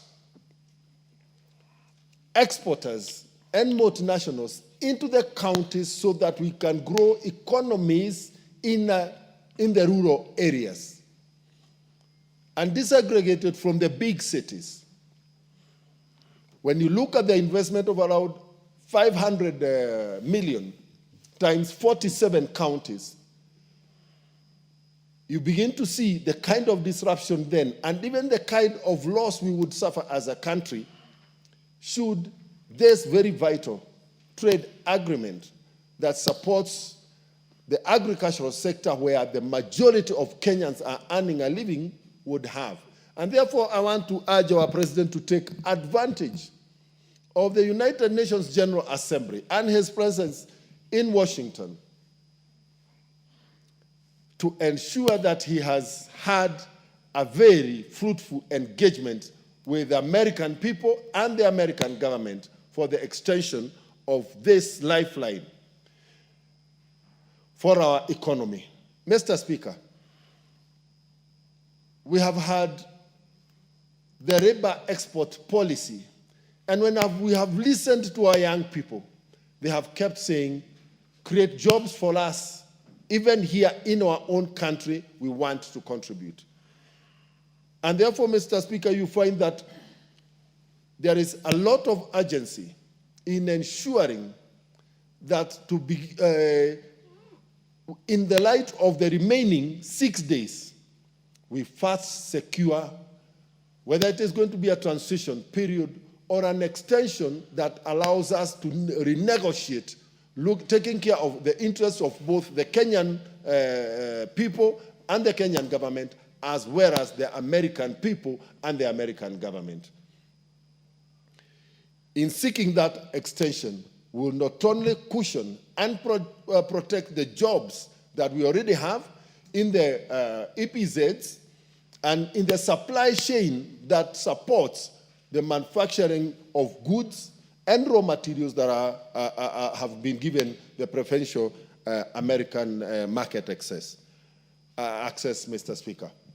Mr. Speaker, I therefore urge that all of us need to, with one voice, across the divide, with one purpose and one unity, support this motion by the Honorable Jane Kagiri and urge all the supporters of our country, including in the Americans, and including Kenyans who have settled in America, the diaspora, to add their voice in urging our two governments to renew this agreement. I support, Honorable Speaker. The Honorable Omboko Milemba. Thank you, Honorable Speaker. And thank you, the Honorable Jane Kagiri, for a very well-moved motion on the extension of AGOA, and just highlighting also to the country that this is an agreement that we needed to have secured much earlier, but we are coming a little bit fairly late, but I don't believe we are late, because when it comes to international relations, there are many pegs that can be pulled and cards that can be pulled to not only safeguard AGOA transitionally, like you put it, and then have a proper law within the US legislature to extend. Like it was earlier very well moved by the move of the motion, and the seconder, this was a scheme and it was a model crafted to try and reduce the imbalance of trade between America and the African states, which are about 32, Kenya being the fourth biggest beneficiary of this agreement, so that there would be an activity. And if this activity even is not necessarily reducing the imbalance of trade, like of course it's about 2% only of what we may be benefiting out of this, but in terms of the multiplier effect of what we get on the ground, it's massive, because the jobs that have been created by these institutions and the EPZs, the investment of the labor within these sections, which the investors are putting in, and the general social, communal and support, because left alone, the people who are unemployed can also become a problem to the social fabric of the nation. And therefore, the economic development really is occurring, and the benefits of AGOA cannot be gainsaid. And therefore, we really need it. And we as parliamentarians, though looking like we are late, we are not late.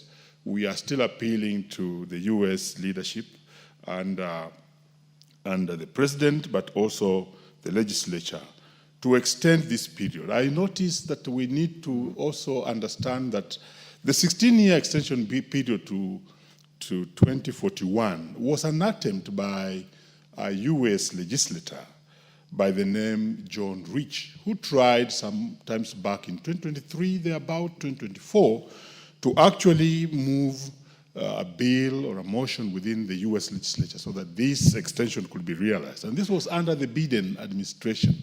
And Biden did not do so much, despite the fact a Democrat and expectations for Africa whenever Democrats are in power are very high, did not do anything about this. And I remember vividly that even his ambassador in Kenya did indicate that AGOA was not part of the US administrative agenda then.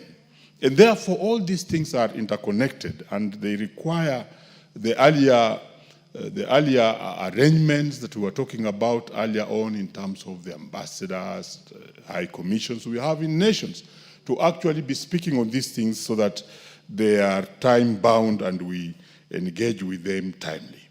And therefore, I think it is a matter that requires a lot of support from the two governments. I cannot leave out what my preceding speaker has just spoken on, that the presence of the President Ruto in the US at the UN assemblies could provide a forum on the sidelines where he could also speak to the Trump administrators and also mop up the legislators within the US to safeguard AGOA and even create a transition period which will actually secure our benefits. But it's also quite disappointing that also when other Kenyans do visit the US even for a very long time, they don't see these opportunities. Look at coffee. One of the main exports is actually coffee, the way my preceding speaker has actually talked about it. But we have leaders who go to the US, instead of speaking about coffee, they end up speaking about the embargoes that should be hit on Kenya. And therefore wasting opportunities that otherwise would have really benefited this country if they were to be loyal and quite patriotic to this country. Coffee is thoroughly affected, agricultural products, textile, and the apparel industry is thoroughly affected by this AGOA. I also think we must now open up beyond AGOA, because we cannot, because it is something that is also being affected by the world trading arrangements, because the WTO, which negotiates most of the agreements of trade and allows free trade between countries worldwide, has an effect, and we must understand that the changing trends, China having joined the WTO, was a real change and a real time changer for AGOA, because most of the products that were coming from Africa were now facing stiff competition from the Chinese, who are now also part of the WTO and could easily export to the American market, and has actually reduced the benefits that and the excitement possibly of the Americans to the AGOA agreement. And that notwithstanding, therefore, we have to look beyond AGOA to see to it that we can also create other preferential trade areas. And there's been an attempt to actually create the African Continental Free Trade Area, which could then also allow these goods to go to that market. Because after all, the population, in terms of population, the African population is very good, but in terms of resourcefulness or the ability to have the purchasing power, this is where we are weak. And therefore, through the WTO, we could still negotiate even a better deal beyond AGOA as we safeguard AGOA moving forward. And therefore, we as African states must look beyond AGOA and see that in the event we are not getting this agreement extended or safeguarded, what else can be done? What are the potentials within Africa itself in terms of the market, in terms of the labor? Because why China came out strongly to compete African exports to America and AGOA was because they were actually practicing a more easier production model, and the labor was cheap, and therefore their goods were also cheaper as compared to the ones from Africa. Therefore, we have a chance to amend this, and we have to appeal to the US to actually safeguard AGOA, because it is part and parcel of our development plans here in terms of creating centers that can actually add value addition to our products, and we are depending on the exports to these markets. Honorable Speaker, I think this was a very, very good motion, moved very well by the mover, Jane Kagiri, and we are not late. This can still be done, and therefore I beg to support. Thank you. The Honorable Shinali, followed by Omenya. Catherine. Thank you, Mr. Speaker. I beg to support the motion on AGOA by Jane Kakiri, and wish to congratulate her for bringing this motion so that the world can hear us and members can contribute to it. As you may be aware, the African Growth and Opportunity Act is set to expire on 30th September 2025, with the efforts underway to extend for an additional 16 years until 2041. Mr. Speaker, I take note that from the onset, eligibility to participate in AGOA is based on each sub-Saharan country's progress in establishing market-based economy, which Kenya has really worked hard, and implementing the rule of law. Since inception in 2002, Kenya has made tremendous efforts and strides by making sure that we have law in place, including the 2010 Constitution, combating corruption. Mr. Speaker, you are aware that as Kenya, we brought in ethics and anti-corruption law, and the president himself has been on forefront, including attacking this house to make sure that Kenya is a corrupt-free country, and devising policies to reduce poverty, which we have really improved in policy poverty index up to now. Subject to this criteria, the decision to authorize each sub-Saharan country's utilization of AGOA preference is at the discretion of the US President himself every year, Your Speaker. Since its inception, over 40 sub-Saharan African countries, including Kenya, have qualified for AGOA with annual variations. Mr. Speaker, as of 2024, 39 sub-Saharan African countries were designated beneficiaries. The legislation was initially approved for 8 years, but has since been extended to 2025 through series of extension. And it's a process, honorable members, which is going on. We were given the last and final extension, but efforts are underway, led by His Excellency the President himself, to make sure we get a renewal, because AGOA to us is very important. The last one being through MCA Modernization Act, enacted in June 2020. Mr. Speaker, since its enactment in 2002, AGOA has been a crucial trade and development initiative, offering preferential access to qualified sub-Saharan African countries to the United States market. The preferential treatment included reduced tariffs and export tariffs for member states. AGOA has positively affected regions' trade, particularly in apparels, textiles, artifacts. The famous Ushanga initiative has benefited a lot, which is dominated by Kenyan women, Mr. Speaker. Even in areas we didn't imagine that we would be having this initiative work. In Masailand, in Coast, in Rift Valley, we have had this as a success, and we are able to see our products in the Kenyan and the US market. Mr. Speaker, you may agree that AGOA has undeniably provided increased trade and investment opportunities in sub-Saharan African countries.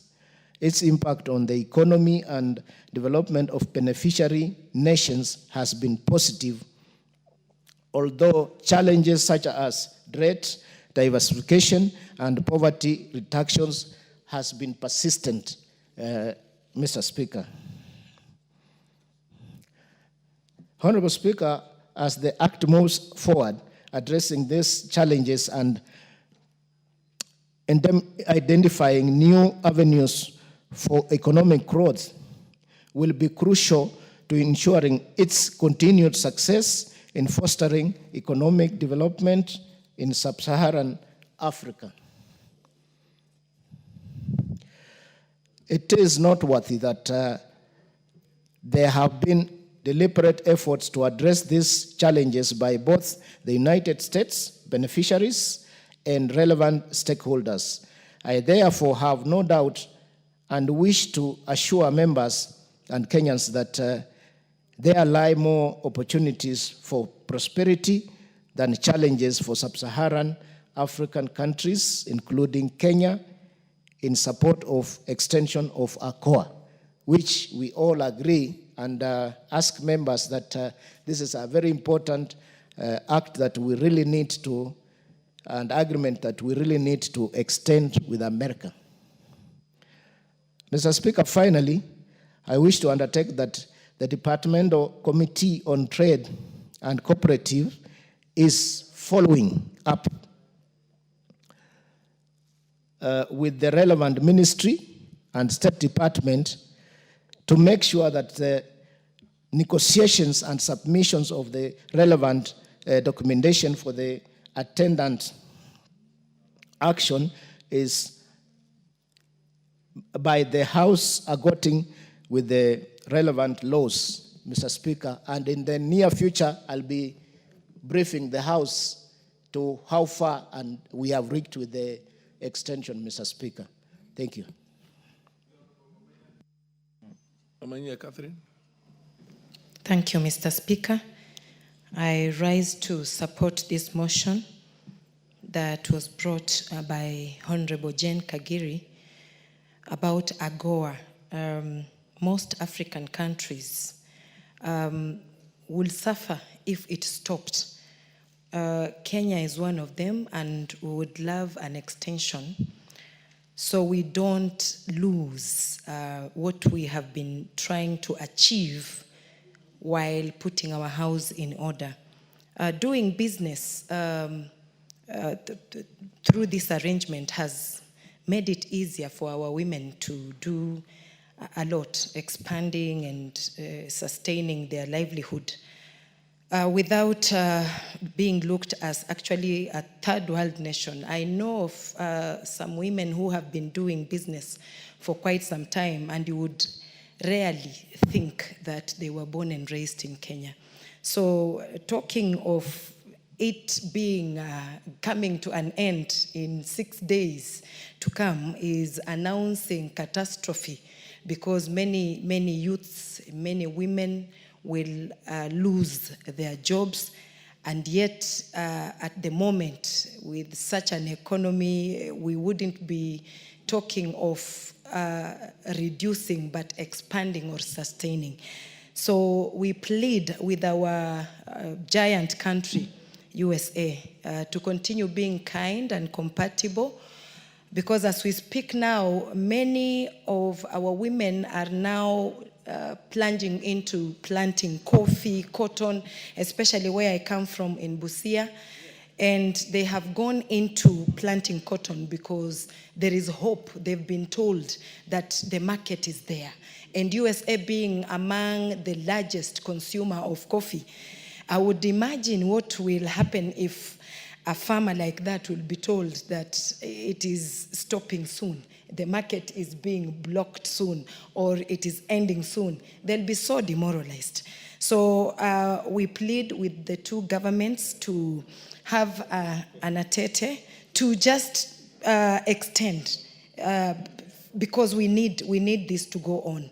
A country like Kenya that is growing, it can be progressive, yes, achieving many other things that maybe a developed nation they are engaged in trade with needs. And this means that even if we took 10, 20 years or 30 years, but achieving what is needed, like putting the law in place that safeguards both partners in trade, and also achieving things like reducing corruption and reducing also tariffs that are leveled or put on commodities, and practicing fair trade. These are things that we learn progressively. It is not like a one-day thing. So looking at how Kenya has done its thing in trade, I think we have achieved a lot, and we want to be seen as people who can continue also holding other nations, as we are healed as well, to coexist. So this news of our engagement or agreement ending soon has shocked me. I just want to hear of extension, if there can be a sitting very soon. A day in any nation it can be like a year. So they can just sit and agree that indeed we were catching up, we were having those baby steps, and we still need this kind of agreement to go on. Thank you, Mr. Speaker. The Honorable Deputy Majority Leader, Owen Baya. Thank you, Honorable Speaker. Honorable Speaker, I want to congratulate the gracious lady, the Honorable Kagiri, for bringing this motion, Honorable Speaker, on the extension of the term of the African Growth and Opportunities Act. This act, Honorable Speaker, that was conceived in the year 2000, was a very important piece of legislation, important, very progressive piece of legislation that came into force between Africa and the United States. Honorable Speaker, the genesis of which was, like Mwai Kibaki used to say, bring us foreign direct investment for us to grow our countries instead of you bringing us foreign aid. So from that perspective, Honorable Speaker, you realize that Africa needed more investment. But the question that lingered on is, so if we bring investments and we start producing, where is the market? And the Americans said, the market is here. And that is why Africa was tasked with the opportunity to grow and produce. And then the market was in the United States, where we were exercising a duty-free access to their market, Honorable Speaker. And that is the genesis. And there was a beautiful thought. And Africa, Honorable Speaker, including Kenya, has tremendously benefited from AGOA. Today, Honorable Speaker, if you walk in the streets from Mtwapa in Kilifi County, coming down up to Kikambala, there's so many AGOA-based EPZs. If you go to the western side, Changamwe. Yes, on Changamwe and all that area, Honorable Speaker. Jomvu. You see for yourself in the morning. For example, if you're driving from Kilifi to Mombasa in the morning, around between 6 and 9, you see the number of young people that walk the streets to go and get an opportunity to work. And all of them, you see how they walk in droves, Honorable Speaker, then they all disappear in those buildings. Within a short time, you see no one. And you ask, where have these old people gone to? Then you realize that AGOA is working. If you go to the Jomvu Changamwe area, Honorable Speaker, in the morning, you see many people. But in a short while, Honorable Speaker, you see they have all disappeared. Where have they gone to? They've gone into those factories, Honorable Speaker. What happens in those factories, Honorable Speaker? I've had an opportunity to get into those factories inside. And what you see there, Honorable Speaker, is a lot of work. What you'd call a shop floor, where this one casts this one casts this part, this one needs this, and you see in 5 minutes, one pair of jeans is done. 2 minutes, like 20 pair of jeans are done. But the question is, where do they go? They're all packed and exported to the United States. Jobs created, Honorable Speaker. So when we come to a situation, my Speaker, where you are told this is coming to an end, we are left flabbergasted, my Speaker. Why would this kind of program end? And when it ends, where do these people go? And when it ends, where will all this machinery go? When it ends, my Speaker, where will we get all this money that is generated from here, Honorable Speaker? So, AGOA is one of those progressive. It is one of those pieces of legislation that came to Kenya and many other African countries, Honorable, to rescue young people who would otherwise have been jobless, to rescue economies that would have been wrecked by donor aid and donor funds and donor conditionalities, Honorable Speaker. AGOA came, Honorable Speaker, to spur economic growth. And that is why when the Honorable Jane Kagiri talks about AGOA and says it's time we extended this treaty, Honorable Speaker, I support it because I know what it can do to our economy. Honorable Speaker, today, from Kikambala coming down to Kilifi, we are also looking for an opportunity to extend and have more EPZ. Because EPZ, Honorable Speaker, and this is very important, and the Chairman of Trade is here, the Honorable Shinali. You see, EPZ is actually anchored on AGOA. Without AGOA, we will not have EPZ. Or EPZ will just be doing very little. Because a lot of the companies in the EPZ realm are beneficiaries of AGOA. The other day, Honorable Speaker, the President came to Vipingo and launched the SEZ, the Special Economic Zone. The President was there in Vipingo and launched the first Special Economic Zone in that area. A huge $500 billion investment that will come. But where will these goods go? And one of the things that talking about is into fabric and textile. If you launch that kind of thing, Honorable Speaker, where will you sell those things? Honorable Speaker, the President has come to the coast and talked and actually has done a lot of infrastructure development for Dongokundu.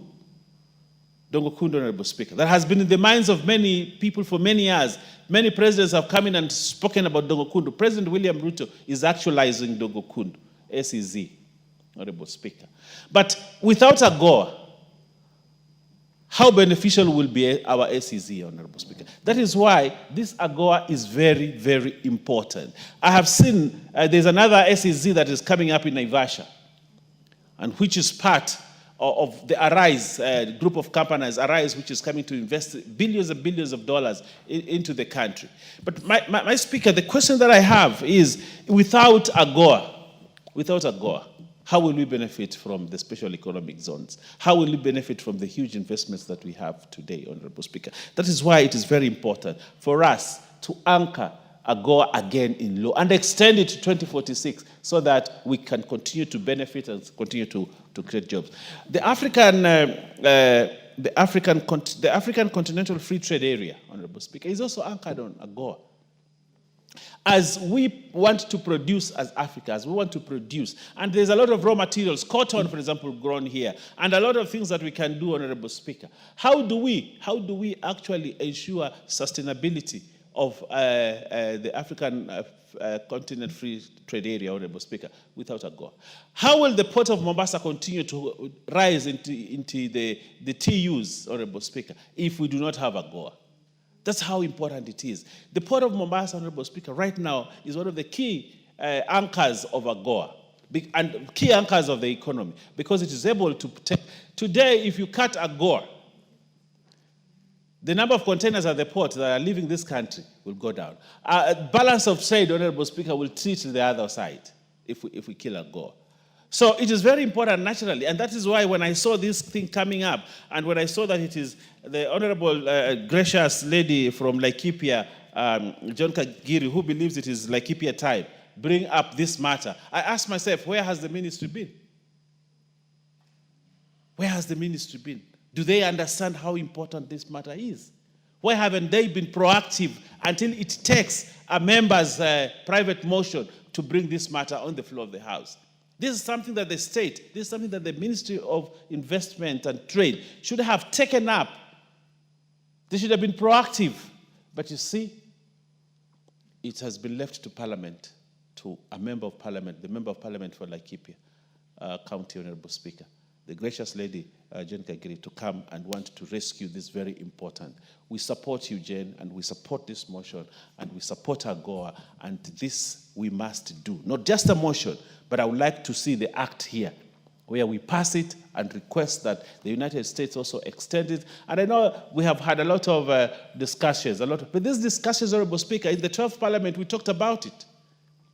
When are they going to conclude the discussions between Kenya or Africa and AGOA? And the Americans on the issue of AGOA? When are they going to conclude this?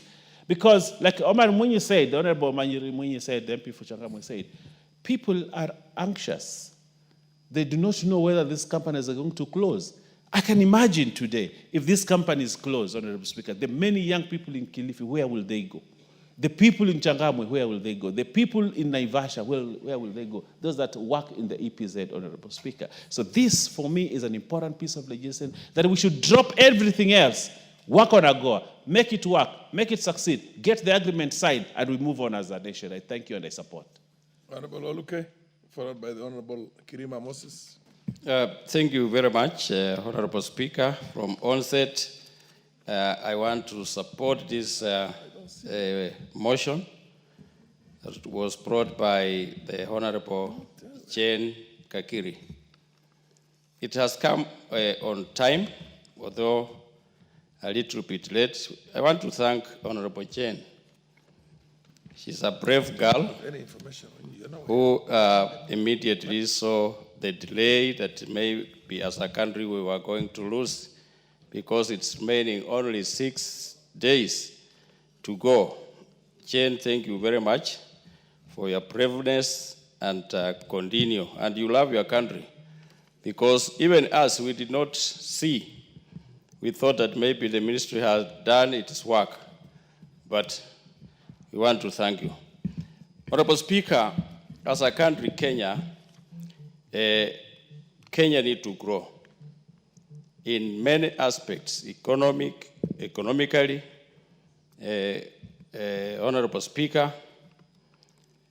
Kenya is a young developing country. Given support like other countries, Honorable Speaker, in Southern Sahara African countries, Kenya being one of them, Honorable Speaker, I think we are on the right track at this time. What we need as a country, Honorable Speaker, is peace so that we continue developing our country. Honorable Speaker, Kenya is a hub of the world.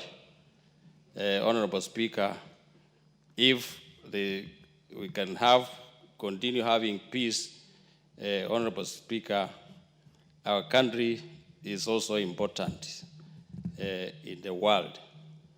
Honorable Speaker, recently we visited Spain together with the Honorable Jane Kagiri.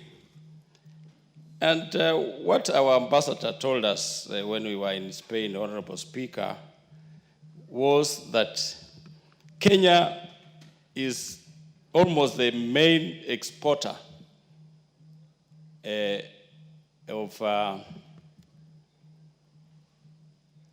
Kenya was the main exporter of avocado, and in Spain they use Kenyan avocado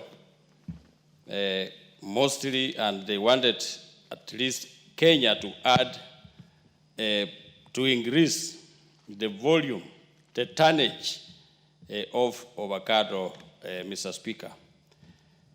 It is a country that it's known in agriculture, and Honorable Speaker, we sent Honorable Kakiri when we came back to go to send a message to His Excellency the President about it. Although we went for recess, we've not again met until today, Honorable Speaker. But we are proud, let's be proud of our country and put our country first, Honorable Speaker. For the future of our children, Honorable Speaker, if the economy can improve the way it is going on. The AGOA, Honorable Speaker, I'm one of the the cotton farmer, Honorable Speaker, although we used to have the Malakisi Malaba Chinnery that broke down a few years ago, but we are still farming. At least my constituency is taking 150 tons of cotton to Rivertex. So, Honorable Speaker, and that is trying to build the economy of the country and also to make sure that our farmers also get money into their pocket. So, Honorable Speaker, with those few remarks, I want to say thank you to Honorable Kakiri, and the treaty should continue. We beg to the President of the United States, Honorable President Trump, to consider so that Kenya cannot continue begging. We want to make sure that we also develop like any other countries, Honorable Speaker. You see, like now, the food in this country, Honorable Speaker, we are not begging from outside countries to give us food like those days before, when you saw some members were wearing sufrias on their head. So I thank you, Honorable Speaker. Kirima. Thank you, Mr. Speaker, sir, for giving me this opportunity to address this important issue which pertains our country and America. Mr. Speaker, sir, first and foremost, I give thanks to Honorable Jane Kagiri for seeing the reason and the purpose of why we should have the extension of period of AGOA. This act is very necessary to promote the country's economy not forgetting that as we are now, we have been having a kind of an economic meltdown. And if we don't extend this act, if this AGOA period is not extended, it means that we are going to kill the growth or the little growth which is taking place in the country. These the economic problems which are facing Kenya are not unique. The challenges are not unique to Kenya alone. They are around the world. And you see, when a problem arises, especially on economic growth, it really affects the poor. The poor countries are more affected than the rich countries because the poor countries feel more effect. And with AGOA, see, Mr. Speaker, sir, with AGOA, there is that creation of jobs, and those jobs are really existing as we speak.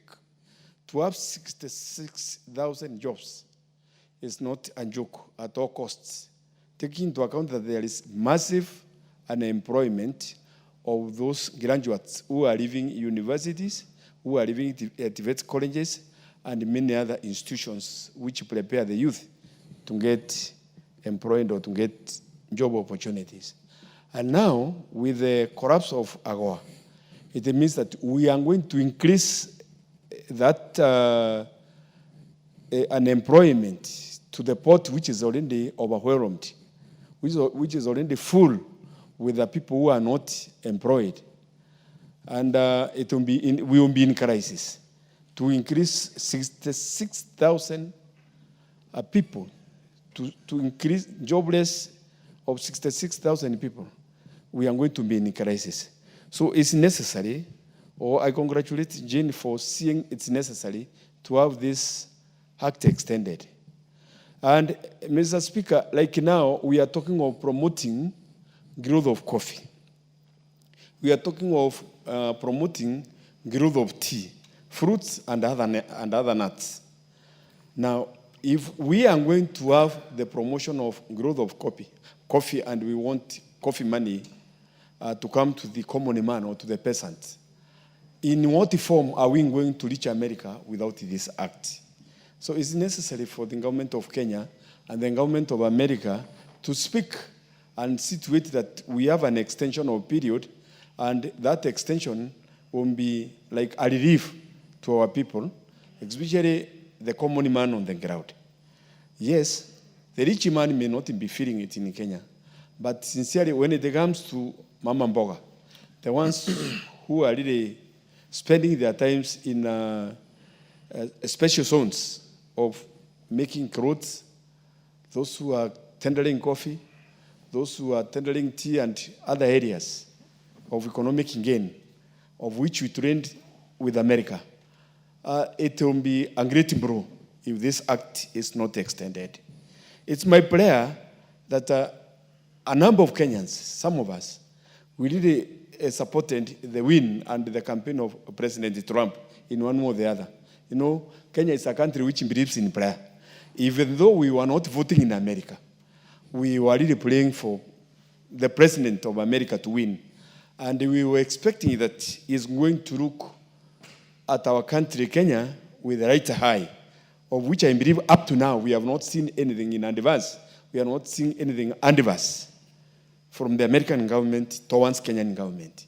It has been positive all throughout, because even if you look at what has been bothering us socially here, bothering Kenyans socially, actually when it comes to the relationship of same-sex and so on, you can see that the way the Kenyan government has been advocating, it's really what is taking place in America. That they don't advocate, the current government in America does not advocate for socializing of or intimacy between people of the same sex. And that has been our Kenyan policy. So if you look at it clearly, we will say that we have the right government in America, which corresponds with the Kenyan government in a number of issues, up to and including trade. And as for that, it's really a big plus if we have this act extended. We have farmers, especially who have been growing cotton. And like in my constituency, we have a Njinari called Njinari. It has been producing a cotton before it collapsed. And we are intending, and we have an intention of reviving the same.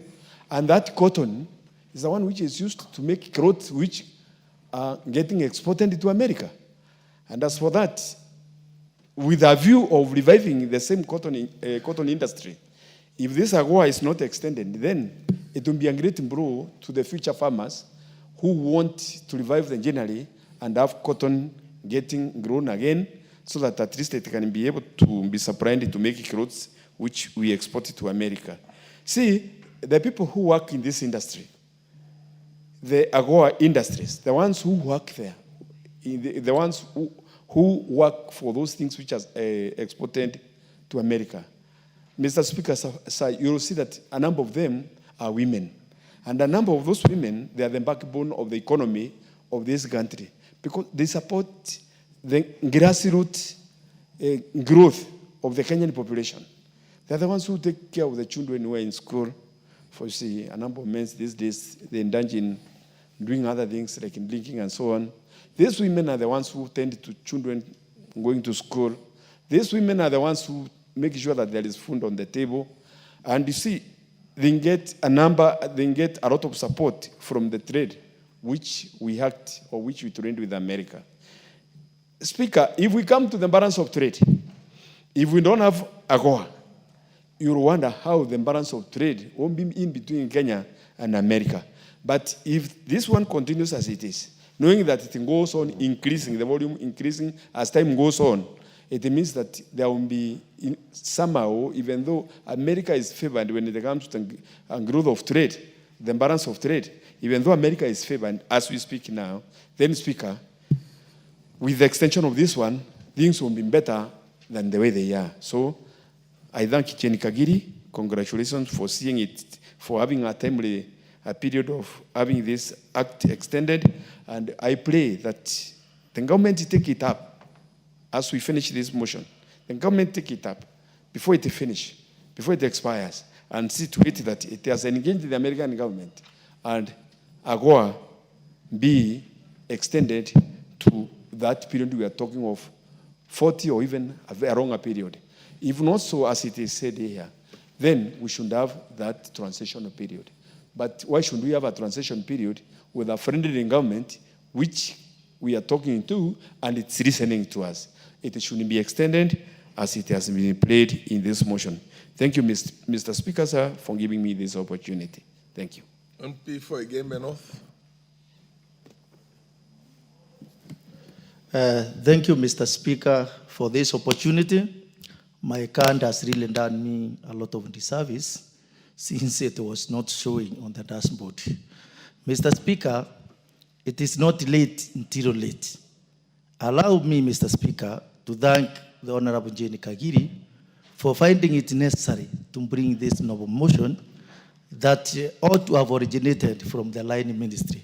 But however, as a representative, she found it necessary to come up with this very important motion to save the countries and AGOA from these menace. Mr. Speaker, why AGOA? AGOA was founded on the principle of making sure that African countries in sub-Saharan Africa could access the US market. This is because African countries, being countries mainly from the third world, had no opportunity to access the US market. But through AGOA that came into existence in 2000 under the leadership of President Clinton is expiring this November. We are saying that it is our prayer, and I want to join the other members who have been praying that this motion that is framed to seek extension of the AGOA Act. Mr. Speaker, if this one is not allowed, many Africans will suffer because the closure of this market will affect many countries. Kenya, being an agricultural country, is one of the countries that is benefiting immensely through the sale of the agricultural product. More importantly, a crop like coffee. Coffee currently is facing high market prices And the farmers have been encouraged through extension officers to change the feeling that they had before that coffee was not very, very beneficial. Most of the counties, most of the constituencies now are engaging in coffee production. And by seeking this extension, it will enable farmers to continue reaping those benefits that they are having today. Mr. Speaker, if this one is not extended, we will have many Kenyans losing their jobs. As it has been indicated, about 66,000 will lose their jobs indirectly. But not only 66,000 that will lose, many will lose who have been depending with this huge number indirectly. And by so happening, the poverty levels will be increasing. And when poverty levels increases in a country whereby employment is a main threat, particularly on the youth, that one will be devastating and the effects will be catastrophic. Mr. Speaker, trade enables a country to grow, to industrialize, and more importantly, to stabilize even economically and also politically. By closing this market, we will negate the core mandate or the core principles as to why AGOA was founded. Mr. Speaker, I want to urge our leadership to move swiftly so that it have some bilateral talks with the US government, together with other African countries that are listed in the AGOA protocols, so that maybe through negotiations, through bilateral talks, this kind of an act can be extended for the benefit of the countries that are benefiting through the socio-political arrangement. With that, Mr. Speaker, I do seek to support.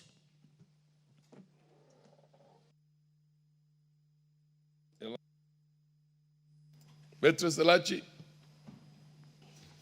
Thank you, Mr. Speaker. Mr. Speaker, I also rise to thank our Chair of 47, Jane Kagiri, for bringing in this motion, a motion of a discussion around the AGOA renewal beyond its current expiration of 2025, Mr. Speaker. AGOA is more than just what we say, it's just beyond a trade agreement. It is a platform, Mr. Speaker, of shared growth, mutual respect, and sustainable development, Mr. Speaker. And when you look at it, when we started AGOA during the Kibaki's regime, you realize that one of the things that we were looking at as a country was to see how do we have a relationship with the US, and it was not just Kenya, because it's a cornerstone also for relationships between US and Sub-Saharan. And Mr. Speaker, you realized at that time, this trade was to help us because it is duty-free access. And so it was to help nations to grow, to have exports of industries, to create jobs, Mr. Speaker, to attract investors into a country. But more importantly, you find that it was to strengthen our relationship in terms of governance, in terms of how we perceived at that time the US, and to advance the economy growth and reforms that we had at that time. And after that, you realize we attracted especially good trade in textile, good trade in agriculture, good trade in leather, and even manufacturing goods. And so, Mr. Speaker, when we talk about this, and I'm hoping that with the Trump government, he will come, the president will understand the need of that sustainability of Africa and the US. Because you realize when we look at China, the advancement we have had with China is more on infrastructure. And so you find that that relationship has really grown until many countries feel scared about the relationship China and Africa has. It's the same relationship that many people have always wondered, how do you deal with this relationship that the US have? And now let me come home, Mr. Speaker. You see, this is one thing that was to add value addition in our industries. It was to build that regional integration and infrastructure. That public partnership, public-private partnership was critical, and it's still critical. And so for us, even as Jane presents this, we want to plead, and I'm hoping even as we continue with UNGA that is happening at the UN at this time, that some of the talks the African leaders will have is to ask ourselves, how do we move beyond? Now that we have also challenges coming from the US on the tariffs and all the things that are there, how do we negotiate and have a good agreement that will caution Kenya, not just on anything else, but the policy, the consistency that has been there, so that to maintain eligibility and attract investors, Mr. Speaker. And so for us in Kenya, we should be asking ourselves, our EPZs, our CCZs, what are we going to do? And we have so many of them, not just nowadays in Kitengela the way they used to be. We have in Kisumu, EPZ, Dada. We have very many places who have tried to now build into the system. And so and I know we can collaborate so well. Now that China is also having their challenges, this would have been an opportunity for Africa to engage and find themselves now benefiting more than what we see, Mr. Speaker. So for us, as we speak about AGOA and appreciate, first of all, what our third president did, the late Kibaki, is that in all that we see today, and I want to really thank Ambassador Meg. I know everyone has their own opinions on her, but one of the things she did was to boost completely the AGOA in Kenya. And we realized that the president also had to now bring in and open up more spaces. And so we have many young people employed in this sector. And so first of all, we need to ask ourselves, we are grappling on the matter, on the issue of unemployment. So what do we do? It is to really sit down with the Trump government and to negotiate and to see and to bring in reasons why he needs to look at it at a broader way. We also need to expand our own sectors. We have agriculture that has been doing very well. At that time, I believe, when we went with my whip, Naomi, and we sat in a meeting, and one of the things they were talking about was agriculture and pyrethrum. And it was our prayer at that time, Mr. Speaker, that in all these talks, which they do during the prayer breakfast, that we will have Nakuru get back its feet on pyrethrum. We've also seen, Mr. Speaker, then they came in, and now we have technology. And I know Kenya can do so well in matters of IT and matters of just giving a hub. We are already with the infrastructure. All we need is to agree. People are talking about banging, Mr. Speaker. And today you find in Rwanda and other areas, they are now, they have decided to demarcate it and make it for health. And we have so much in Kenya. We just need to think, how can you do an EPZ that will really cover it for purposes of health, purposes of treating cancer, purposes of helping many patients. So today Rwanda is exporting a lot of it to Canada and many other places, but specifically on health matters. So how do we use this same drug that we normally feel it is there to hurt our children, but then it can be of good use? And so, Mr. Speaker, as we do all this, for me, I think first is to tell Jane, thank you for allowing us just to remind ourselves that we are about to lose again one of those good things that was started with the Vision 2030. Because Vision 2030 was meant that we need to be a middle country now and industrialized. And one of the things that this AGOA has assisted us is to create that access in it.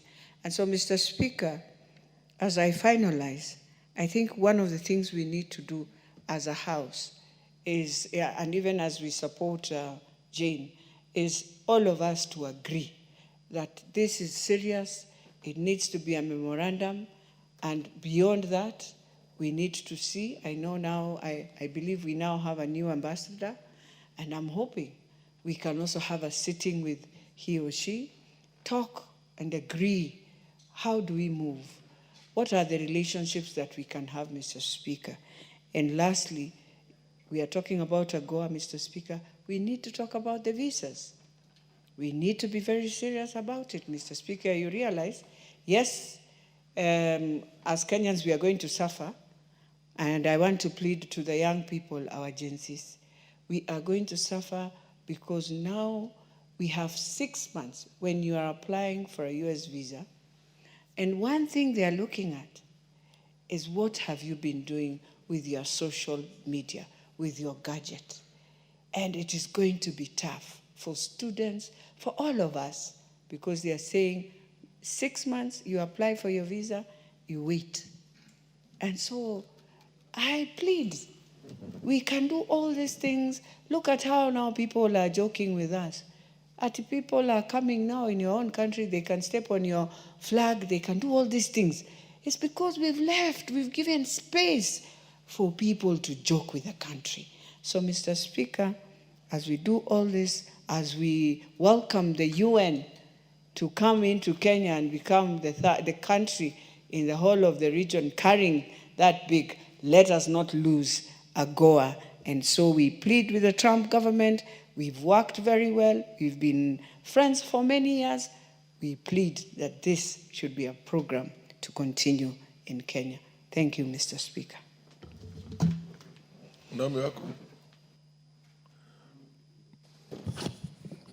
Thank you very much, Honorable Speaker, for giving me this opportunity to add my voice to this debate on this motion on extension of the term of the African Growth and Opportunity Act. Honorable Speaker, I also want to congratulate Honorable Jane, who is our chair, for thinking about this and for bringing up this motion, which is very timely. Honorable Speaker, we have known that this has been enacted in 2000, and it is coming to an end now, which poses a big threat to us as a country. 215, it was granted in 2015, and it is expiring 2025 September, which is this month. This poses a big threat to us as a country because through this AGOA, we know very well that Kenya has grown economically and also have had the access, free access to USA, free duty-free access to US. And also, we know very well that it has also created job opportunity and given Kenyans a lot of opportunity to do business here and there. Again, one important thing that we have noted is 75% women comprises approximately 75% of the direct beneficiary of AGOA. In fact, this is the only area that we can say as a country that women are very much in it and leading. Honorable Speaker, we know very well that AGOA has not only facilitated the trade between between Kenya and USA in terms of market and any other things, but also promoted horticultural products because including flowers, nuts, and coffee. We know very well that many Kenyans have invested in a huge way in this. And Honorable Speaker, that is why expiry of this that has just come is a big threat to us because it will jeopardize the businesses of those people already in it, and also many people will lose their jobs, and we cannot afford that.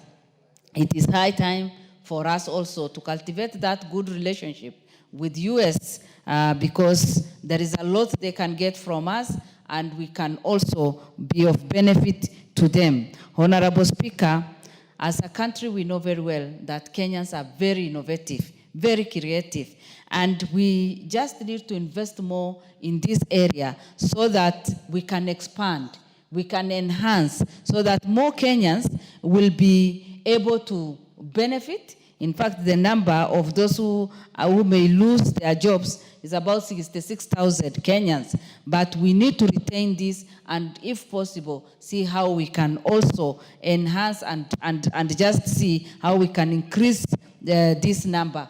Honorable Speaker,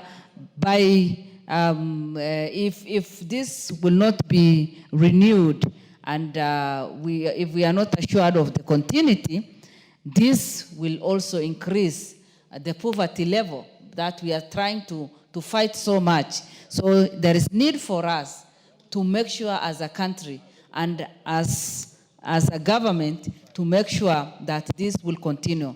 Honorable Speaker, as I finish, the extension time that we are looking for is about 16 years. That will take us to 2041. This will help our country to gain economically, and it will provide for the families. It will protect, it will promote long-term stability, and those who are in this will be able to grow economically, and in turn our country will also grow. So there is need for us to seriously work on this so that we renew and also see how best we can support those who have already invested and those who will also invest, and make sure that every part of this country is well represented. Because even for us, even for those of us who come from northern part of Kenya, there is something that we can do and also be part of this, because we cannot afford to remain behind. Since independence, we have been left. We keep saying we have been marginalized. But this will give us a good opportunity to challenge even the pastoralists, to market our leather, to market our livestock, to market other things, and see how best we can add value to what is already in existence. With those few remarks, I support this. Thank you. I don't see any further interest on this, and under the circumstances, I'm left with only one option, and that is to ask the Honorable Jane Kagiri, the mover, to reply. Thank you, Honorable Speaker. Honorable Speaker, a very famous poet, Maya Angelou, once said, "I've learned that people will forget what you say, people will forget what you do, but they'll never forget how you make them feel." So, Honorable Speaker, I want to thank this Honorable House and my colleagues for the empathy they have exhibited towards the people who are held in this quagmire. That is the employees as well as the investors. Honorable Speaker, it was said that we are a bit late. But I, being a staunch Arsenal supporter, I know we always deliver in the last minute. And even on Sunday, it was exhibited in the Man City match, where we scored on the 93rd minute. So even on this, I believe we're actually going to score and will be successful in getting the extension. Honorable Speaker, my parting shot would be, let us work on policy where people don't have to live in uncertainty in their employment, and where employers don't have to wonder on what they have to tell their employees the following day. Honorable Speaker, it is my hope and prayer that the extension will be given to us, and we look forward to having a successful country and our people progressing with their livelihoods as they should do. I beg to reply, Honorable Speaker. Thank you. Honorable members, I will now put the question. Aware that the African Growth and Opportunity Act, AGOA, enacted in 2000, was designed to enhance economic development and strengthen governance in eligible sub-Saharan African countries by granting duty-free access to the United States of America market, thereby increasing trade and investment. Recognizing that AGOA has played a critical role in expanding trade, attracting investment, and creating employment, especially for the low-income workers, thus fostering economic growth and social stability. Concerned that the current extension of the AGOA program, which was granted in 2015, is set to expire in September 2025, posing a serious risk of economic disruption, will cause job losses of approximately 66,000 Kenyans, and many other related indirect job losses and result in increased poverty across AGOA-dependent sectors in the sub-Saharan region. Noting that women comprise approximately 75% of the direct beneficiaries of AGOA and that their incomes directly support education, healthcare, and poverty alleviation. Acknowledging that AGOA has significantly boosted African exports to the United States of America, including agricultural products such as coffee, nuts, fruits, and vegetables, amounting to over US $500 million in 2020, as well as enhancing local textile and cotton industries that have generated thousands of jobs. Further acknowledging that the expiration of the term of AGOA would trigger market uncertainty, deter investment, disrupt supply chains, and adversely impact both African and American businesses that rely on AGOA-linked trade. Cognizant of the fact that AGOA has been greatly beneficial to the United States by supporting supply chain diversification, strengthening bilateral trade ties, and connecting United States of America businesses to opportunities under the African Continental Free Trade Area, appreciating that the continued existence of the AGOA framework would enhance the trade and investment prospects for both the United States of America and the eligible countries in Africa. Now, therefore, this House urges the government of Kenya, in collaboration with the government of the United States of America, to pursue an extension of the African Growth and Opportunity Act for an additional 16 years until 2041 to safeguard the economic gains, protect livelihoods, and promote long-term stability and prosperity across the African continent. And in the alternative, in the case of non-renewal, there be a transition period of 2 years to develop a trade deal that shall safeguard the business and job opportunities in both Kenya and the United States of America. Will as many of the opinion say aye? Aye. Will as many of the contrary opinion say nay? The ayes have it. Next order. Order number 12, the Kenya Roads Amendment number 3 Bill, National Assembly Bill number 34 of 2025. Resumption of debate. I do have Beatrice Elachi. I think the last person was it Oyembaya? There being no, I think Beatrice Elachi is now on my screen. Beatrice, proceed and contribute to this debate, to this bill. Thank you, Mr. Speaker. I rise to support the amendment bill of roads, of the Kenya roads. And Mr. Speaker, what suscitated this amendment from Honorable Kaluma was because of the reasons that we had with our governors.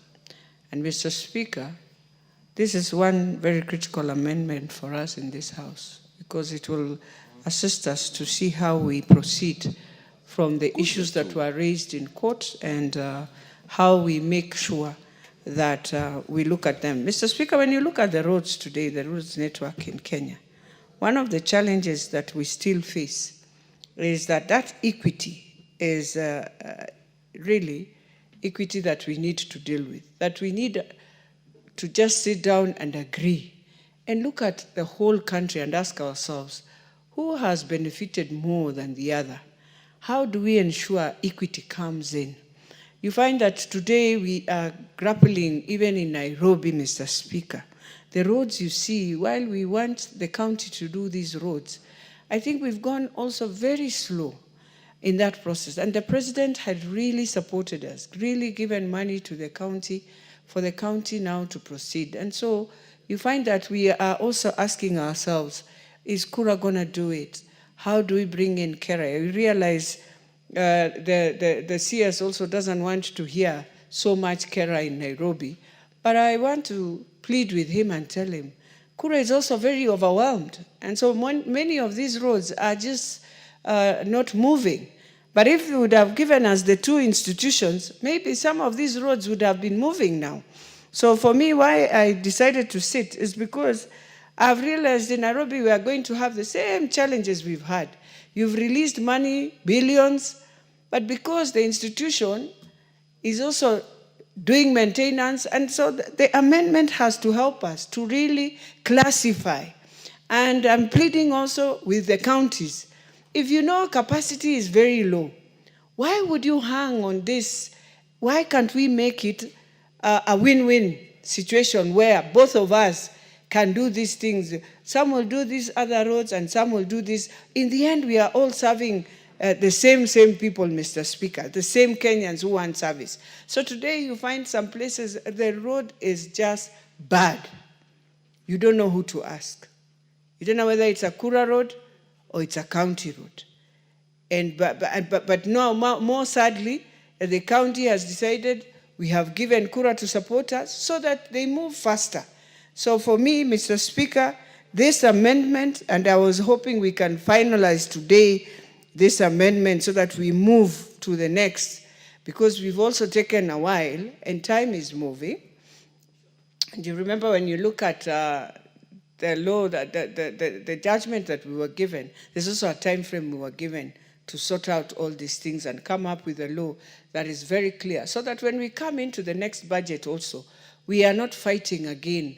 We know this is money of levy that will go this side, this will go this side. How do we share with the counties? It will be very critical, Mr. Speaker. And so, Mr. Speaker, as I support this, my plea is to Kura, my plea is to our CS. The work he has done is a good work. He has securitized the money. We can see contractors are back on the road, but also what is killing us is our feeder roads. People have taken advantage of that. We've had a lot of insecurity. We are having a lot of people taking advantage of that, just snatching people whatever they want and leaving people just running. We have so many people who are being killed, burned because of the same. But if the road was good, the road network, then the security team is also able to do their security work. So with those few remarks, Mr. Speaker, I beg to support, and I'm hoping we can finalize this so that the clusterization of these roads are done in the right way, so that we can know which road is which and where we can start together. I beg to support, Mr. Speaker. Thank you very much, Honorable Elachi, on that particular one, and there being no more interest in that specific one, I'll defer the putting of the question to the next sitting. Next order. Order number 13, motion, consideration of the 5th report on examination of financial statements of selected corporations. Resumption of debate. The chairperson, resumption of debate? Leader? Honorable Speaker, now that there is no interest on this bill, I propose that next time it appears on the order that the mover be called to reply. Very well, honorable members, we shall defer that particular one to the next order paper. Next order. Order number 14, Committee of the Whole House. Leader. Honorable Speaker, before we go into Committee of the Whole, Speaker, this is supposed to be done by the leader of the majority party, but I stand now, Honorable Speaker. I would like to stand down so that we do it freshly tomorrow, if you will indulge me, Honorable Speaker. Very well, you are indulged. Next order. Order number 15, motion, consideration of the report on the examination of financial statements for the Water Sector Trust Fund. Yeah, the chairperson, Special Funds Accounts Committee, is in the House. In his absence, Leader. In the absence of the Chair, Honorable Speaker, I'll request that you indulge me to step it down until we are able to reschedule it on the order paper next, Honorable Speaker. Very well obliged. Next order. Order number 16, the privatization bill, National Assembly Bill number 36 of 2025, second reading. This one again, Leader. You indulge me, Honorable Speaker, to step it down until next time. Thank you.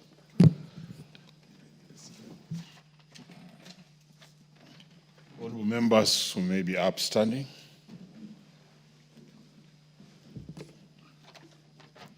Honorable members, and the time being now 7:46 p.m. This House stands adjourned until Thursday, 25th September 2025 at 2:30 p.m.